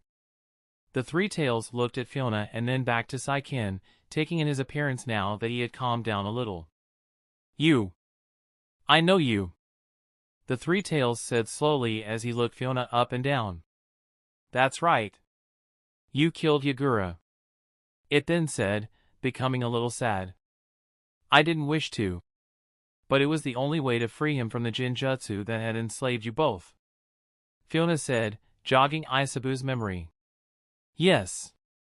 I remember now," Isabu said, calming down now. "What is it you want to talk to me about?" the three tails then asked, looking at both Saiken and Fiona. Fiona took a breath before he looked at Saiken and then at Isabu. "I don't know how else to say this, so here it goes. I need your help to save someone who is special to me," Fiona said. Isabu could tell his words were true and continued to listen as he cocked an eyebrow. "I know this might come off as a selfish request, but please, I ask that you allow me to seal you inside of his body." The three tails was shocked and looked at Saiken as if he was joking. "Do not mock me, human. Why would I allow you to seal me away after I have just gained my freedom? Do you think we tailed beasts are simply here to be used as tools?" the three tails shouted. "It's not like that, Isabu," Saiken said. "Fiona is different than the others. I believe he is the one father spoke of," Saiken said, trying to calm the three tails down. Isabu looked at Fiona, seeing that his blue eyes were full of conviction and determination, unwavering in his request, no matter how unreasonable it sounded. "But why would sealing me inside of this person save them? What good would it do for either of us?" the three tails then said. "Why would I allow you to seal me inside of someone just so you can save them? Surely you do not care so much about them if you have to seal me away in their soul. However, limited by his illness that is eating away at his chakra and his body. I believe that it would require a massive amount of chakra to eliminate such an illness, the kind that only a tailed beast possess," Fiona said. Isabu could tell Fiona was not going to give up, seeing the determination in his eyes as he spoke about this child. And what if I say no? What is your plan then, human? Isabu suddenly asked, looking at Saikin too. Do you plan to force me? Seal me away like all of the others before you? Isabu shouted as the memories of all the times it had been sealed away over the years passed through its mind. Fiona remained silent for a moment as he broke eye contact and looked at the ground. I said to myself that if you didn't agree I would be prepared to seal you away by force. Fiona said before he looked back into Isabu's eyes. But I also made a promise to Yagura that I would protect you. So, I guess I have changed my mind. He then said. I will not force you, Isabu. The pain and suffering that has been inflicted upon your kind by humans ever since the great sage passed away has been nothing short of an atrocity and cannot be forgiven. He said. But I know, Hagoromo believed that one day someone would come who you could trust, Fiona said, using the sage's name this time. Taking Isabu off guard and causing him to remember his father's last words to all of them. I believe I have been chosen to fulfill that wish. And as the mizukage and a friend of Saikin, I ask you. Please help me. Fiona said, not breaking eye contact with Isabu. Isabu looked hard at Fiona, studying him as a glimmer of the Sage of Six Paths suddenly took his place, before Fiona's image returned to normal, causing the three tails to do a double take. You see it too, Isabu, Saikin said, remembering the first time he saw it happen. Isabu frowned for a moment but then gave in and sighed, knowing there was no denying it now. Very well. I will agree to be sealed. The three tails said. Fiona smiled. Thank you, Isabu. I promise you will not regret this. He then said. We will see. Isabu then said, seeing the sage one last time in Fiona's place. All right, I'll make the preparations. Fiona said before he looked back into Isabu's eyes with a large smile. I won't forget this, Isabu. Thank you. He said. Isabu felt a little flustered by his flattery but quickly batted it off as he pretended not to care. Okay, let us get on with it. It then said. Fiona and Saikin also nodded before they ended their chat inside their inner worlds, returning to the physical one where they were still about to crash into the ocean. The three tails' body smashed into the ocean and all of the surrounding ice shattered, disappearing and causing the others to worry that Fiona had been defeated. We have to help him. Mei shouted as she lost sight of what was going on behind the huge waves. Even Ao couldn't see what was happening properly with his Byakugan. Hold on. Is that? He said as he finally got a clear picture of what had happened. Fiona was stood on the three tails' head with his arm crossed while the three tails calmed the ocean down. Fiona hopped off from its large body and allowed his sage chakra to lead his own body, causing his hair to turn back to black and his horns to vanish. So where is this child you wish to seal me inside of? Isabu asked, looking down at Fiona who stood on the water. Fiona smiled and created an ice mirror with his right hand, only waiting for a moment before young Kimimaro stepped through looking at Fiona before he sensed the massive chakra behind him. Kimimaro slowly turned to look and Isabu was impressed that he remained calm, even smiling at the beast before him. So this is the boy, Isabu said, taking a close look at Kimimaro. Hello. It's nice to meet you, Kimimaro said as he smiled at Isabu, taking the beast off guard. Yes. This is Kimimaro. Kimimaro, meet Isabu, the three tails, Fiona said, making the introductions. Isabu could smell that the boy was sick and realized Fiona was speaking the truth about his illness indeed. Come closer, child, Isabu said, looking at Kimimaro. Kimimaro looked a little surprised but didn't hesitate, stepping closer to the three tails. Is that enough? He asked, not sure if he should get closer. The three tails looked to Fiona and nodded. I'm ready. It then said, giving him a nod. Fiona smiled and placed his hand on Kimimaro's shoulder. It's going to be all right now, he then said as he smiled at him. Fiona smiled as he started making the hand signs, knowing he had already used a large amount of chakra to begin with. Lend me a hand, Saikin, he said sheepishly in his mind. The six tails laughed and Fiona's body suddenly burst to life with a single-tail chakra cloak before he put one hand onto Kimimara's stomach and another onto Aisabu's body. Sealing Jutsu. Multi-layer tetragram seal. Fiona shouted as Aisabu's huge body suddenly compressed and traveled into Kimimara's body all at once, making it quite the sight. Kimimaro was suddenly knocked back onto his back, splashing into the ocean as if he had been punched in the chest. Fiona quickly stopped him from sinking into the water and created an ice mirror that took them to the others who had rushed down the cliff to the beach, having been alerted to what was going on by Ao. Fiona! Lord Mizukage! The others shouted as they got closer. Mei could see that Fiona was holding Kimimaro in his arms and she quickly rushed in to check on him. "Oh, Kimimaro, are you okay?" she said, noticing the seal on his stomach. Ao also noticed the seal and was impressed, expecting no less of Fiona at this point. "It's a multi-layered tetragram seal, Mei. This way the three tails chakra will leak out, spreading through each layer of the seal and blending harmlessly with his own chakra. This way it should cure his illness," Fiona said. Mei looked into his eyes with tears in her own before looking back at Kimimaro, who had fallen unconscious from the sudden strain put on his body. Nodding as she stroked his head. She had become close with the child over the time they had all spent together, seeing him as one of her own along with Haku. The others remained silent, knowing it was not their place to question Fiona, even if it was to do with one of the tailed beasts. "All right then, I guess that's mission complete," Fiona said as he looked all of the others in the eye. Everyone nodded, feeling a sense of bewilderment due to Fiona pretty much doing all of the work. Still, though, they cheered and gave a nod. "Come on all, let us return to the village, and worry not. Leave the report to me," Fiona said as he creates 2 ice mirrors for everyone to walk through, surprising some of those who had never experienced the jutsu before. With that said and done, everyone walked through the mirrors that lead back to the Mizukage's office. Fiona let Mei take Kimimaro home so he could rest, while he and Ao remained to sort out the paperwork. Fiona also dismissed the others, granting them some well-earned time off missions, also making the arrangements for the 2 that had been killed in action.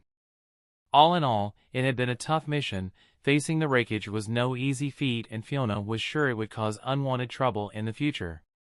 But for now, he had other things he needed to concentrate on. Chapter 66. A few weeks had now passed after the incident with the raikage. Thankfully nothing had come from it, and as far as Fiona was concerned, no news was good news. Although he wouldn't hold his breath as he was sure something would happen eventually. On the other hand, Kimimaro's body had taken to containing the 3 tails better than expected, with the seal doing its job. Fiona had been right, thanks to the sudden vast amounts of chakra that had been sealed inside of his body, along with the 3 tails chakra steadily mixing with his own. Kimimaro's illness had started to reverse, making him healthy once again. Once he was able, Fiona had both him and Haku training again, as he knew that Kimimaro would have to overcome the challenge of taming Aisabu to control its power once he was ready. Something he wasn't worried about for now. The boys had come so far in their training, and even with the time Kimimaro had taken off due to his sickness, he was still showing huge improvements as always. Also now that he was back up and fit, he would be able to go back out on missions with the others, and Fiona had received the perfect one to get him back into the swing of things. Fiona summoned Haku, Kimimaro, Koyuki and of course Kaga, who was still their squad leader and sensei, to his office to give them their new mission in person. "Alright you 3, I've got a new mission request that I feel will suit you perfectly," Fiona said with a smile. The 3 Chunin looked at him eager to know what it was, waiting for him to tell them the details of the said mission. "We have received a request from a noble of the Land of Snow. He has decided to request a bodyguard escort to a party which will be held at the daimyo's, Lord Sosetsu's castle." Haku had a questioning look on his face, which Fiona noticed, allowing him to speak. "But why would a noble from the Land of Snow hire shinobi from another nation when they have their own shinobi?" the boy asked, showing his knowledge of the world. "That's a good question, Haku. Sometimes these things happen either due to price, or anything as far as political arguments and trust issues within one's own nation," Kaga said, answering his question. All that matters is that we have accepted the mission and placed it as a rank C. It should provide you all with some good traveling experience and shouldn't be anything to worry about. Fiona then said, giving Kage a nod before he threw him a scroll with the documents in. Besides, I hear the Land of Snow has an impressive level of technology that other places in the world don't have access to yet. Fiona then added, this way, we might be able to form a friendship with them and perhaps gain in more than just a new client. The team nodded and started to get excited at the prospect of the new mission. Fiona couldn't help smile as he watched them become excited and wished them luck, dismissing them from his office. Kage and his team bowed before they headed out, leading Fiona with his advisors, who looked at him unable to hold their thoughts back. Is it really a good idea to send 3 children on such a mission? Would it not be better to send more experienced shinobi to ensure the success of the mission? One said. Ao also couldn't help but in. I had heard that the Land of Snow was currently in a particularly tough position and on the brink of a possible civil war, he said as he stroked his chin. Fiona nodded, listening to their thoughts and concerns. However, he already knew what was going to happen, or at least had a good idea from his knowledge of the world during his previous life. Don't worry. I'm sure with Kage there, nothing will go wrong, he said with a large grin on his face, trying to put the others at ease. However, they simply frowned, not seeing the funny side of things. You are the mizukage. We follow your orders, the head elder then said as he and the others bowed before taking their leave, leaving Fiona and Ao in the office alone. I can't wait to get to the Land of Snow. I hear it's so pretty there, covered in snow all year round, Koyuki said, getting excited about their new mission. Haku agreed with her as the two of them jumped around happily and full of energy before they turned to Kimimaro. Hey Kimimaro, what's the matter, are you feeling okay? Haku asked, noticing he seemed lost in thought. It's nothing, Kimimaro said as he looked up and smiled at Haku, reassuring him he was fine. Kage noticed Kimimaro seemed troubled but decided he would address that later. As first thing was to head over to the docks and board the transport that was waiting for them. Since Fiona had become Kage, the Land of Water had started to open its borders and become involved in heavy trade with as many lands as possible, opening up its waters and travel restrictions. This allowed them to travel between other lands more easily for missions and vice versa. This was why a new Guard and Border Patrol Force unit had been created, helping to protect the village and the Land of Water. The Mist even had shinobi who monitored the sea, guarding against pirates and those who might try to sneak into their lands. The increase in trade had even led to the development of the village, which had started to grow in size, eventually spreading all the way out to the ocean where the old shipping yards had been. Now they were a thriving port in which all trade and travelers arrived and checked into the village hidden in the mist. Kage and the others arrived at the port and could see many ships of various sizes that had docked. Cargo was being hauled on and off of the ships and checked by Mist shinobi who were part of the border force. Kage found the port where their transport was waiting and the 4 of them made a move towards the boat. It was a trading ship that had been given permission by the noble who hired the hidden mist to be used to transport their team into the Land of Snow, with the added bonus of protecting the goods on board. Welcome! A large man with a wooden leg shouted as Kage and the others walked up the wooden plank onto his boat. You must be the Mist Ninja who have been hired by Lord Hogi, the man said, greeting them. It's a pleasure to meet you. My name is Peggy. Due to my leg, he said as he pointed to his wooden leg. Haku and Koyuki couldn't help but stare as Kage cleared his throat. Nice to meet you, Peggy. I'm Kage. This is Haku, Koyuki, and Kimimaro, he said, making the introductions. Peggy raised an eyebrow at Koyuki as he heard her name, giving her a smile. Koyuki, you say? Koyuki nodded as Peggy looked at her with a smile. That's the same name as our beloved princess of the Land of Snow. You'll be getting extra special treatment on board, milady, Peggy said as he gave her a large smile. Koyuki blushed a little while the others simply smiled, with Haku laughing. Thank you, Koyuki said, not sure what else to say as she punched Haku in the arm. Alright, How about we make a move? It's a good week's journey to the land of snow from here. Let me show you where you will be staying, Peggy said, nodding at them to follow him. They all followed him to the inside of the ship, seeing the small cabins where they would be sleeping. The deck of the ship was quite large, and the inside had a seating area where you could relax and eat, with the engine room below that. Kaga had already counted about 30 other crew members aboard the large ship, and once Peggy left, he asked his students how many they had counted and tested them on the layout of the ship to see how observant they had been. I counted 30, Haku said. No way! I got 28. Koyuki said, certain she was right. 30, Kimimaro also said. Kaga nodded. 30 is correct. Koyuki, I think you missed the two chefs that were chatting in the kitchen as we passed it. Kaga then added, filling her in on what she had missed. Koyuki went a little red and crossed her arms, angry at herself for losing to the others. Alright, you two, why don't you go and explore the ship, get some food and report back to me with anything you find. Understood? Kaga said to Haku and Koyuki. They both nodded, standing to their feet before they left their cabin, leaving Kaga and Kimimaro alone. Why don't you tell me what's on your mind, Kimimaro? Kaga then said, knowing that the boy was still troubled. Kimimaro wasn't surprised that he had caught on and sighed. It's nothing, sensei, he said, clearly not wanting to share. Kaga raised an eyebrow as Kimimaro stood to his feet and excused himself from the conversation, leaving Kaga in the cabin alone. Well, that went well. I guess I'll give him some space for now.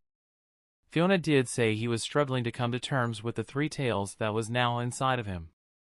Kaga thought as he crossed his legs, remembering what Fiona had told him before the mission. The first couple of days passed by without any issue for the group. Kaga had made them practice their chakra control by running on the surface of the ocean, following the boat for a good hour as they ran along the water after it. Haku and Koyuki had taken to it rather well. However, Kimimaro seemed to be lacking focus in his training, something that had not gone unnoticed by Haku.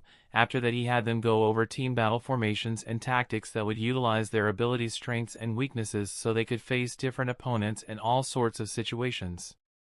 Once that was complete, it was time for food, and after, Kaga let them work on whatever it was they wanted to do. Kimimaro was still quiet, and Kaga knew that he had not been sleeping much. Even Haku had noticed that something was wrong now and had decided to ask him what the matter was after training one day. The three of them had just spent an hour running along the ever-changing surface of the ocean, using a lot of chakra concentration before they climbed back up the ship and onto the large deck. They were all out of breath now, and Kimimaro was about to walk off when Haku stopped him, pulling him to the side for a moment. What's the matter, Kimimaro? He asked bluntly, his soft features fading for a moment as he pulled his arm. Kimimaro was shocked that Haku was taking time to ask him like this, but he simply shook his head. It's nothing, Haku. I'm fine, Kimimaro said, pulling his arm free of Haku and walking away from him. Suddenly Kimimaro couldn't move and looked down to his feet, seeing they had been frozen over, trapping him in place. What are you doing, Haku? He asked, looking him in the eyes.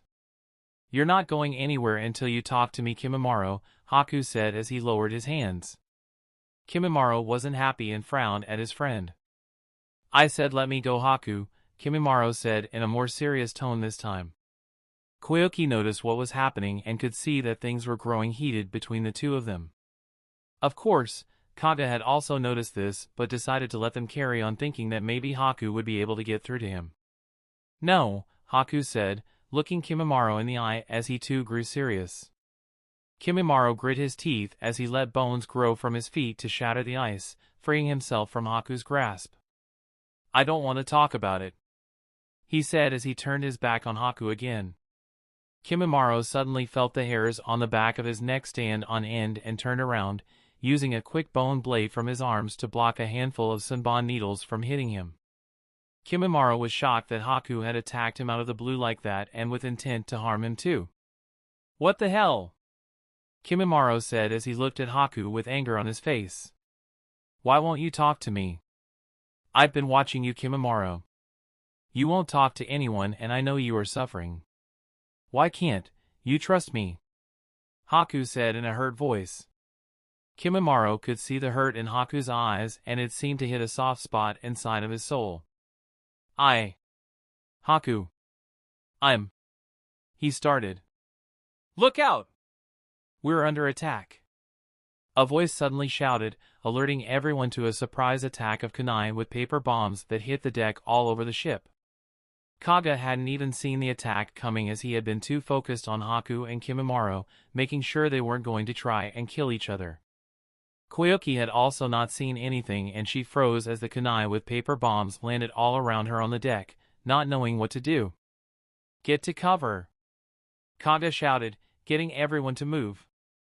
Haku could see that the paper bombs were about to explode and quickly made a hand sign letting eyes form all around Koyuki, Kimimaro, and anyone else on the deck to shield them from the explosion. Boom! All of the paper bombs exploded and caused massive damage to the ship, blowing holes in the deck and the side of the ship, letting water from the ocean suddenly spill in. Attack! A voice suddenly shouted as groups of pirates boarded the ship, all armed with swords as they stormed onto the ship, attacking anyone in their path. Haku had saved everyone on the deck with his eyes and quickly looked at Kimimaro and Koyuki, who nodded, taking action. Kaga had also jumped into battle, saving 2 members of the crew as he quickly cut down a group of pirates that were about to kill them. Haku, use your eyes to fill the holes and stop water leaking into the ship. Kimimaro. Leaking into it. Kimimaro dashed at the group of pirates and let his bones suddenly expel from his body as he jumped towards them, forming a spiral of razor-sharp spikes, killing any and all who dared get too close to him. Look out, he's got some crazy ability. One of them shouted, trying to warn the others. But it was no use. Anyone who tried to attack Kimimaro was skewered by his bones as he ran through the group, slashing and thrusting, cutting them down one after the other like they were nothing. Kaga had already finished off the last of the pirates that had made their way inside of the ship and decided it was time to put an end to this once and for all. He dropped the collar of the last pirate he had finished off to look out of one of the windows, seeing the enemy ship that had anchored next to their ship, while more pirates tried to board. I don't think so, Kaga said as he quickly made his way to the deck and jumped onto the railing as he faced the pirates. The pirates could see Kaga standing there as he started to wave hand signs, panicking as they turned to their own caption. They have ninja bodyguards. One of them shouted. What the hell? We were told this would be an easy target. The captain said as he watched in horror while Kaga finished his hand signs. Quickly retreat. The captain shouted. However, their boat started to freeze over, and the pirate who was steering screamed in pain as his hands froze to the helm. What the hell is happening? The crew screamed in horror as the ice continued to spread. Kaga could see Haku had already started on his counter-attack and trapped all of the pirates on their ship with his ice style. Guess it's my turn. It's over for you. Water style. Giant vortex jutsu. Kaga shouted as he pumped a huge amount of chakra into the water-style jutsu. Suddenly the ocean started to twist and turn under the pirate's ship, soon turning violent and forming a massive whirlpool. What the hell is this? The pirate captain shouted. Suddenly the ship was swept up by the powerful vortex that had formed in the ocean, ripping the boat to pieces as the powerful current took a hold of it, shattering the wood and twisting the metal while the crew screamed in horror before they were all dragged to the bottom of the ocean, never to be seen from again. Kaga breathed a sigh of relief as the water started to calm down, meaning he could take it easy from this point. Haku had already sealed all of the holes in the ship with his eyes while using his water style to empty all of the water back out into the ocean. Kimimaro had finished off all of the pirates without a scratch, as to be expected from him after all. Koyuki had also gathered all of the crew onto the deck, keeping them safe and out of harm's way. They had all seen the amazing abilities of the Mist Shinobi and were amazed they had dealt with the pirates with such ease. Peggy was most pleased to see that not a single member of his crew had been harmed, thanks to the efforts of Kaga and his squad. Amazing! Thank you all so much! He shouted over and over again as the rest of the crew cheered. Kaga and the others gathered on the deck, telling them not to worry about it, and not long after they were back on track to the land of snow.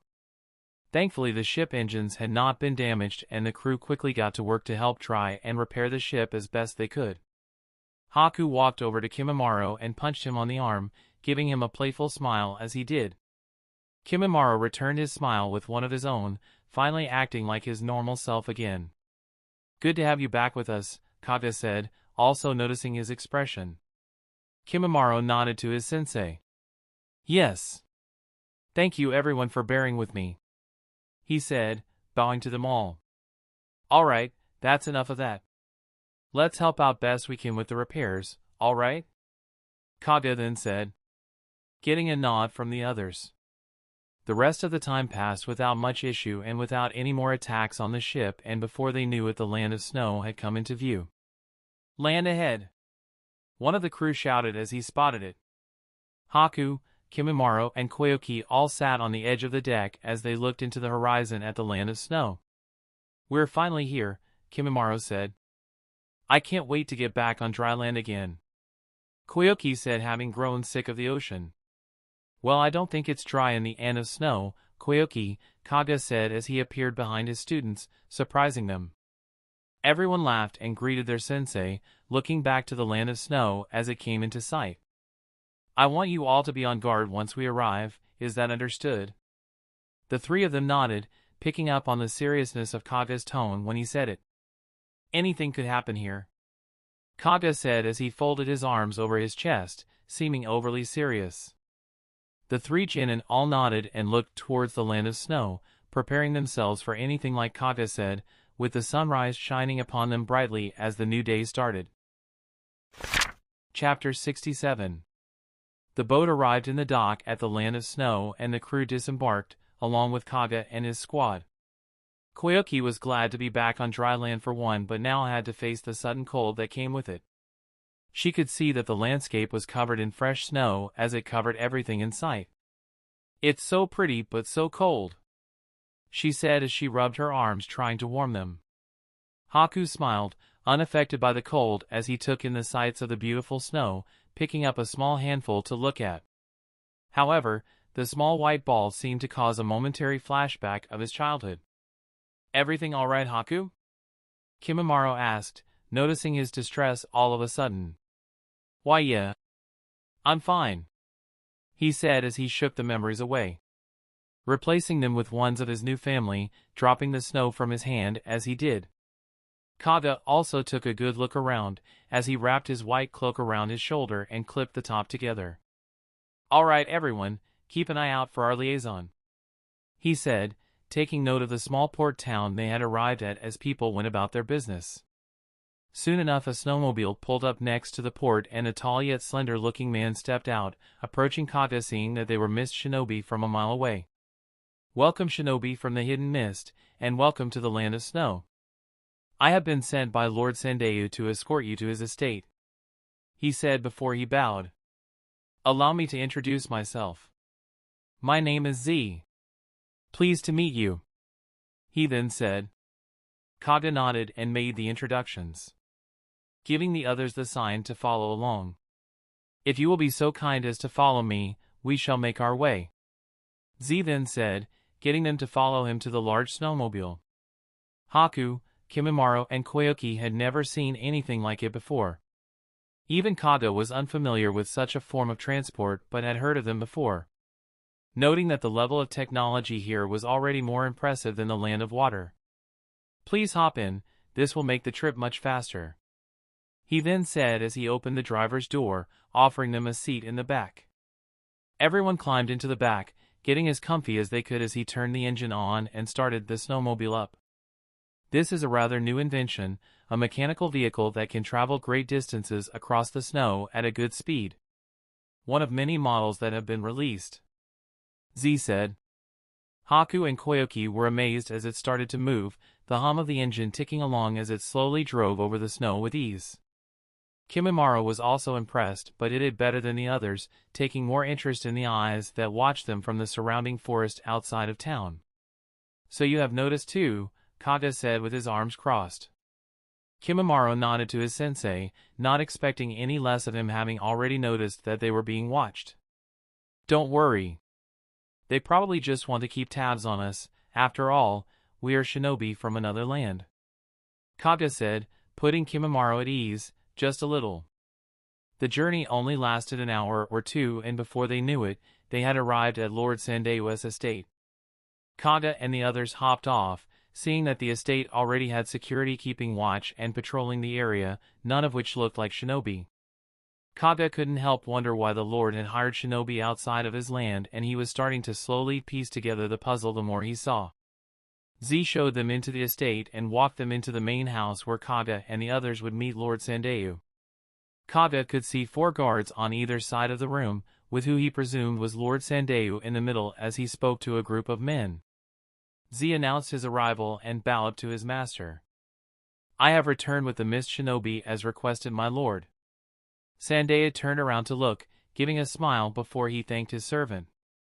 Sandayu had short black hair with small black glasses on his face, wearing formal robes of his nation. Welcome! Welcome, shinobi of the hidden mist, to the land of snow, he said as he got up and walked over to meet them. I am Lord Sandayu, please make yourself at home here, he said, looking at Kimimaro, Haku, and Koyuki, smiling at them as he did. Pleased to meet you, Lord Sandayu, Kaguya said as he greeted him. I am Kaguya. This here is Koyuki, Haku, and Kimimaro, he then said, introducing the others. Sandayu smiled at all of them, noting how young they looked, his expression showing surprise when Kaguya said Koyuki's name like the sailors. But unlike them, he held his tongue for the moment. I assume your mizukage has told you why I hired you? He then said, looking back to Kaguya as he spoke. Yes. You require an escort to a party being held by the daimyo of your land, Kaguya said, laying out the facts he knew. Sandayu slowly nodded his head, turning to his men with a reassuring smile before he looked back to Kaguya. Kaguya could tell he wasn't getting the full story, but before he could say anything, Sandayu made the first move. Please, follow me so we may speak more privately. Kaguya nodded before looking to Kimimaro and the others. You 3 stay here for now, and don't go anywhere, he said as he followed Sandayu.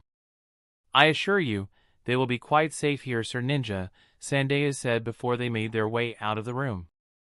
Once Sandayu felt that they were alone, he turned to face Kaguya, giving him a gloomy expression. I'm afraid I haven't been very honest with you, he said. Kaguya could feel a request coming on here, and a dangerous one at that. You see, I have had wind of a plot to overthrow our daimyo by his very own brother. He plans to execute a coup d'état at the party and has the backing of all of the other lords through fear. He even has the ninja from the land of snow at his side, and well, I want to try and save our lord and the princess, he said with a heavy heart. I just can't bring myself to allow him to go ahead with such a plan. That's why I hired you. The Hidden Mist has a strong reputation, and with your help, we can surely get them out of the country and to safety, Sandayu said. I know this is asking a lot of you, and that you have every right to decline. But please, I beg of you, he then said as he dropped to his knees. Kaguya sighed as he processed the information he had been given, thinking everything over before he responded. What you are asking is for us to become involved with another country's political matters. This kind of mission is usually placed at rank A or above.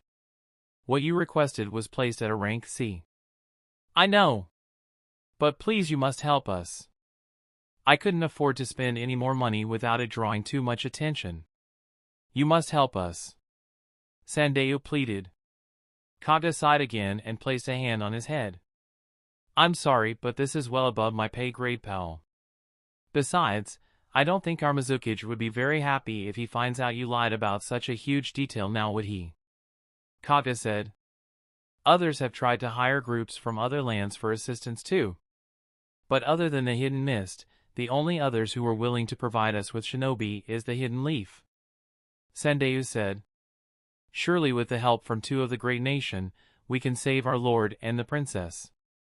The land of snow would forever be in your favor. I beg of you. Kaguya couldn't help think back to Fiona's words before they left for the mission. Somehow, only just realizing, he had a feeling he knew something like this was going to happen. That guy. Always one step ahead of everything.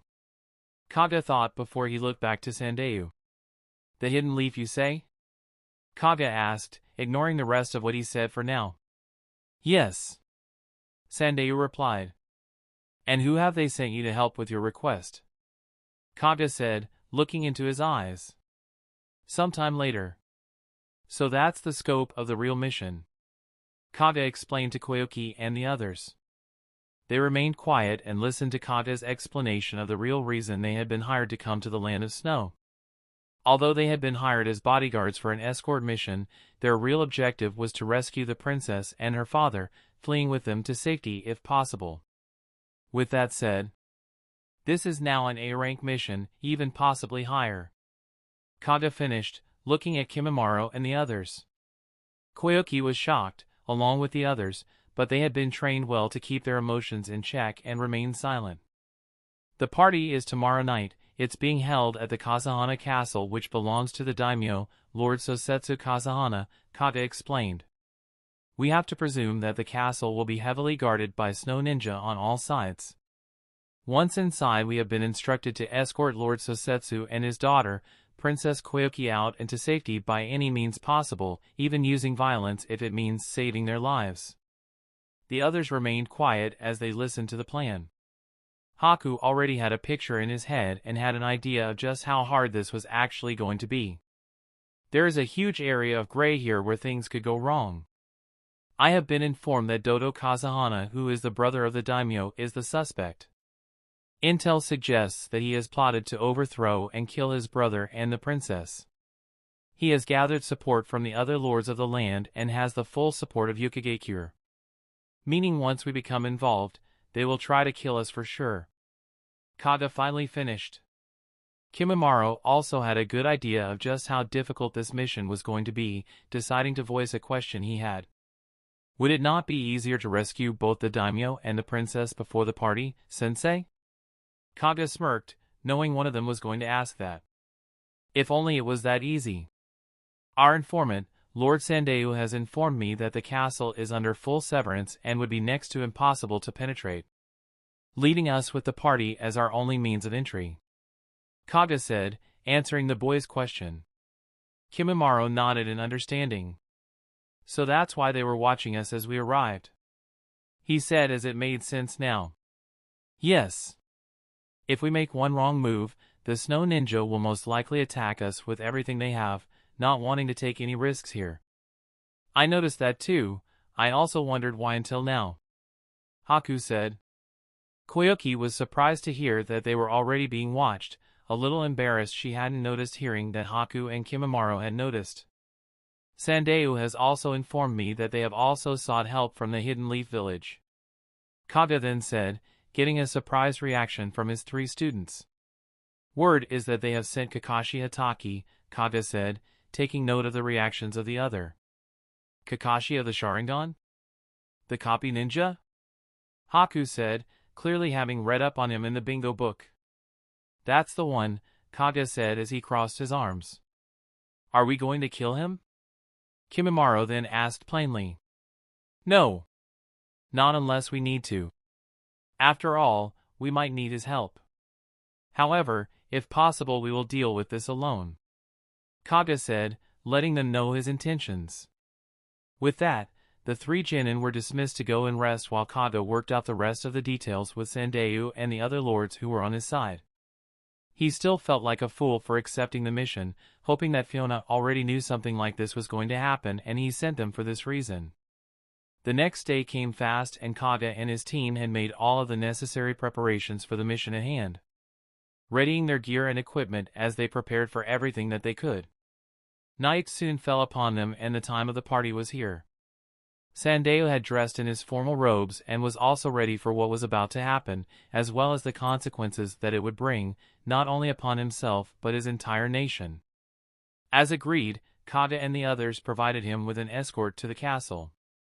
They traveled by snowmobile, one that was a little fancier than the last they had been in, fit for a lord of the land.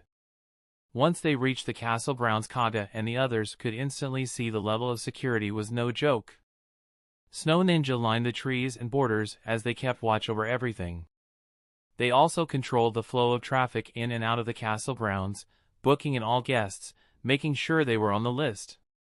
Sandayu's snowmobile finally reached the front gate and came to a stop at the Snow Ninja's command as they asked for his name and invitation. "I am Lord Sandayu," he said as he showed his invitation. The Snow Ninja also checked the vehicle and eyed Kage and the others with intense suspicion. "They are my private security and are here to escort me to and from the party. You will see they have been booked in and are on the list," Sandayu said bluntly to the Snow Ninja. The man checked the list next to Sandayu's name and could see he was telling the truth. "So they are. Welcome, Lord Sandayu," the shinobi said as he gave the signal for the front gates to open for them, welcoming them inside. Sandayu and the others entered the castle grounds and his driver parked next to the other long line of snowmobiles. "All right, remember the plan," Kage said to the others before they got out of the vehicle. Haku and the others nodded and followed Kage and Sandayu out into the open. The night air was cold and fresh snow fell from the dark sky, covering the ground in a fresh layer of snow that glowed from the lights provided around the castle. Sandayu walked towards the front entrance while Kage and the others escorted him, keeping a close watch on their surroundings. They could tell that their every move was being watched, and once they reached the front doors they would have to initiate their plan. "Welcome, Lord Sandayu," a large man said as he reached the main entrance. "I see you have brought your own private security. I do assure you, though, they will not be needed inside," the man said, eyeing the four of them up as he weighed them in. "Thank you, Lord Doto," Sandayu said as he realized who it was standing there, trying his best not to flinch. "Of course. You can never be too careful these days, and for the price they charge, one really cannot complain," he said, playing his part well. Doto smiled as he looked Kage in the eye, looking at his hidden mist headband. "Yes.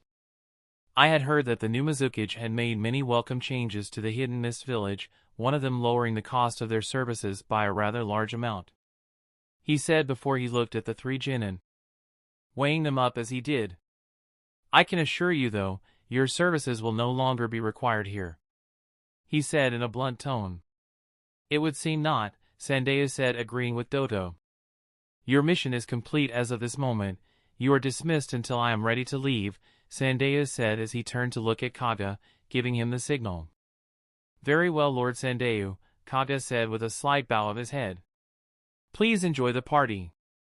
We shall remain in the vehicle until you are ready to leave," he then said as he and the others took their leave, leaving Sandayu and Doto alone to enter the castle.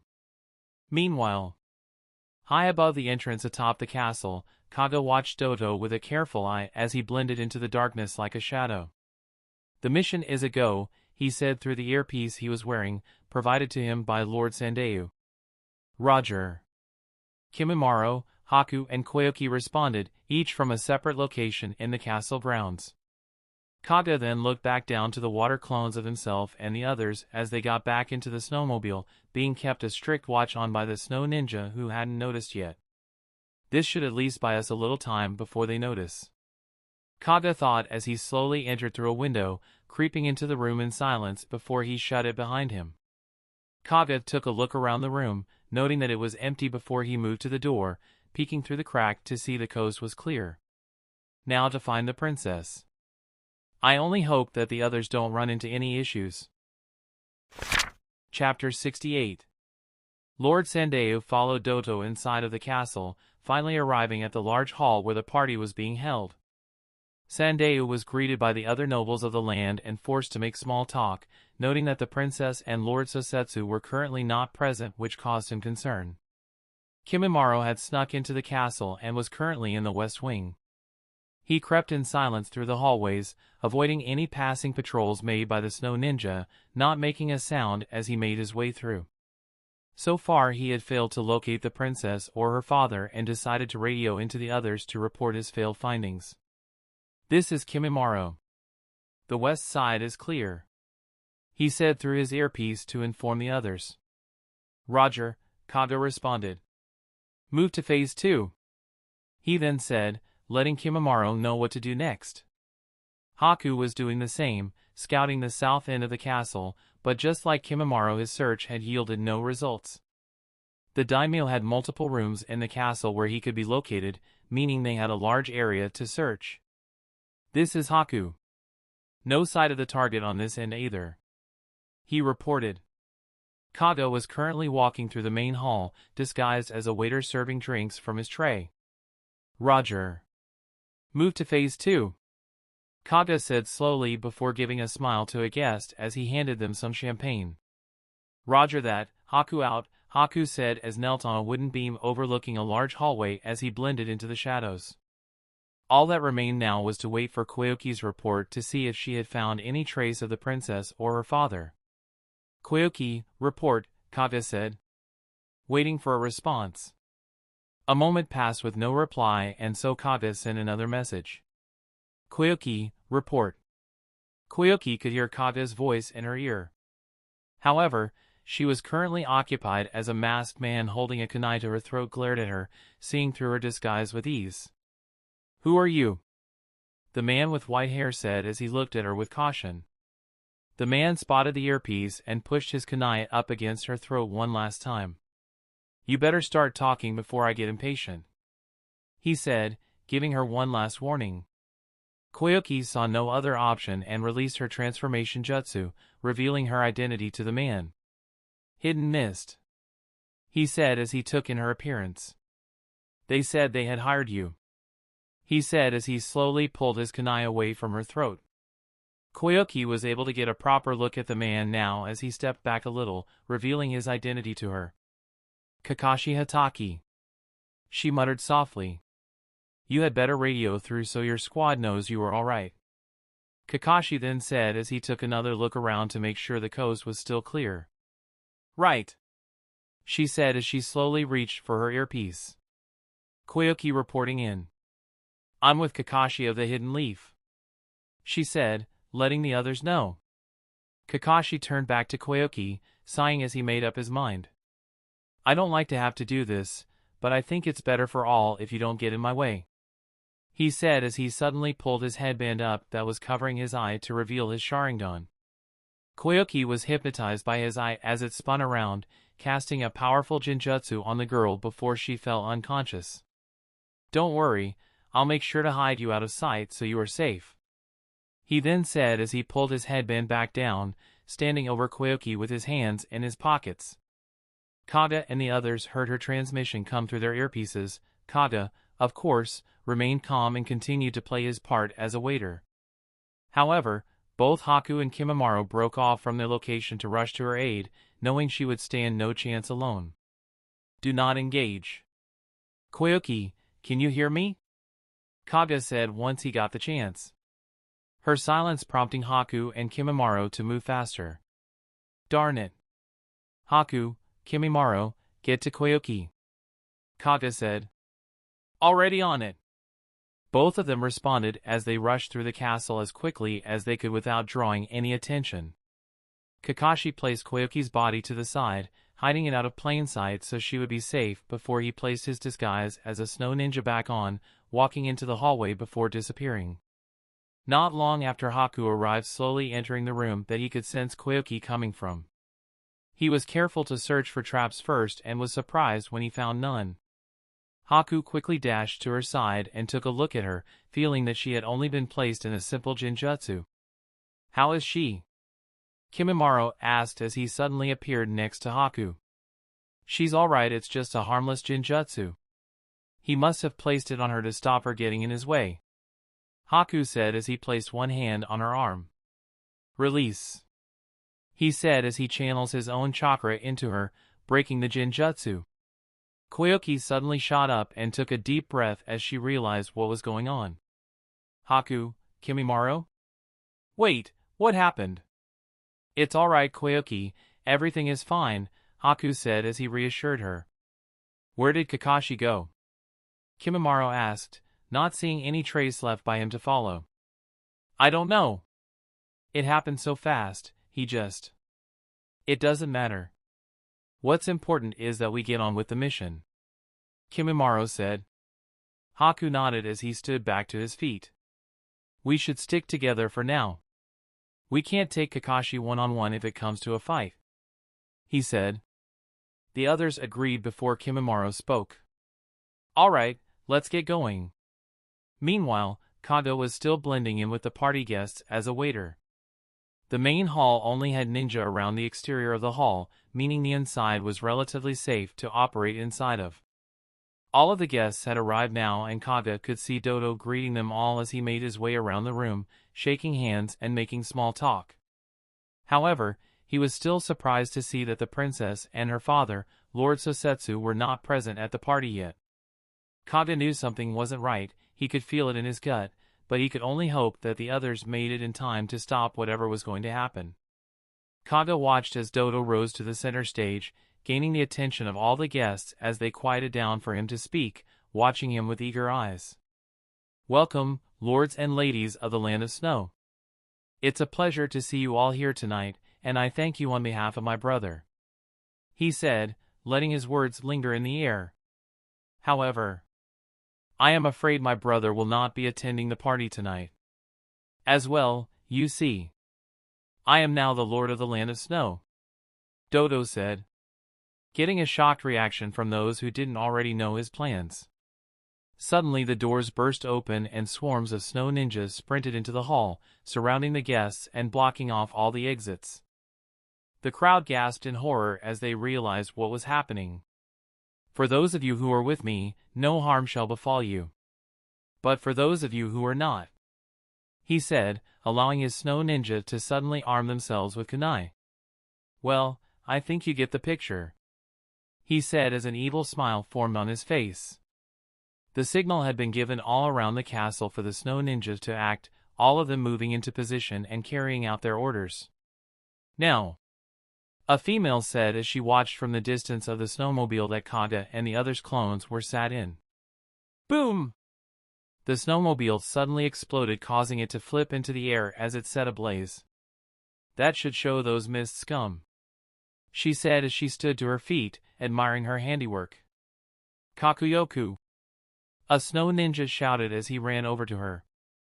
It was a fake.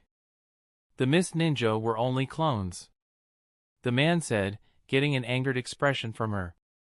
Darn it! That means they are already inside, she shouted, suddenly rushing off towards the castle. Kimimaro, Haku and Koyuki had made it to the daimyo's chambers, hoping to find Lord Sosetsu. They entered the chambers from the ceiling, moving through the tatami mats of the room above as to enter undetected. Looks like we found them, Kimimaro said as he spotted both the princess and her father, who sat on his lap while he brushed her hair. Suddenly a group of snow ninja burst into the room, killing his bodyguards in an instant, with one man stepping forwards. What is the meaning of this? Sosetsu shouted as he pulled his daughter back behind him to protect her. Forgive us, Lord Sosetsu, but Lord Doto sends his regards, the man said as he drew a blade from his back. Kimimaro and the others watched from above at what was going on and were about to jump into action, when suddenly all of the snow ninjas dropped to the floor dead as one of them dashed forwards and blocked the man's blade with his own, saving Sosetsu and the princess. What is the meaning of this? The snow ninja said. The man had purple hair that was tied back in a ponytail behind his headband. He had teal eyes and purple markings on his forehead and below his eyes. Both of the men pushed each other back, and the other disguise disappeared, revealing his identity. Kakashi Hatake, the man said as he took in his appearance. Roga Nadar, Kakashi said as he also took in his appearance, holding his ground in front of Lord Sosetsu and the princess. So they hired the Leaf to try and intervene, did they? Roga said as he smiled, standing tall in front of Kakashi. You could say that, Kakashi said, standing his ground wearing his umbu gear. Although officially I'm not here, he said, giving a smile. Also, now would be a good time for you three to lend a hand, he said, speaking to Kimimaro and the others. He knew we were here all along? Koyuki said, surprised. Haku and Kimimaro didn't hesitate and quickly burst from their cover as they landed around Sosetsu and the princess. Miss Shinobi? Roga said in surprise. I thought Fubuki took care of you, he said. No matter, You will not escape. Roga shouted as more snow shinobis suddenly flooded the room, surrounding them from all sides. Haku.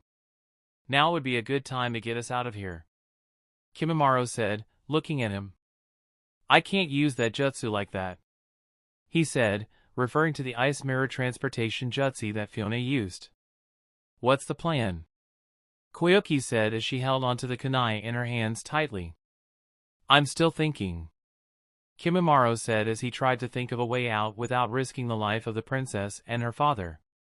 Kakashi was the first to move as he quickly threw a kunai with a paper bomb attached to it at the back wall, causing it to explode and stun everyone in the room for a moment. Go now! He shouted as he quickly blocked an attack from Roga, who had launched forwards not hesitating like the others. Kimimaro turned to Haku and Koyuki. You two go and get them out of here, he shouted. What about you? Koyuki asked, confused. Let's go, Koyuki, he will be fine, Haku said as he quickly dashed and picked the princess up, throwing her over his back against her will. What are you doing? Put me down! She screamed as he did so. Koyuki nodded as she quickly ran over to Lord Sosetsu and took his arm. Quickly this way, she shouted, pulling him towards the large hole in the wall. We can't jump from here, Sosetsu shouted as he hesitated. We don't have a choice, Koyuki shouted as she jumped, pulling him with her and following Haku, who was free-falling with the princess as she screamed at the top of her lungs. Kakashi watched them jump as he was locked in a tense battle with Roga, feeling the pressure due to the strange armor he was wearing, but he felt better now he could fight without worrying about having to protect them. Kimimaro quickly dashed towards his aid, letting bones rip throughout his body and anyone else who got too close trying to stop him. Arg! The snow ninja screamed as he ripped through their ranks with ease, slashing and hacking away at anyone he got close to. What the hell is that brat? Roga shouted as he flipped back away from Kakashi as Kimimaro charged at him. Kakashi was also surprised, remembering the last time he had seen such an ability. Kimimaro landed and stood next to Kakashi, giving him a nod before he looked back at Roga. That's just like the mizukages, Kakashi thought, making the connection. He didn't linger on the thought too long and quickly started back to action. I'm not that easy, Roga shouted as he made a few hand signs. Kakashi's eyes opened wide as his Sharingan noticed what he was doing. We need to jump now, he shouted at Kimimaro, turning and running towards the hole in the wall. Kimimaro didn't hesitate and followed Kakashi with haste. Not so fast, Roga shouted as his hand signs triggered paper bombs that had been planted all around the room to explode, engulfing the room in fire and smoke as the explosion burst throughout the castle, shaking its very foundations. Meanwhile, Kaga was trapped inside the main hall with the other lords, surrounded by a small army of snow ninja who he placed at least Chunin level. Kaga's role was to protect Lord Sandayu and get into safety if possible. However, that would be easier said than done now. I am going to read a list of names now. If your name is on this list, then you shall be executed for standing against me, Doto said as he pulled a piece of paper out.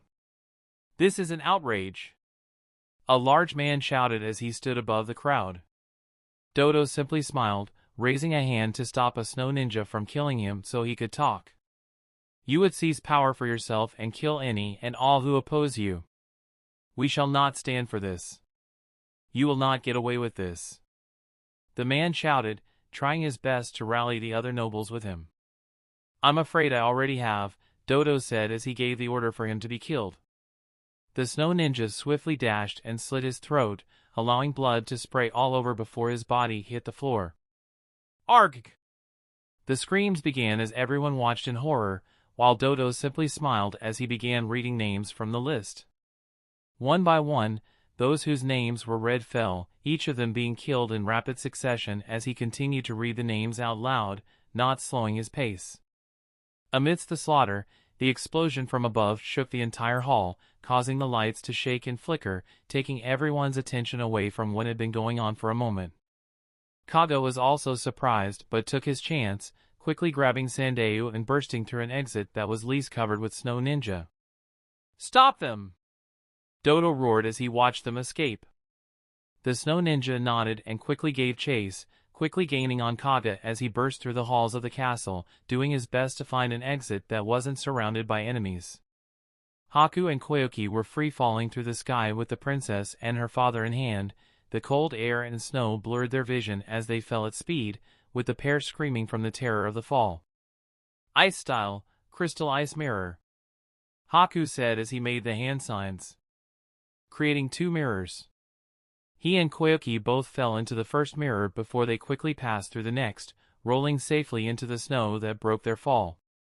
They both looked up at the castle to see the huge explosion burst through the top layer, engulfing it in flames, causing them to fear the worst. "Did they make it?"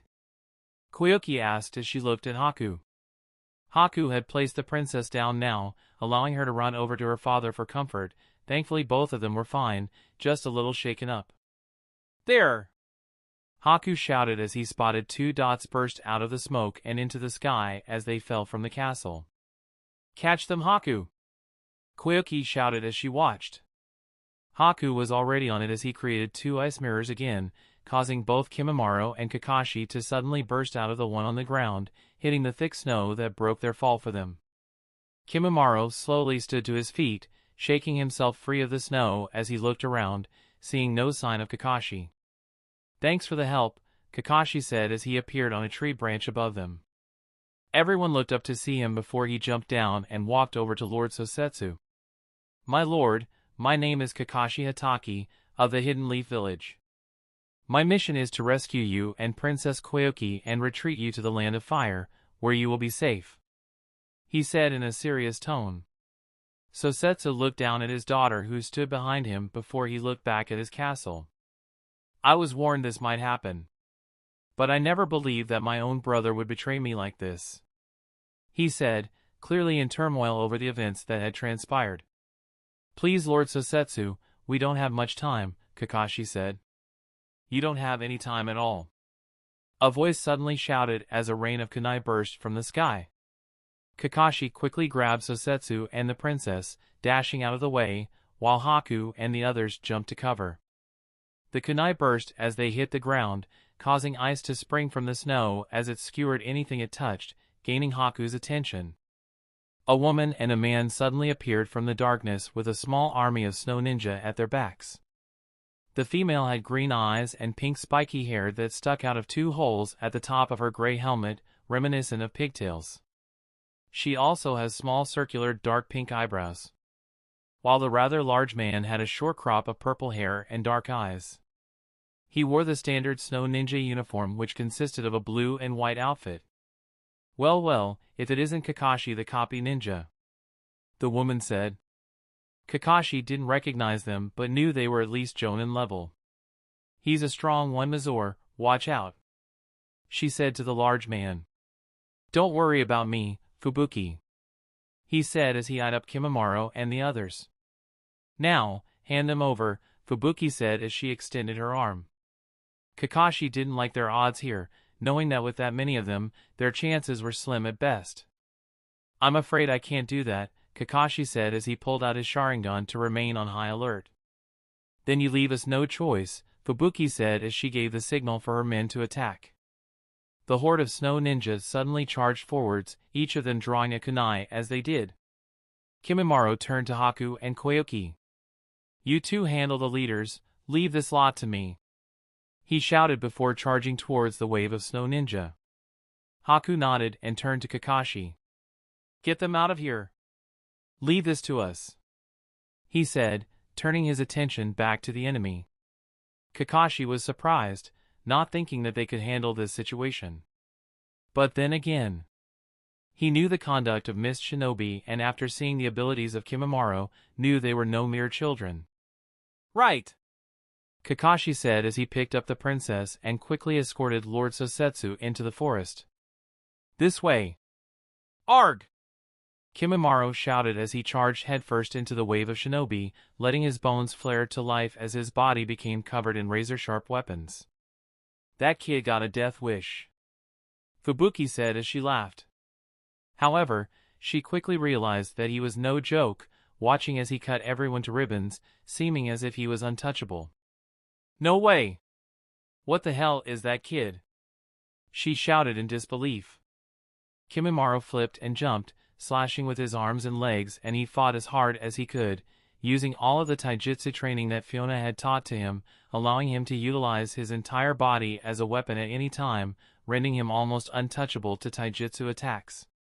One after the other they fell as they tried to fight against the monster that was Kimimaro of the Hidden Mist, screaming as they were impaired or cut to pieces. Fubuki had seen enough and started forming hand signs to intervening when suddenly Haku appeared and threw a handful of sunbon at her. However, they bounced off as if they had been replied by an invisible force. "Not that easy, kid," she shouted as she turned her attention to him. "Ice-style swallow snowstorm," she shouted as she turned the snow around her into a flock of ice birds that flew towards Haku like a storm of shuriken. Haku was caught off guard as he watched her use an ice-style jutsu, not knowing that the snow ninja could use ice-style. However, he quickly regained his composure and flipped backwards to dodge the attack. The snowbirds quickly flew around and changed direction as they headed back towards him, ready to skewer him. But Haku wasn't so easy. "Ice-style, ice wall," he said as he created a wall of solid ice that blocked all of the ice shurikens. "Ice-style, ice prison jutsu," Fubuki shouted as she slapped her hand onto the ground, causing large pillars of ice to spring to life, trapping Haku inside one of them as he tried to jump out of the way. Fubuki looked at her handiwork and smiled. "That's one down," she said as she placed her hand on her hip, seeing Haku trapped inside the ice pillar. Meanwhile, Koyuki had stood her ground as the larger man Mizor charged at her on what looked like a snowboard. He glided along with the snow at impressive speed towards her, ready to attack. Koyuki quickly flipped back into the air as she threw a handful of kunai at him. However, they simply bounced off thanks to his strange armor. "What the hell?" she thought as she landed and watched him turn around on the snow, ready to charge towards her again. "Alright then. Wind style, air bullets," she shouted as she made the hand signs and unleashed a barrage of air bullets at him. But once again, the armor he was wearing seemed to cancel out her jutsu, as if it had been blocked by an invisible force, leaving her with only the option to dodge again.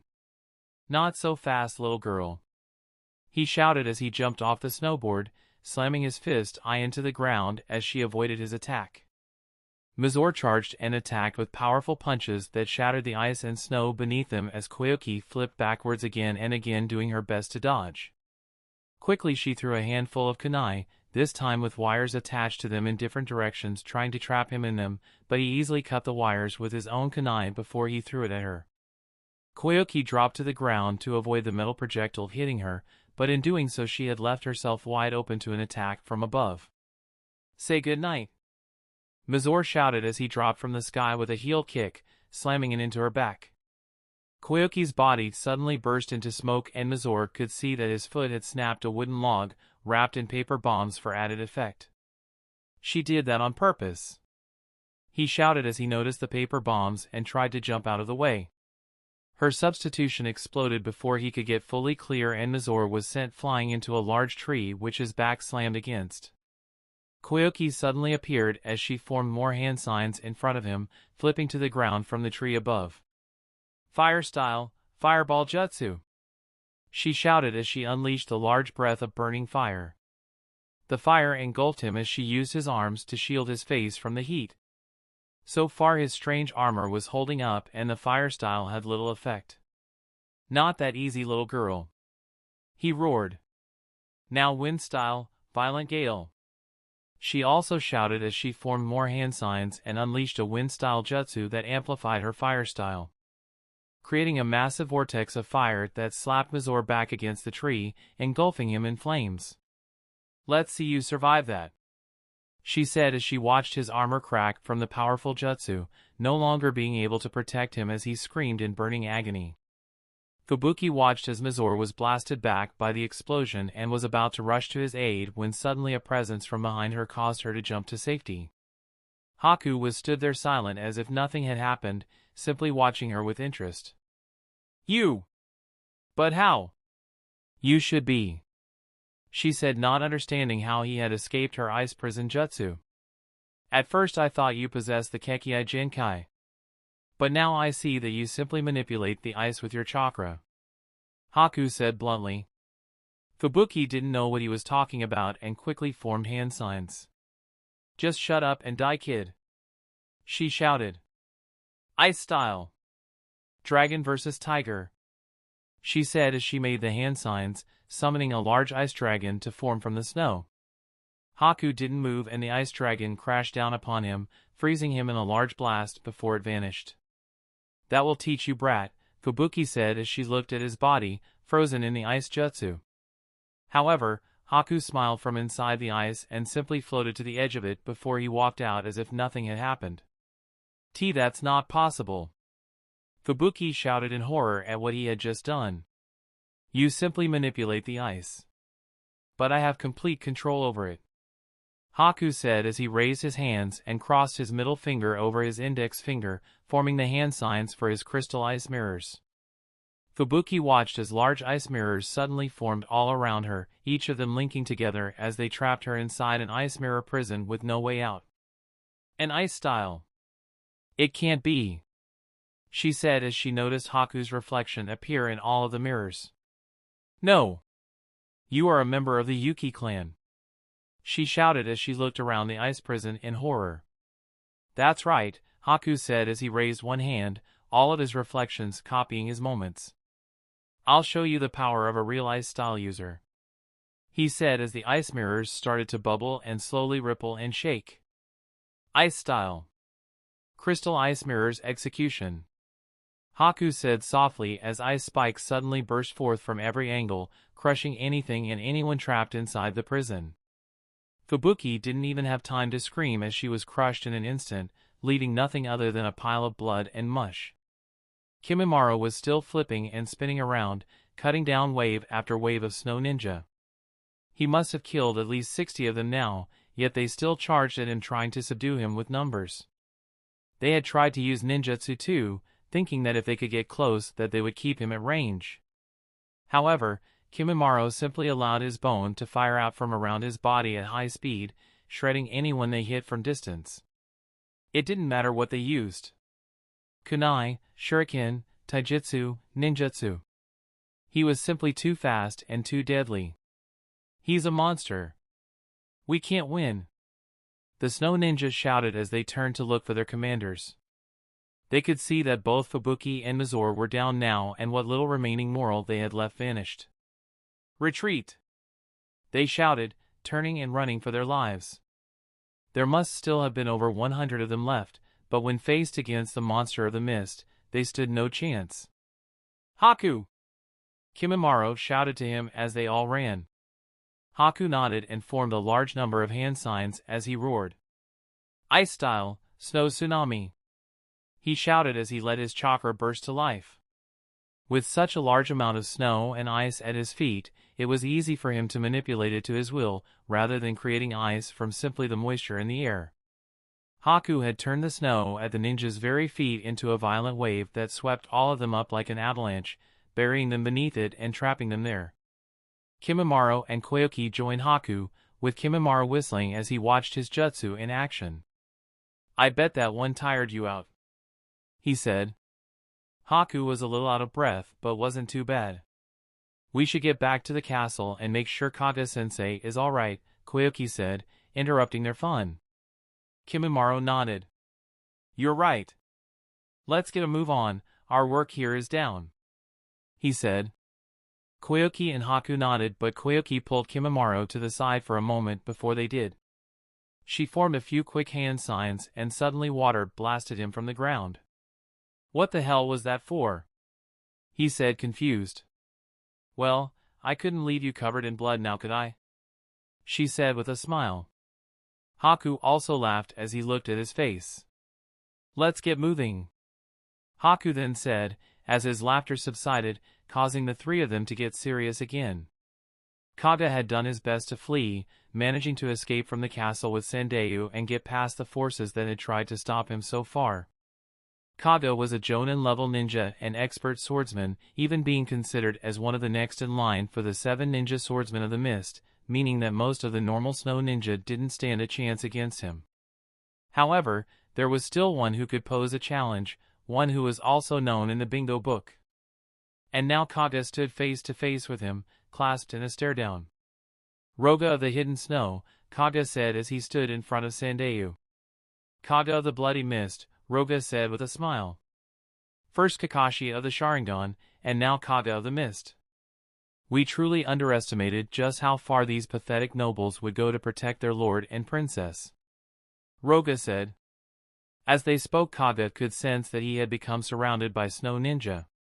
To his back was the castle that burned, providing light throughout the night sky, illuminating the falling snow as it covered the already white blankets. Yet to his front was an army of snow ninja, led by a powerful shinobi. "You will not escape alive," Roga said as he gave the order for his men to attack. "Here we go," Kaga said as he watched the waves of snow ninja descend upon him. Chapter 69. Kaga stood face to face with Roga of the hidden snow, along with his small army of ninja that surrounded them, forming a circle, leaving Kaga and Lord Sandayu nowhere to go. Roga smiled as his posture rose, knowing that Kaga had no way out. "It's over for you, you might as well surrender and die," he said. Kaga was struggling to think of a way out, knowing he couldn't take on such a large number of shinobi and protect Lord Sandayu at the same time. When suddenly an idea came to mind, a long shot, but with no other options, he wasn't exactly left with much choice. A big man when surrounded by your forces. "But what are you when you take that all away?" Kaga said, trying to provoke him. Roga was smart though, knowing what Kaga was trying to do and not falling for the bait.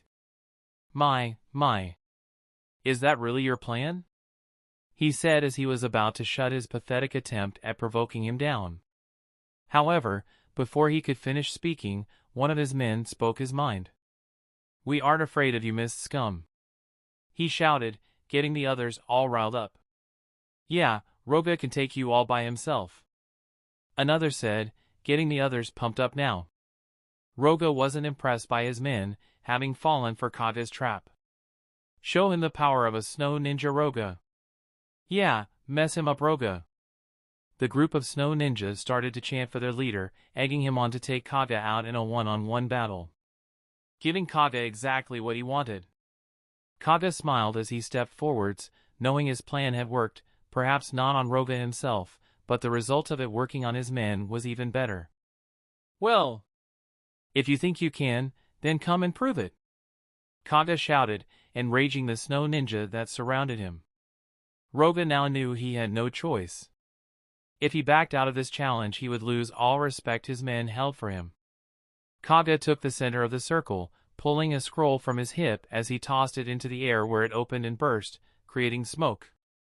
A large sword appeared and flipped through the air before Kaga caught the hilt and twirled it around with skill as he took his fighting stance. Roga instantly realized Kaga's skill with a blade, seeing that the information in the bingo book was true. Roga quickly drew his own short dagger, knowing he would have to remain on guard. "I guess I have no choice," he said as he took his own stance. "You will die, mist scum," Roga shouted as he charged in on the attack, slashing down with his short sword.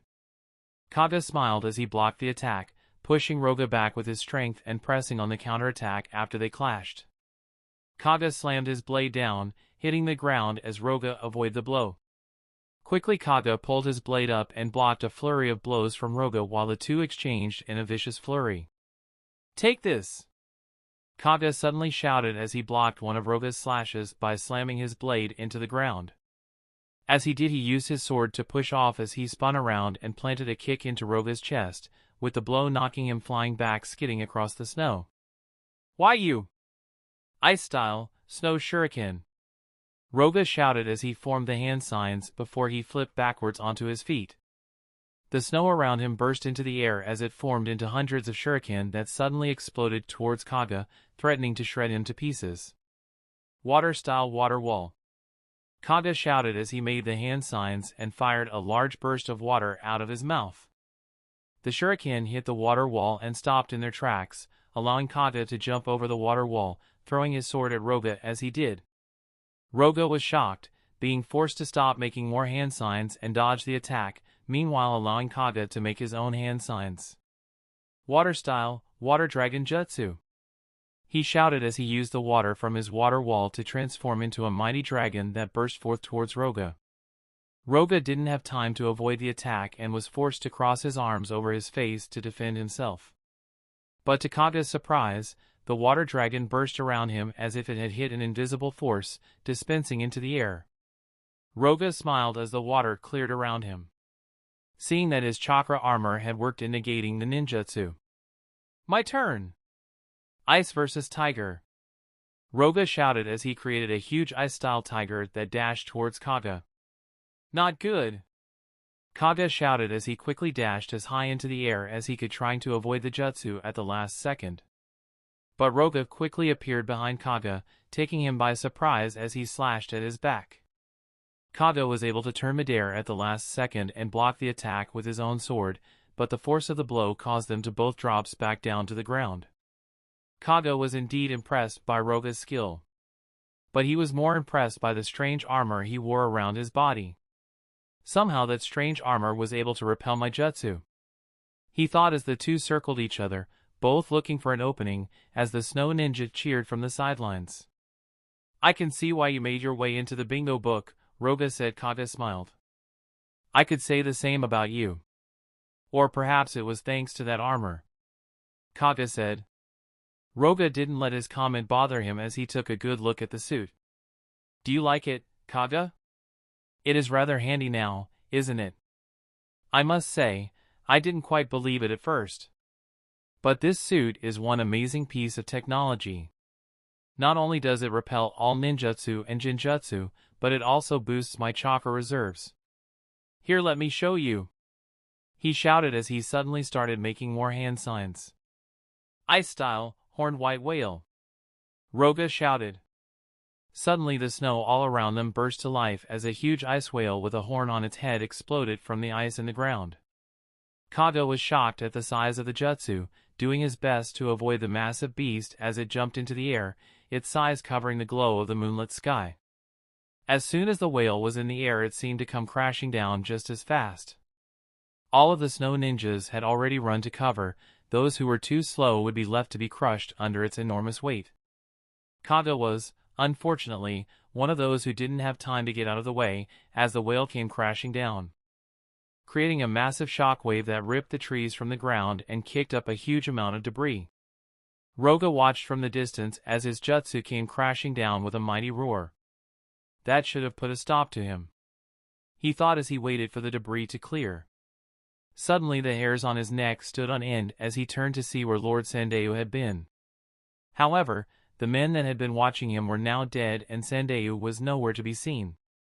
Don't tell me he escaped, Roga shouted, realizing Kaga had used his jutsu as a distinction and escaped. Find them! Do not let them escape, Roga shouted to his men, who realized the same thing now that the debris had cleared. Spread out and cover every part of this forest, Roga shouted to his men as they dispersed, moving as fast as they could. Cues that bastard, Roga muttered as he looked into the night sky before he too vanished to help in the search. Meanwhile Haku, Kimimaro and Koyuki were rushing through the forest trying to head towards Kaga as quickly as they could. They had completed their end of the mission and helped Kakashi get the Lord and Princess away and to safety. Now all that was left was to regroup with Kaga and help rescue Lord Sendeu, if they were still alive. Look! Over there! Haku suddenly shouted as he spotted the huge ice whale jutsu in the sky before he watched it crash into the earth. That must be where Kaga-sensei is fighting. We have to hurry, Koyuki shouted, fearing the worst. Come on, let's move, Kimimaro said, as he suddenly shifted his speed up a gear and dashed off. Haku did the same with Koyuki following behind them. As they did, Kimimaro suddenly felt a presence and turned around to see Kaga and Lord Sendeu running along the ground below. There! Kimimaro shouted to the others who had also spotted them now. Kaga-sensei, Haku shouted as the three of them dashed down towards them, happy to see he was still alive. Good, you three are all right. Quickly, we have to escape, there is no time for small talk. We need to get out of here ASAP. Kaguya said, knowing the snow ninja were fresh on their tail. Kimimaro and the others nodded at the situation, and Haku and Koyoki took a hold of Lord Sendeu under each of his arms. Come on, let's get a move on, Kaguya said, not wanting to waste any more time. Kaguya suddenly felt the hairs on his neck stand on end and turned around to see an incoming attack. Look out! He shouted, trying to warn them. A rain of ice-style kunais suddenly hit the ground all around them and caused the ice and snow to burst up, forming razor-sharp spikes. Kimimaro was able to counter them with his own bones, snapping the ice with them before it could hit him. Kaguya quickly grabbed Sendeu and Koyoki as he dashed up into the trees for cover, avoiding the barrage that followed him, while Haku simply stopped the ice with his own chakra before it even came close to him, seeing how he could completely control the element with his chakra, unlike the snow ninja. Kimimaro and Haku both looked at each other and then at the large amount of snow ninja that had surrounded them, each having a smile on their face. Let's do this! Kimimaro shouted as suddenly fired round after round of bone bullets towards them, using his wits to help move them into position for Haku, and of course, killing any who thought they could block them with mere kunai. Haku smiled as he started making hand signs, locking onto all of the snow ninjas he could before he slapped his arms onto the ground. Ice style, ice graveyard! He shouted, using the technique that Fiona had shown to him. Ice spikes suddenly burst from the snow, ripping through and freezing anyone they touched. It made its super effect thanks to the amount of snow that already covered the land, making it the perfect environment for Haku to fight in, as he could use any of the snow as a weapon. The entire battalion of snow ninja had been wiped out in a matter of seconds thanks to Kimimaro and Haku's teamwork, leaving none of them left alive. Come on, let's get back to Kaguya and Koyoki, Kimimaro said with a smile. Haku nodded before they were both taken by surprise. Not so fast, kid. Ice-style dragon versus tiger. Roga suddenly shouted as he used his jutsu from a safe distance, aiming it right at Kimimaro, taking him off guard. The jutsu hit Kimimaro head-on and smashed into the ground before trapping him in a large pillar of ice. Kimimaro! Haku shouted as he watched, too slow to do anything. That's one down, one to go. Roga shouted as he landed next to Haku and slashed at him with his dagger. He had already seen Kimimaro's abilities up close and knew that his chakra armor was weak against taijutsu, meaning if he took him out first his chance of victory was almost certain. Haku was quick though and was able to duck under the first attack before he blocked the second with his own Senbon needle, holding Roga in a clash between the two of them. You're strong for a runt, Roga said as he tried to push Haku back. But Haku held in place as he matched his strength. I don't have time to mess about with this guy, Haku thought as he grit his teeth in anger, knowing Kimimaro wouldn't have long being trapped in that ice. Ice style, 1,000 needles of death! Haku suddenly shouted as he made the hand signs with just one hand. Roga's eyes burst open in surprise before he quickly broke the exchange between them as he tried to get clear. However, Haku had already used the snow by his feet to freeze him in place, trapping him as he was hit at full force by the ice needles over and over again. When did he? He shouted as he covered his face with his arms. Luckily for Roga though, his chakra armor was able to hold up and the ice needles smashed into the barrier around him. Haha. I don't think so, kid. Roga shouted as he smashed the ice around his feet and jumped into the air, slapping a spinning back kick into Haku's shocked face, landing a direct blow as he sent him crashing into the ground. So you're a Yuki member, huh? Roga said as he looked down at Haku, connecting the dots, knowing he could control ice freely, being capable of incredible feats in such an environment. I'll kill you quickly. Roga then shouted as he raised his dagger, preparing to kill Haku with it before he could use any more jutsu. Haku didn't have time to move or defend himself as he had been taken off guard by Roga's chakra armor and being hit by the strong kick. Haku's world slowed down as he watched Roga cock his arm back ready to kill him, knowing there was nothing he could do to defend himself in this moment. As he did, Just one thought kept playing through his mind over and over again. Fiona-sensei would be disappointed. Suddenly the ice that Kimimaro had been trapped in exploded, sending large chunks of ice flying through the air as both Roga and Haku were forced to turn their attention to what was going on. What in the... Roga shouted as he turned to see what had happened and what he was now faced with. Meanwhile, both Kage and Koyuki were fighting wave after wave of snow ninja as they still chased them, not giving up on capturing them anytime soon either from the looks of it. Kage-sensei, I don't see Haku or Kimimaro. Koyuki shouted as she dodged more ice kunai. Don't worry about them right now, Koyuki. We have to focus on getting Lord Sandeu out of here first. Kage shouted as he threw a handful of shuriken to counter more ice kunai that were headed for them. Also, what happened to Lord Sosetsu and the princess? He asked as they continued to run through the forest. Kakashi of the Hidden Leaf took them both while we held off the enemy sensei. I think they made it out, Koyuki said. Kage sighed as he nodded. No worries, as long as they are safe, I'm sure we can sort something out once we make it out of this mess. But for now, let's focus on keeping Lord Sandeu alive. Kage said as he suddenly grabbed a kunai out of midair, not a hair's length away from Sandeu's face before he strapped a paper bomb around it and threw it back towards the enemy with amazing skill. Lord Sandeu couldn't believe how things had turned out, but now was no time to act like a coward, even though kunai were raining down upon them. Roger that. Koyuki shouted as she followed her sensei's example, doing her best to duck and dive as they continued to run. Ice style, Black Dragon. A voice suddenly said from in front of them. Watch out! Kage shouted as he pushed Koyuki out of the way, also tossing Sandeu with her. A massive black dragon made of ice crashed into Kage, smashing into the ground before it dragged him away and finally slapped him against a tree where he was trapped in a layer of ice around his entire body, leaving his head free. The force of the blow had left him unconscious as his head dropped, but he was still alive for the time being. Koyuki turned to look who had used the jutsu as they slowly walked into the moonlight, revealing their new assailant. Doto! Sandeu muttered under his breath as he finally walked into the light, revealing his large black set of armor that covered his entire body. Sandeu, did you really think I would let you escape? He said with an evil grin that reflected from the full moon's glow, leaving Koyuki and Lord Sandeu in a world of trouble. Chapter 70. What in the hell is that? Roga suddenly shouted as the shockwaves knocked him back, giving Haku enough time to avoid his finishing blow. Both Roga and Haku stared at Kimimaro, watching as his body was covered in a ferocious red chakra. Haku smiled and quickly jumped back into the air as he threw a handful of sunbon needles at Roga, taking advantage of the confusion to get clear of him.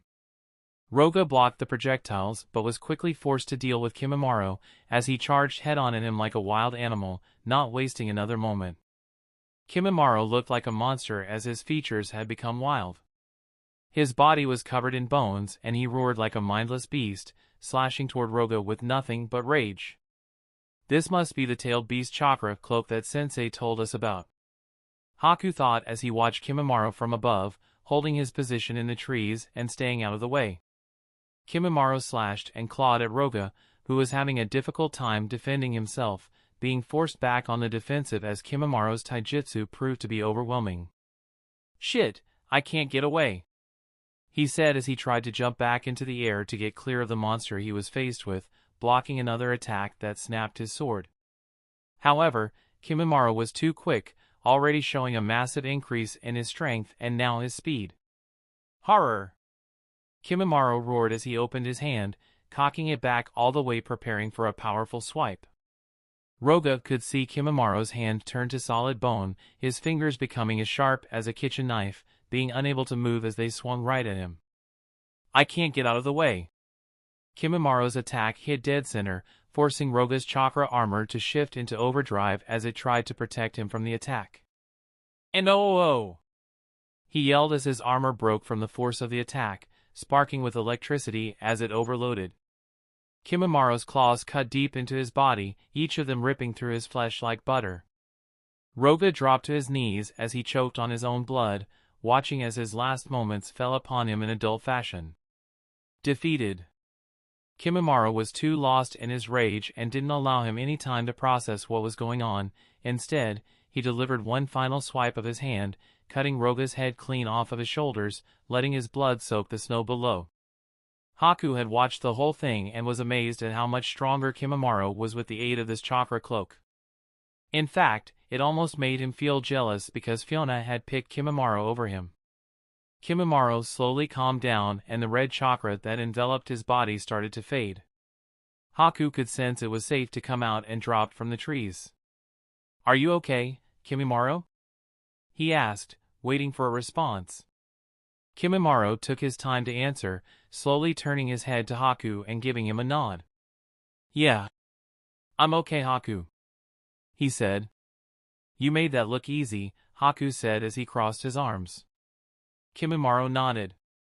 "That was the power of the three tails that sensei sealed inside of me. I've never felt anything like it," he said as he inspected his hand, slowly making a fist and squeezing. Haku nodded. "It was pretty amazing," he then said, remembering that Kimimaro would have died if Fiona had not sealed the three tails inside of his body, feeling bad for being jealous. Kimimaro nodded, shifting his attention back to the mission. "We had better catch up with Kage-sensei and Koyuki, I have a bad feeling," he said. Haku agreed, giving him a quick nod before they both shifted into gear and dashed off.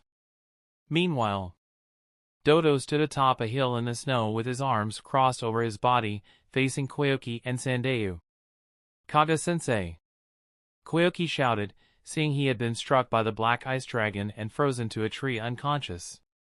"It's no use, little girl, he is the first to fall and he won't be the last," Doto shouted as he started to make hand signs, letting his chakra flare to life. "You need to get out of here. It's not safe," Koyuki shouted to Sandeu as he raised her kunai, not sure what was going to happen. I can't leave you behind," Sandeu said, knowing he couldn't be of any use, but feeling like he couldn't abandon her. "Now die! Ice-style Black Dragon Jutsu!" Doto shouted, unleashing another huge black ice dragon towards both of them. "Move!" Koyuki shouted as she grabbed Sandeu, trying to pull him out of the way with her. The ice dragon hit the trees and exploded, freezing everything in its path with incredible power. "Stay here!" Koyuki said as she placed him down on a tree branch, jumping into the air and making her own hand signs. "Fire style, fireball jutsu!" she shouted as she shot a ball of fire towards Doto.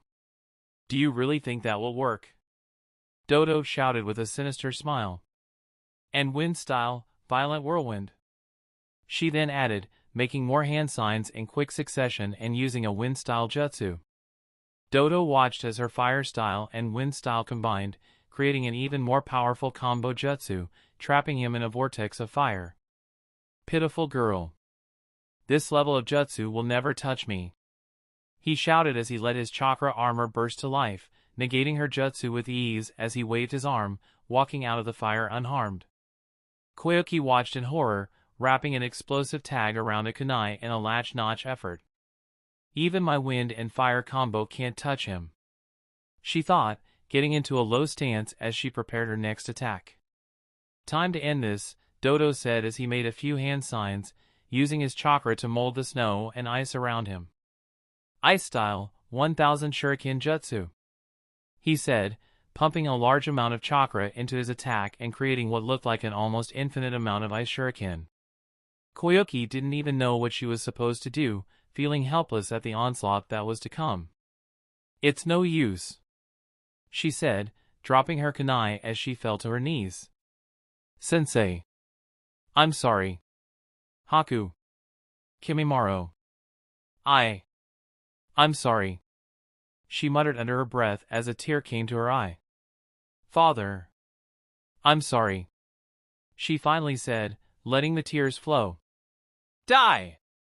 Doto shouted as he let his jutsu fly, firing the 1000 ice shuriken, letting them tear through the cold air ready to shred her to ribbons. Koyuki looked up, watching death flying towards her, taking what she thought to be her last breath of cold air, feeling her lungs burn one last time.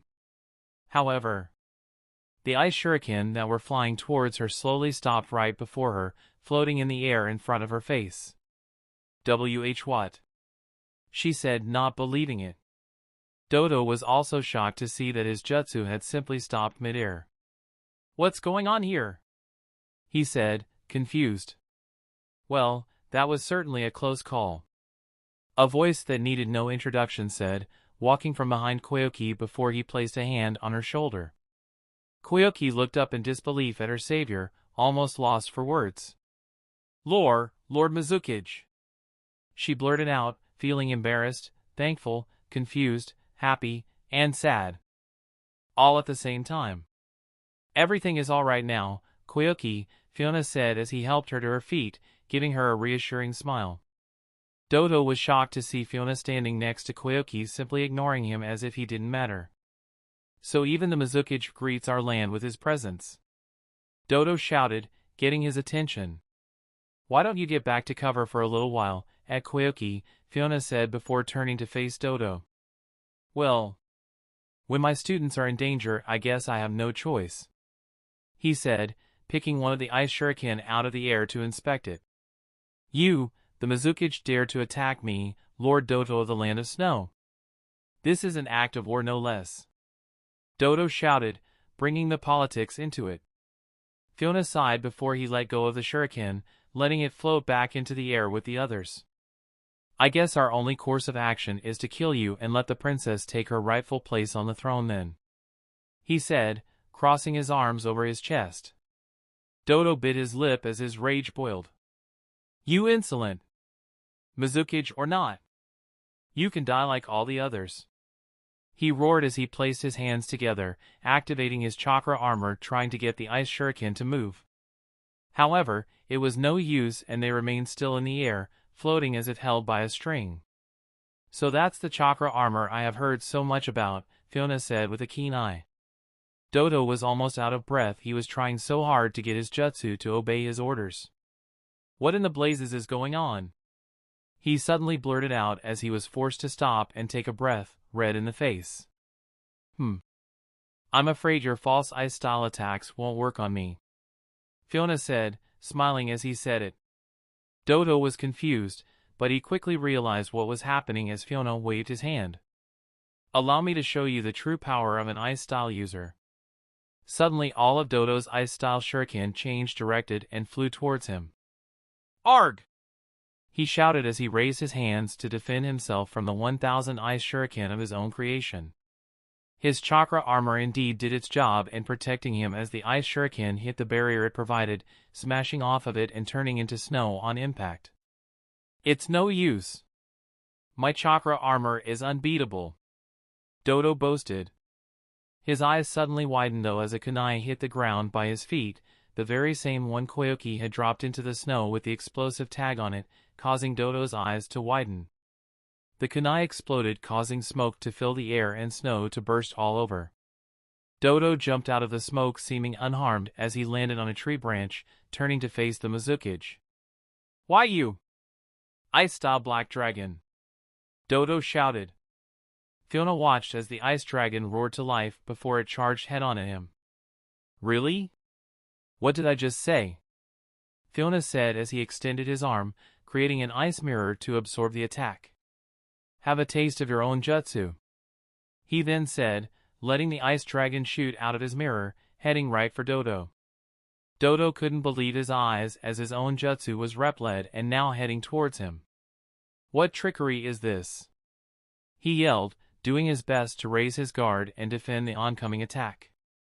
The ice dragon smashed into Doto, exploding against his chakra armor with the force sending him flying back where he slammed against a tree. I think that's enough of this, don't you? Fiona said, appearing next to Doto and placing a hand on his shoulder. Doto almost jumped out of his skin, quickly slapping his hand away and moving to get some distance. I don't think so. Triple Ice Dragon, he shouted, making the hand signs before he fired 3 black ice dragons at Fiona, leaving him with nowhere to go. I'm already tired of this, Fiona said, this time letting his chakra burst to life as he seemingly disappeared. He moved so fast. Where did he go? Doto shouted as he watched his ice dragon smash into the ground where he had been stood. Doto was suddenly struck in the face, knocking him across the snow with force. Doto was surprised and flipped back, hopping up to his feet again. "Show yourself!" he shouted, enraged beyond anything he has felt before. Fiona appeared in front of Doto with blinding speed and cut all the straps that held his chakra armor to his body. "It's over for you," he then said as he pierced Doto's heart with a bone blade, infused with his own ice style. Doto took a step back as the pain washed over his body, unable to even moan as he felt his body freezing from the jutsu. Curse you!" Doto muttered as his body froze, crumbling and breaking apart as it fell into the snow, becoming one with the land of snow itself. Fiona sighed in relief. "It's over," he then said, turning to look at Koyuki. Fiona then turned his attention to Kaga, who was still frozen to a tree. Quickly he vanished and reappeared next to him, placing a hand on the ice and melting it with his chakra. Koyuki couldn't even keep track of his movements, still amazed he had shown up to save her. "Is that who I think it is?" Sandeo asked, not believing how easily he had dealt with Doto. "That's Lord Mizukage, all right," Koyuki replied, admiring him as she did. Fiona put Kaga down next to Koyuki and Sandeo, looking to Sandeo with a smile. "Lord Sandeo, I believe," he said, extending his greetings. "Lord Mizukage," Sandeo replied with a slight bow of his head. "Please, call me Fiona," he said with a smile. Fiona then stood up, turning his attention behind him. "Right on time," he said. Haku and Kimimaro couldn't believe their eyes as their sense came into view. It really is Fiona Sensei," they both shouted, charging towards him overjoyed. "Sensei! You're here!" they both said, charging over to him. Now boys. Let's keep it professional," Fiona said with a smile as he placed his hands on their heads, giving them praise. "I'd say that this mission is finally complete," Fiona then said, getting a nod from the others as the sunlight shone from over the trees with the morning sunrise. Chapter 71.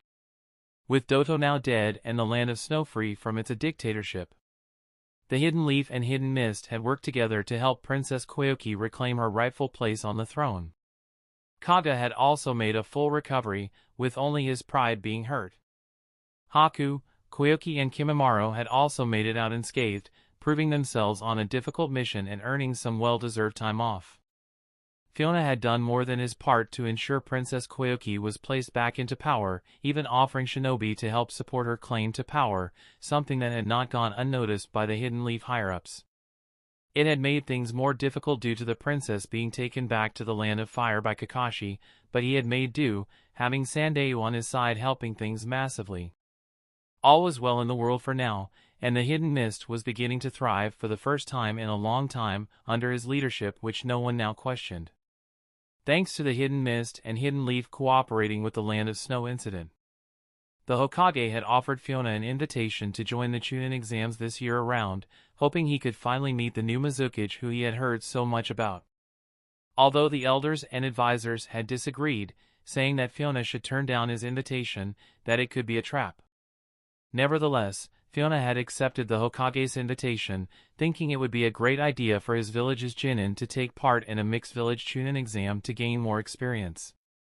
Now the Hidden Leaf, Hidden Grass, Hidden Rain, Hidden Waterfall and now the Hidden Mist would be taking part in the exam, meaning all sorts of young shinobi would be taking part. Fiona was excited, wondering what kind of exams they would use and if it would be similar to the manga and anime. He had already placed 3 teams who were ready this time around for the exam. Of course, the first was Team Kaga, consisting of Haku, Kimimaro, and Koyuki. The next was a team of Chunin that consisted of one Kajira Hashigaki.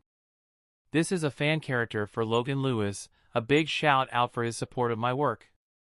He was a member of the Hashigaki clan and one to watch out for. His team consisted of another member of the Hozuki clan and another Chunin who had scored highly on the exams. Finally was another team of Miss Chunin who were from no clans, but had good potential and were ready for the exam. Fiona was also looking forwards to seeing the Hidden Leaf Village for himself, as well as meeting the third Hokage in person, this time when he wasn't trying to kill him, he thought as he chuckled to himself. A few months had passed now and Fiona had allowed Haku and Kimimaro to rest, while also spending time with Mei and Swearin and his 2 children. His son, who had been named Fuyona Yuki, was Mei's son. He was a broad baby with black hair that had small hits of red in it. His eyes were ice blue like Fiona's, and he always smiled once he picked him up. Swearin's daughter, who had been named Asami Yuki, had blonde hair just like her mother, but blue eyes like her father, although her hair was starting to grow a little darker as she got older. She also bore the kaguya markings on her forehead and around her eyes.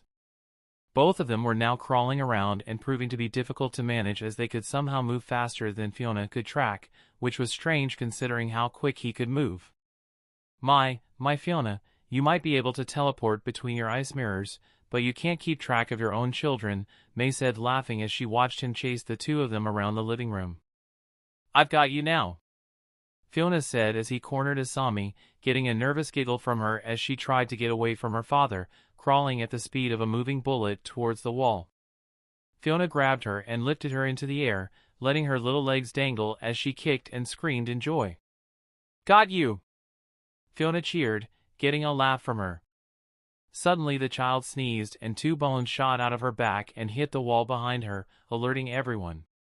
Everyone was shocked as they looked at the small bone stuck in the brick, turning to look back at the baby who was still giggling as if she found it funny. My goodness, what happened? Swearin said as she ran over to take a look. Fiona was very surprised and handed her to Swearin. It would seem she has inherited my Shikatsumiyaku ability, Fiona said, looking a little concerned. But she's so young, Mei added, thinking it strange that she would display her abilities at only 8 months of age. I'll have to keep an eye on her, it's a dangerous ability after all, Fiona said, turning to look at Shoto, who was sitting down with a smile as he played with some blocks. I'll be keeping an eye on both of them as they grow. He then thought, wondering about the abilities each of them could have. Not only did Fiona have to worry about the abilities his children might have gained from him, he also had to worry about Kimimaro's training as a new Jinchurik.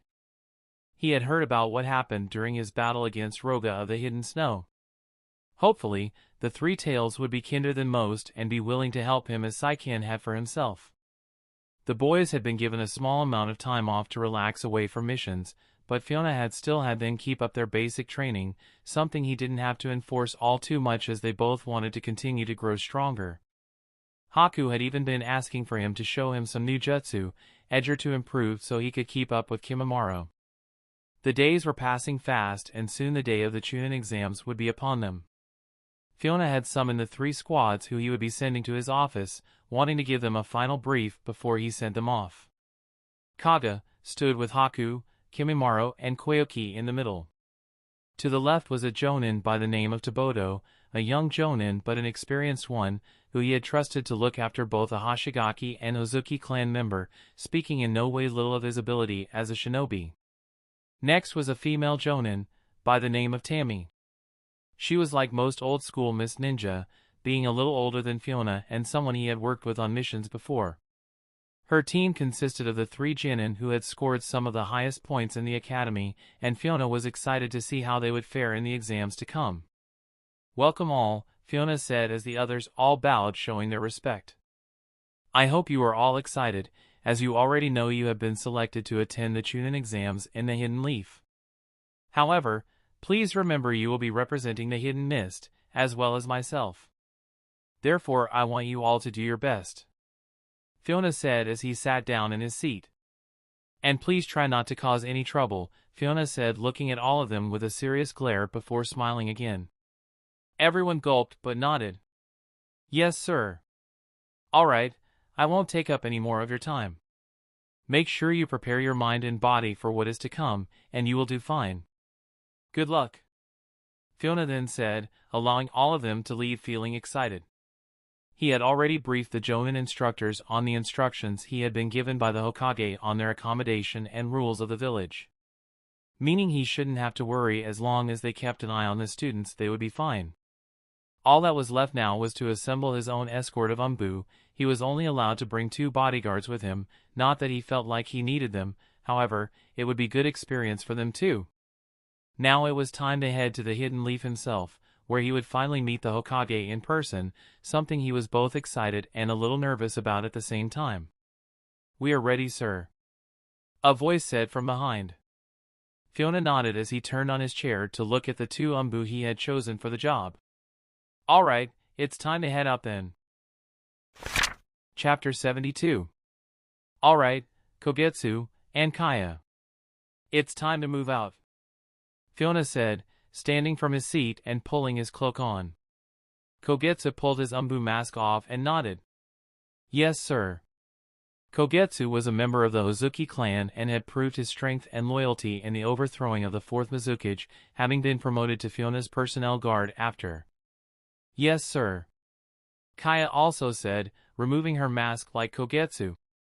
Kaguya was a member of Fiona's umbu and had served in the battle against the raikage and his men when they captured the 3 tails, proving she could hold her own even against such mighty foes. She had long purple hair and pretty features. Of course, she had the pointed teeth like most Miss Ninja, but she had proved her strength and Fiona felt she was right for the mission. The door opened and both Ao and Ganryu entered his office, bowing their head to him before they spoke. "Everything is in order, Lord Mizukage," Ao said. "Good. I leave the village in your care while I'm away. If anything happens, remember the plan," Fiona said, giving him a nod. Ao also nodded. "I still wish I could accompany you," he said as he crossed his arms. Fiona nodded. "I don't think that would go down very well, Ao, since you have one of their Byakugan and all," Fiona said. Ao nodded. "You're right, I can't see that going down well either." "All right then, we had better get moving, it's a long trip to the Hidden Leaf after all," Fiona then said, looking to Kogetsu and Kaguya. Both of his umbu nodded and followed him out of his office, being stopped by Ao, while Fiona made his way out to the village. "Make sure he doesn't do anything stupid," Ao said to both of them before they left. Kogetsu rubbed TB's back of his head, giving a nervous smile. "I don't think I could stop him even if I wanted to," he said. Ao slapped his own face as he sighed. "You know what I mean." Kogetsu and Kaguya both nodded anyway, saying they would do their best. Fiona walked through the village as everyone came to see him off, wishing their Mizukage farewell and good luck, shouting and screaming his name in applause. He had well and truly become the most loved Mizukage in history, having provided something that none other had been able to. Stability. "I promise, I won't be away for long," he said, giving everyone a wave as he stopped at the gates. Kogetsu and Kaguya were also stood by his side, donning their umbu masks with their faces hidden. Fiona turned to face the outside of the village, pulling his Mizukage hat on as he did. "Time to move out," he said as he created an ice mirror in front of him. "Follow me," he then said to his umbu guards, looking back at them. Kogetsu was used to this now, but Kaguya was seeing it up close for the first time. Fiona and the others slipped out of the ice mirror into a forest that overlooked the ocean. They had traveled a full day's walk and sail across the ocean in a mere second. That's amazing," Kaguya said, not believing it as she looked over the ocean. "You have no idea," Kogetsu thought with a smile from behind his mask. "Well, come on, you two, aren't you supposed to be guarding me?" Fiona said, already walking off from them down the path into the forest. Both of them almost jumped out of their skin as they quickly ran after him, shouting at him as they did. "Wait for us, Lord Mizukage." With that, Fiona and the others headed into the forest and towards the Hidden Leaf, walking at a steady pace. It wasn't too far now, being only a few hours away thanks to Fiona's ice mirrors. To be honest, this was pretty much the closest he had ever come to the Hidden Leaf, the last time being when the Mizukage had sent him to try and capture the 9 tails, i.e., Naruto. And we all remember how that one played out. Suddenly a group of men made their way out of the bushes and onto the road. Fiona and the others had of course known they were there the whole time, but had sensed no threat from them whatsoever. "Hey, get a load of these guys," a man said as he appeared in the middle of the road, blocking the way. 10 more suddenly surrounded Fiona and his blocking their path as the so-called leader spoke. Look, we don't want to hurt you, but if you don't give us all of your worldly possessions, well then we might have to break you, he said, seeming sincere at the very least. Fiona couldn't quite believe it. Here he was, wearing his mizukage hat and everything, and a group of lowy bandits was trying to threaten him. Well, I guess there is a first for everything, he thought. You insolent fool. How dare you even stand in our presence? Kaguya shouted as she stepped forwards. Please, sir, give me the order and I will kill them all, she said, turning to Fiona for permission. Now, Kaguya. Calm down. They don't know any better, Fiona said, almost impressed that they even had the balls to do what they were doing. My lord, please allow us to remove this scum from your path, Kogetsu said as he gripped the handle of his sword. No. Please let me handle this, Fiona said as he stepped forwards, tilting his hat over his face with his fingers. The bandits seemed confident, seeing that they outnumbered them so much. However, one of them noticed his hat, knowing he had seen that symbol somewhere before. Hey guys, hold on a minute, he suddenly said as the penny dropped. That hat. Isn't that one of those kage hats? He said, getting the others to take a closer look at it. Everyone these suddenly started to panic, unsure of what to do as they realized they had just threatened the mizukage. So the penny finally drops, Fiona said, chuckling to himself. My lord, please. Allow me to kill them for showing you such disrespect, Kaguya said again, keen to please and becoming more and more pissed off. Please. Sir, have mercy, we didn't know, the bandits shouted as they dropped to their knees, fearing for their lives as they bowed their heads. Fiona raised his hand for Kaguya to stop as she started to draw her sword. Do you really mean that, or is it simply because I am stronger than you, Fiona said. No, we're despite is all, the leader stuttered. Fiona could see the poor clothing and gear that these men had, quite sure he wasn't lying. But still, if he did nothing, it would spread word that the mizukage was soft. What to do? Fiona said as he took his time to think. Suddenly a storm of shuriken hit the bandits one by one, with shuriken even hitting each other to change their trajectory midair. Fiona was impressed, to say the least, as the bandits all dropped to the ground dead, each having been hit in a vital spot.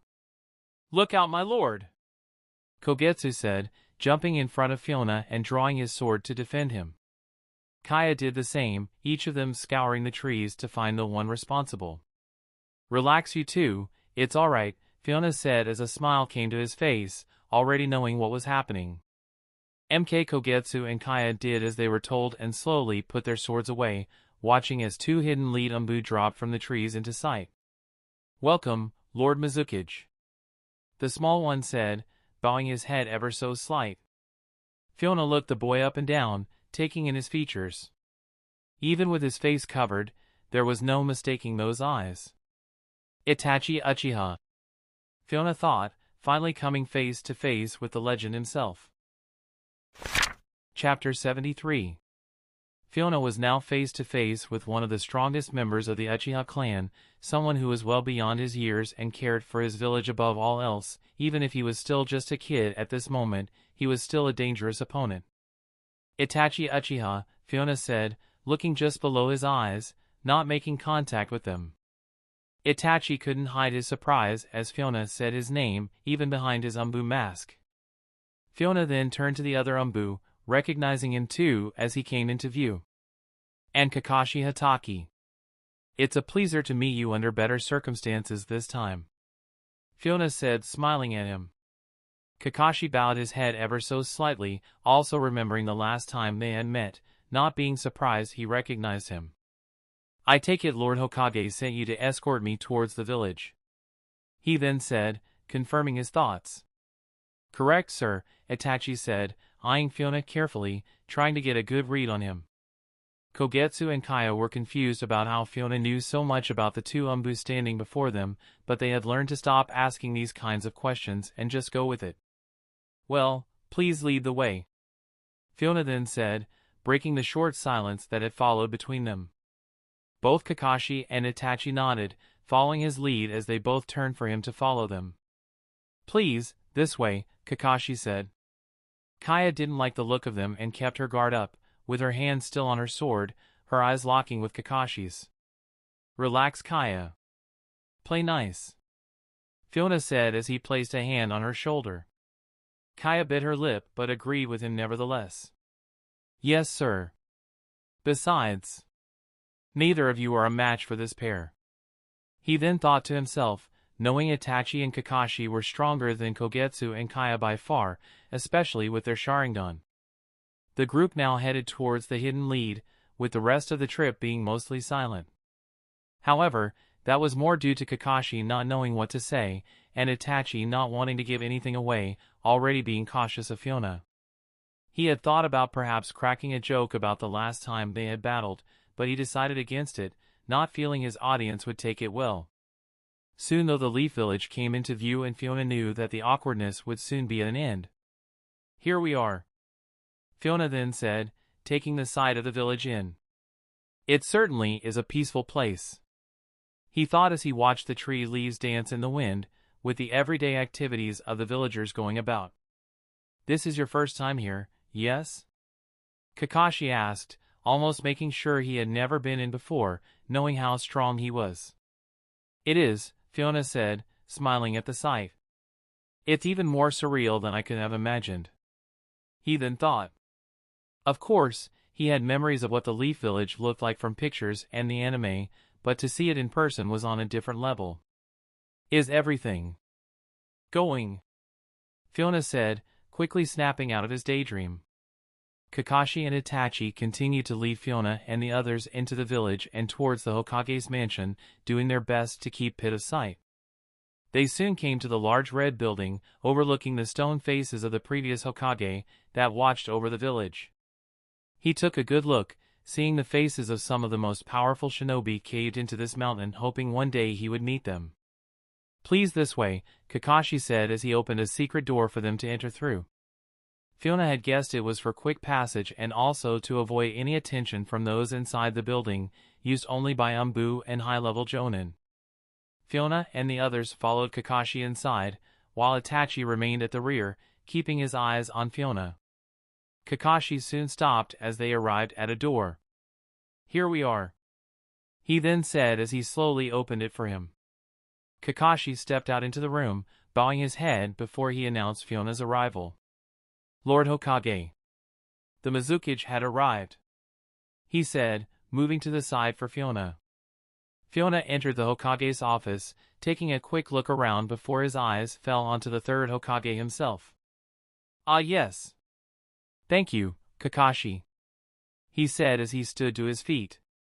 He wore his standard Hokage robes, hat included, as he took a quick puff of his pipe, getting up and walking towards Fiona. "Welcome, Lord Mizukage," he said, giving Fiona a nod. "Please, it's a pleasure to meet you in person again, Lord Hokage," Fiona said, giving him a large smile. The Hokage raised an eyebrow in question. "Again?" he asked, confused. "You wouldn't remember, as the last time I was but a child amidst a battlefield. I still remember how your power turned the tide of battle that day," Fiona said as he placed his hands on his hips. The Hokage sighed with a small chuckle, finding it amusing that he would say such a thing. "Ah yes. Well, I guess that was a long time ago. And for you to have survived and become a kage yourself, it certainly speaks for your ability. After all, I too know of your accomplishments on the battlefield," he said, looking Fiona up and down. "Please, you flatter me too much, Lord Hokage," Fiona said as his eyes locked with the Hokage's, neither of them backing down. The room went silent for a moment and Fiona could feel the tension coming from everyone. Suddenly both the Hokage and Fiona burst out laughing. The others looked at them strangely before feeling the tension in the room disappear. "I'm glad you accepted my invitation, Lord Mizukage," the Hokage said as his laughter settled. Fiona nodded. Me too, I'm glad you thought to send one. I believe it will do our young good to experience what it's like to battle and compete against other nations. The Hokage nodded. I see we are on the same page, Lord Mizukage. I have to say, I did try with your predecessor. However, we could never see eye to eye. He said, seeming a little sad about it. I was surprised to hear about his passing. The Hokage said, giving Fiona a strange look. Yes. It was not a decision made easily. But it was necessary for our nation. In fact, that is something I would like to talk about. In private, if you would allow. Fiona said, getting another questioning look from the Hokage as he took his pipe in his hand. Very well. He said after a moment of pause. But sir, Kakashi said, voicing his worry and speaking out of place. It's fine, Kakashi. If Lord Mizukage has something to talk to me about in private, then I trust him. The Hokage said. Kakashi wasn't impressed but did as the Hokage said, lowering his head as he and Itachi walked out of the room. You too, Fiona said, looking at Kogetsu and Kaya. They both did as they were told, not wasting any time as they followed Itachi out of the room, going to wait in the hallway as instructed. Kaya shut the door behind her, taking one last look at Fiona before fully closing it. Thank you, Fiona said, not sure if the Hokage would have done as he asked. So what is it you wish to talk about, Lord Mizukage? The Hokage then asked, taking a seat as he offered for Fiona to sit also. Tea? The Hokage then asked as he poured himself some. Fiona nodded before he sat back. Why, thank you, he said before looking the Hokage in the eyes. I wanted to talk to you about who was controlling the fourth Mizukage, as well as the one who was responsible for the Nine Tails attack and the death of the fourth Hokage. Fiona then said, getting a very serious glare from the Hokage. Chapter 74. The Hokage gave Fiona a very serious look as he put his pipe back into his mouth. That is top secret information, and a very serious subject, Lord Mizukage, he said, taking a puff on his pipe. I understand that, but I can assure you, you will want to hear this, Fiona said before he took a sip of his tea. Meanwhile, Haku, Kimimaro and Koyuki were currently on board a ship that was sailing them towards the Land of Fire. They had been invited to attend the Chunin exams in the Hidden Leaf Village, having set off from the village hidden in the mist after getting prepared. The three of them were excited, to say the least, wondering what kind of tests they would be faced with. Kaga was sat with his arms crossed over his chest, watching his students as he chewed on a piece of tobacco, watching as their nerves seemed at ease. These three should have no problem with these exams.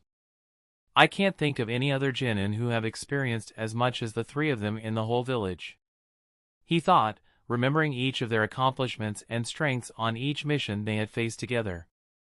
No matter what we face, we won't fail, Kimimaro said, standing with the others as they looked over towards the Land of Fire that was slowly coming into view. Haku and Koyuki also nodded, feeling confident with his words. All right, you three, get some rest, Kaga said as he stood to his feet. We still have a long journey to the Leaf Village, and you will have plenty of time for theatrics later. Haku and the others turned and nodded to their sensei, each of them taking a seat, trying their best to relax their mind. We won't let you down, Fiona sensei, Haku thought as he looked over the sea one last time before he finally sat down with the others. You can't be serious.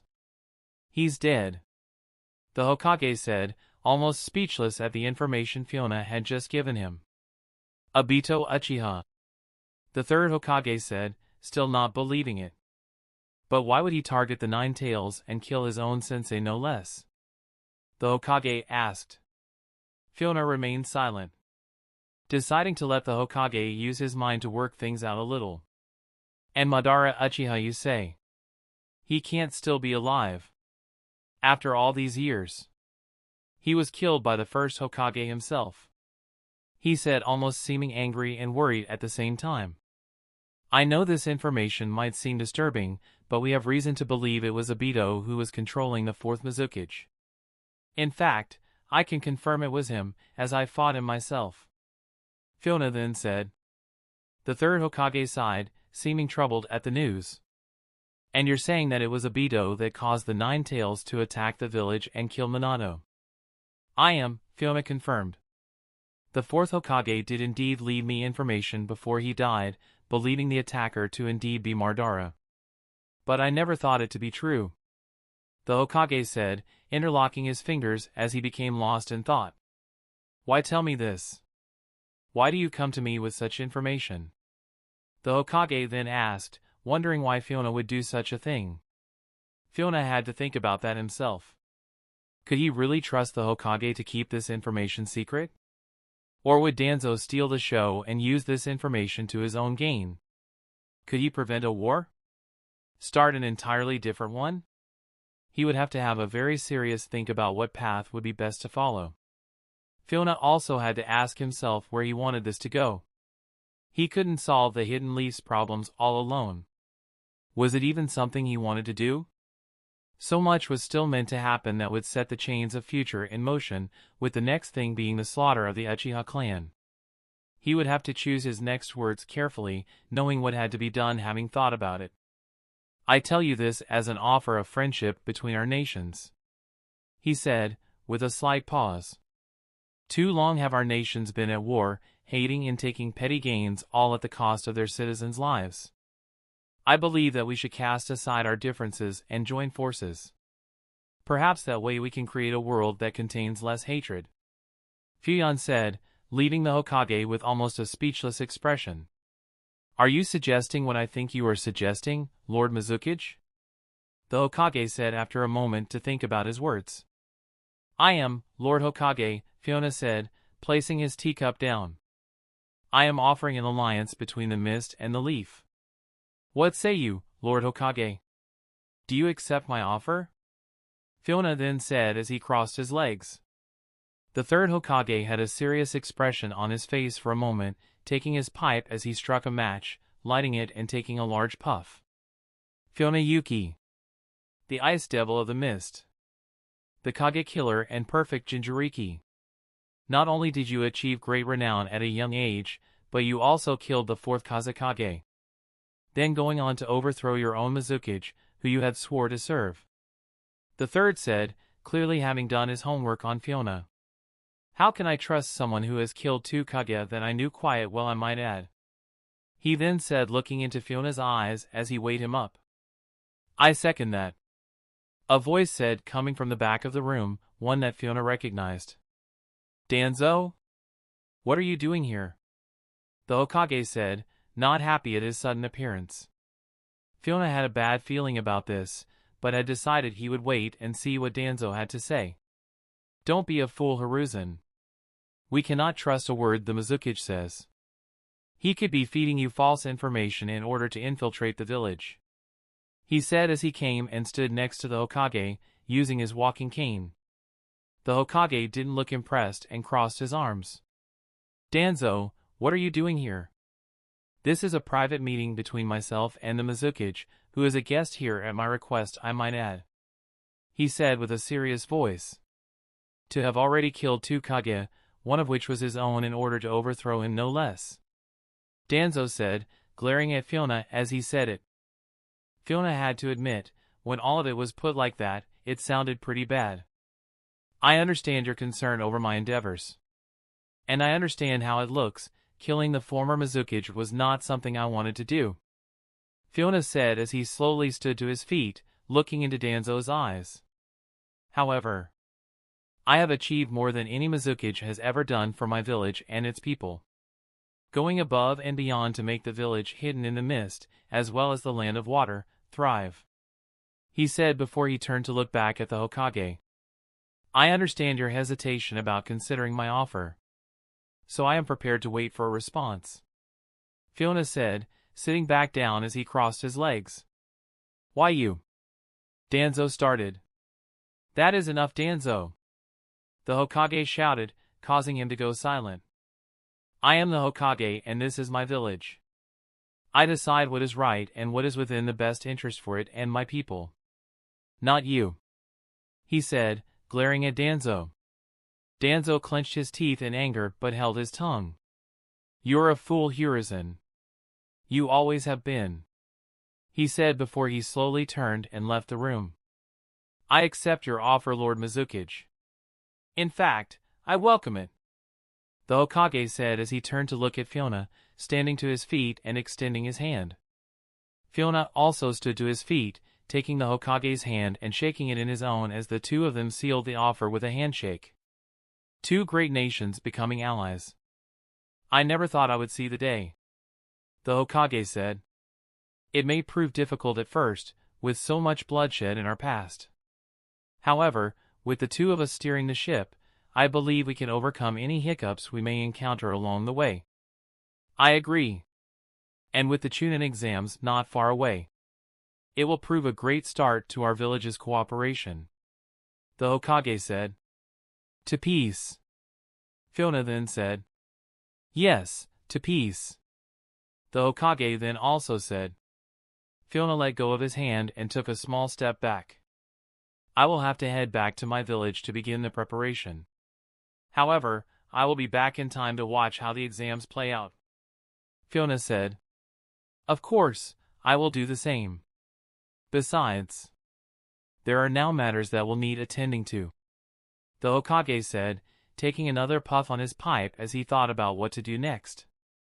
"I believe it would be best if we keep this information to ourselves for now. Perhaps waiting for Obito to make a move would be our best bet in finding him," Fiona said. The Hokage agreed, knowing the troubles it would cause, not only for his village but certain individuals too. "Yes, I agree." "All right. It has been a pleasure, Lord Hokage. Thank you for the tea and your time," Fiona said, giving him a slight bow. The Hokage nodded his head also, in a sign of respect, before he gave the signal for Kakashi and the others to enter the room. The door opened and the four of them walked into the room, blowing their heads as they did. "All right, you two, we are going back to the village," Fiona said to Kogetsu and Kaya. They nodded, surprised that he had dealt with business so quickly. "Be seeing you soon," Fiona then said to everyone, summoning an ice mirror as he did. The Hokage looked a little surprised as he stepped inside, disappearing before both Kogetsu and Kaya did the same, watching as the ice melted and dispersed into the air. Itachi was also surprised, seeing that he had completely disappeared. Kakashi, on the other hand, had seen this before. "Sir, is everything all right?" Kakashi asked, looking to the Hokage as he seemed a little tense. The third looked at Kakashi, knowing how much the news that Obito was alive would hurt him. "Everything is fine, Kakashi. But there is work to be done," he said, taking his pipe out of his mouth and smiling. "What work is that, sir?" Kakashi asked. "Peace between the leaf and the mist," the Hokage said. Chapter 75. Now that negotiations with the Hokage were over, Fiona had returned to the hidden mist to start things on his end. He didn't waste time in summoning the village elders and higher-ranking officials, including the daimyo and other lords. The meeting would take place later that day. Thanks to Fiona's ice mirrors, he could have everyone in the meeting as fast as they could get ready. Fiona had already told Ao and Mei, who had reported to his office once informed of his arrival back in the village. Mei had of course given him an earful about him returning without telling anyone. She was, however, pleased with the idea of an alliance with the Leaf, with Ao being less so. "I'm not disagreeing with you, Fiona, I just don't trust those Leaf ninja, especially those Uchiha, and that Danzo," Ao said as he crossed his arms. "I understand we have a long and bloody history with Konoha. But this alliance is the start of a better change for our village," Fiona said, doing his best to convince him. Ao couldn't see how, considering how well the village was already doing under Fiona's watch. Still, he had never led them astray so far, and Ao owed his loyalty to him, never questioning him about the choices he made, even if they did seem strange at the time.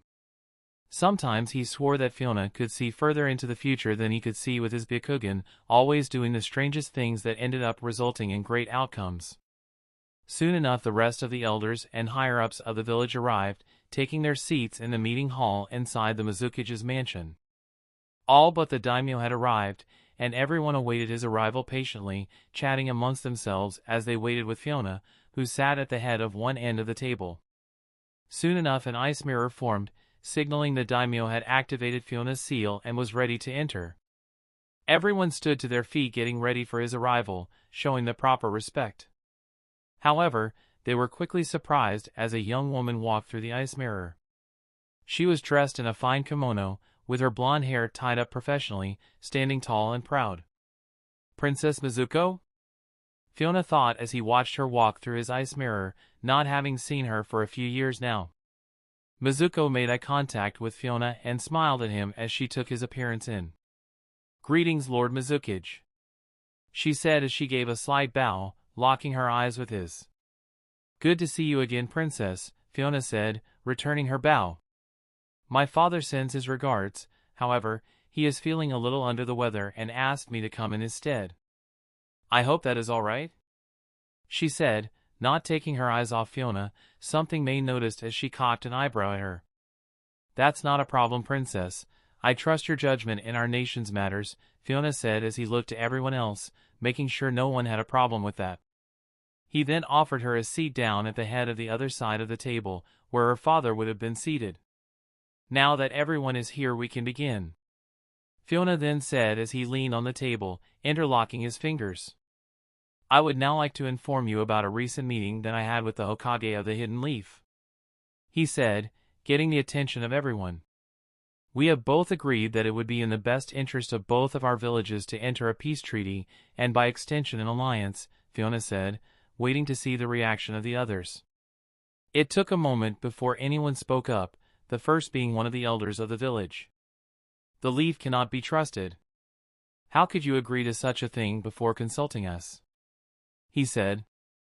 Fiona had expected this kind of reaction from some of them and was prepared to let them voice their concerns to him. Others slowly started to pipe up, some agreeing with the elder, while others defended Fiona's actions. Ao and Mei, who were also present for the meeting, both grew angry with the petty squabbling, and Mei were about to speak up. However, someone beat her to it. "Please tell me, elders, when was the last time you achieved anything for this village, or our nation?" the princess said, causing everyone to fall silent. The elder slumped back into his seat, deciding to shut his mouth as he had no augment to lean on. "I thought not," the princess then said. "Lord Mizukage has the full backing of my father and the Land of Water. If he thinks this is the right thing to do, then who are any of you who have not been able to accomplish anything close to what Fiona has in only a few short years? Who are you to stand against him?" she said, looking everyone in the eyes as she dared anyone to disagree with her. Fiona smiled at her words and stood to his feet, getting everyone's attention. "Thank you, Princess Mizuko. As Mizukage, I must protect the village and its people. Everything I do is in regards to that duty. I ask you to trust my decision at this time, and of course, I ask for your loyalty." Everyone nodded, knowing they couldn't disagree with his track record of strange decisions having paid off, speaking for itself. "I know our history with the Leaf is not tremendous. However, this will open up a new age of peace between the two of our nations. It is time to put the bloodshed behind us and look to the future." Everyone agreed, remaining silent before the princess too stood from her seat. "It's settled then. I shall inform my father of your actions and leave the rest in your capable hands," she said, giving him a smirk. "Thank you, Princess, and please give your father my regards," Fiona said before he summoned an ice mirror for her. Princess Mizuko nodded and made her exit, leaving them alone before the ice mirror faded. "Does anyone else have anything to say?" Ao added, making sure there was nothing else. Nobody spoke up, and Ao was happy to bring the meeting to an official close. "Very well, that concludes the end of this meeting," he then said, for the official end time of the meeting to be noted. Fiona thanked everyone for their time, knowing that not everyone was happy with his decision. He only hoped that it was his track record that kept their confidence in him, and not his power. Although needed, he didn't want to rule through fear like the other Mizukage before him. Soon enough everyone left, leaving Ao and Mei alone with Fiona. "I'm glad that is over with," Fiona said as he turned to Ao and May, breathing a sigh of relief. May suddenly walked up to Fiona and pinched his ear, squeezing hard. "What the hell, May?" he said as he felt the pain explode through his face. "And when did you become all friendly with the princess?" she said as she let go, placing her hands on her hips. Fiona gave a nervous laugh as he tried to defend himself. "Wait, it's not like that, May," he said, waving his arms around. Ao could have slapped himself in the face as he watched the pair acting like children before him. "If you two are done," he said as he cleared his throat, getting their attention, "we should take the necessary steps to put this new agreement with the leaf in place," he then said. May nodded, turning professional once more as she turned to face him. Fiona rubbed the back of his head, laughing a little before he too got serious again. "Yes, Ao, you're right. I'll leave that to you though," he then said, getting a surprised look from both of them. "I have some things I need to keep an eye on at the moment. Can I leave the details for you to oversee?"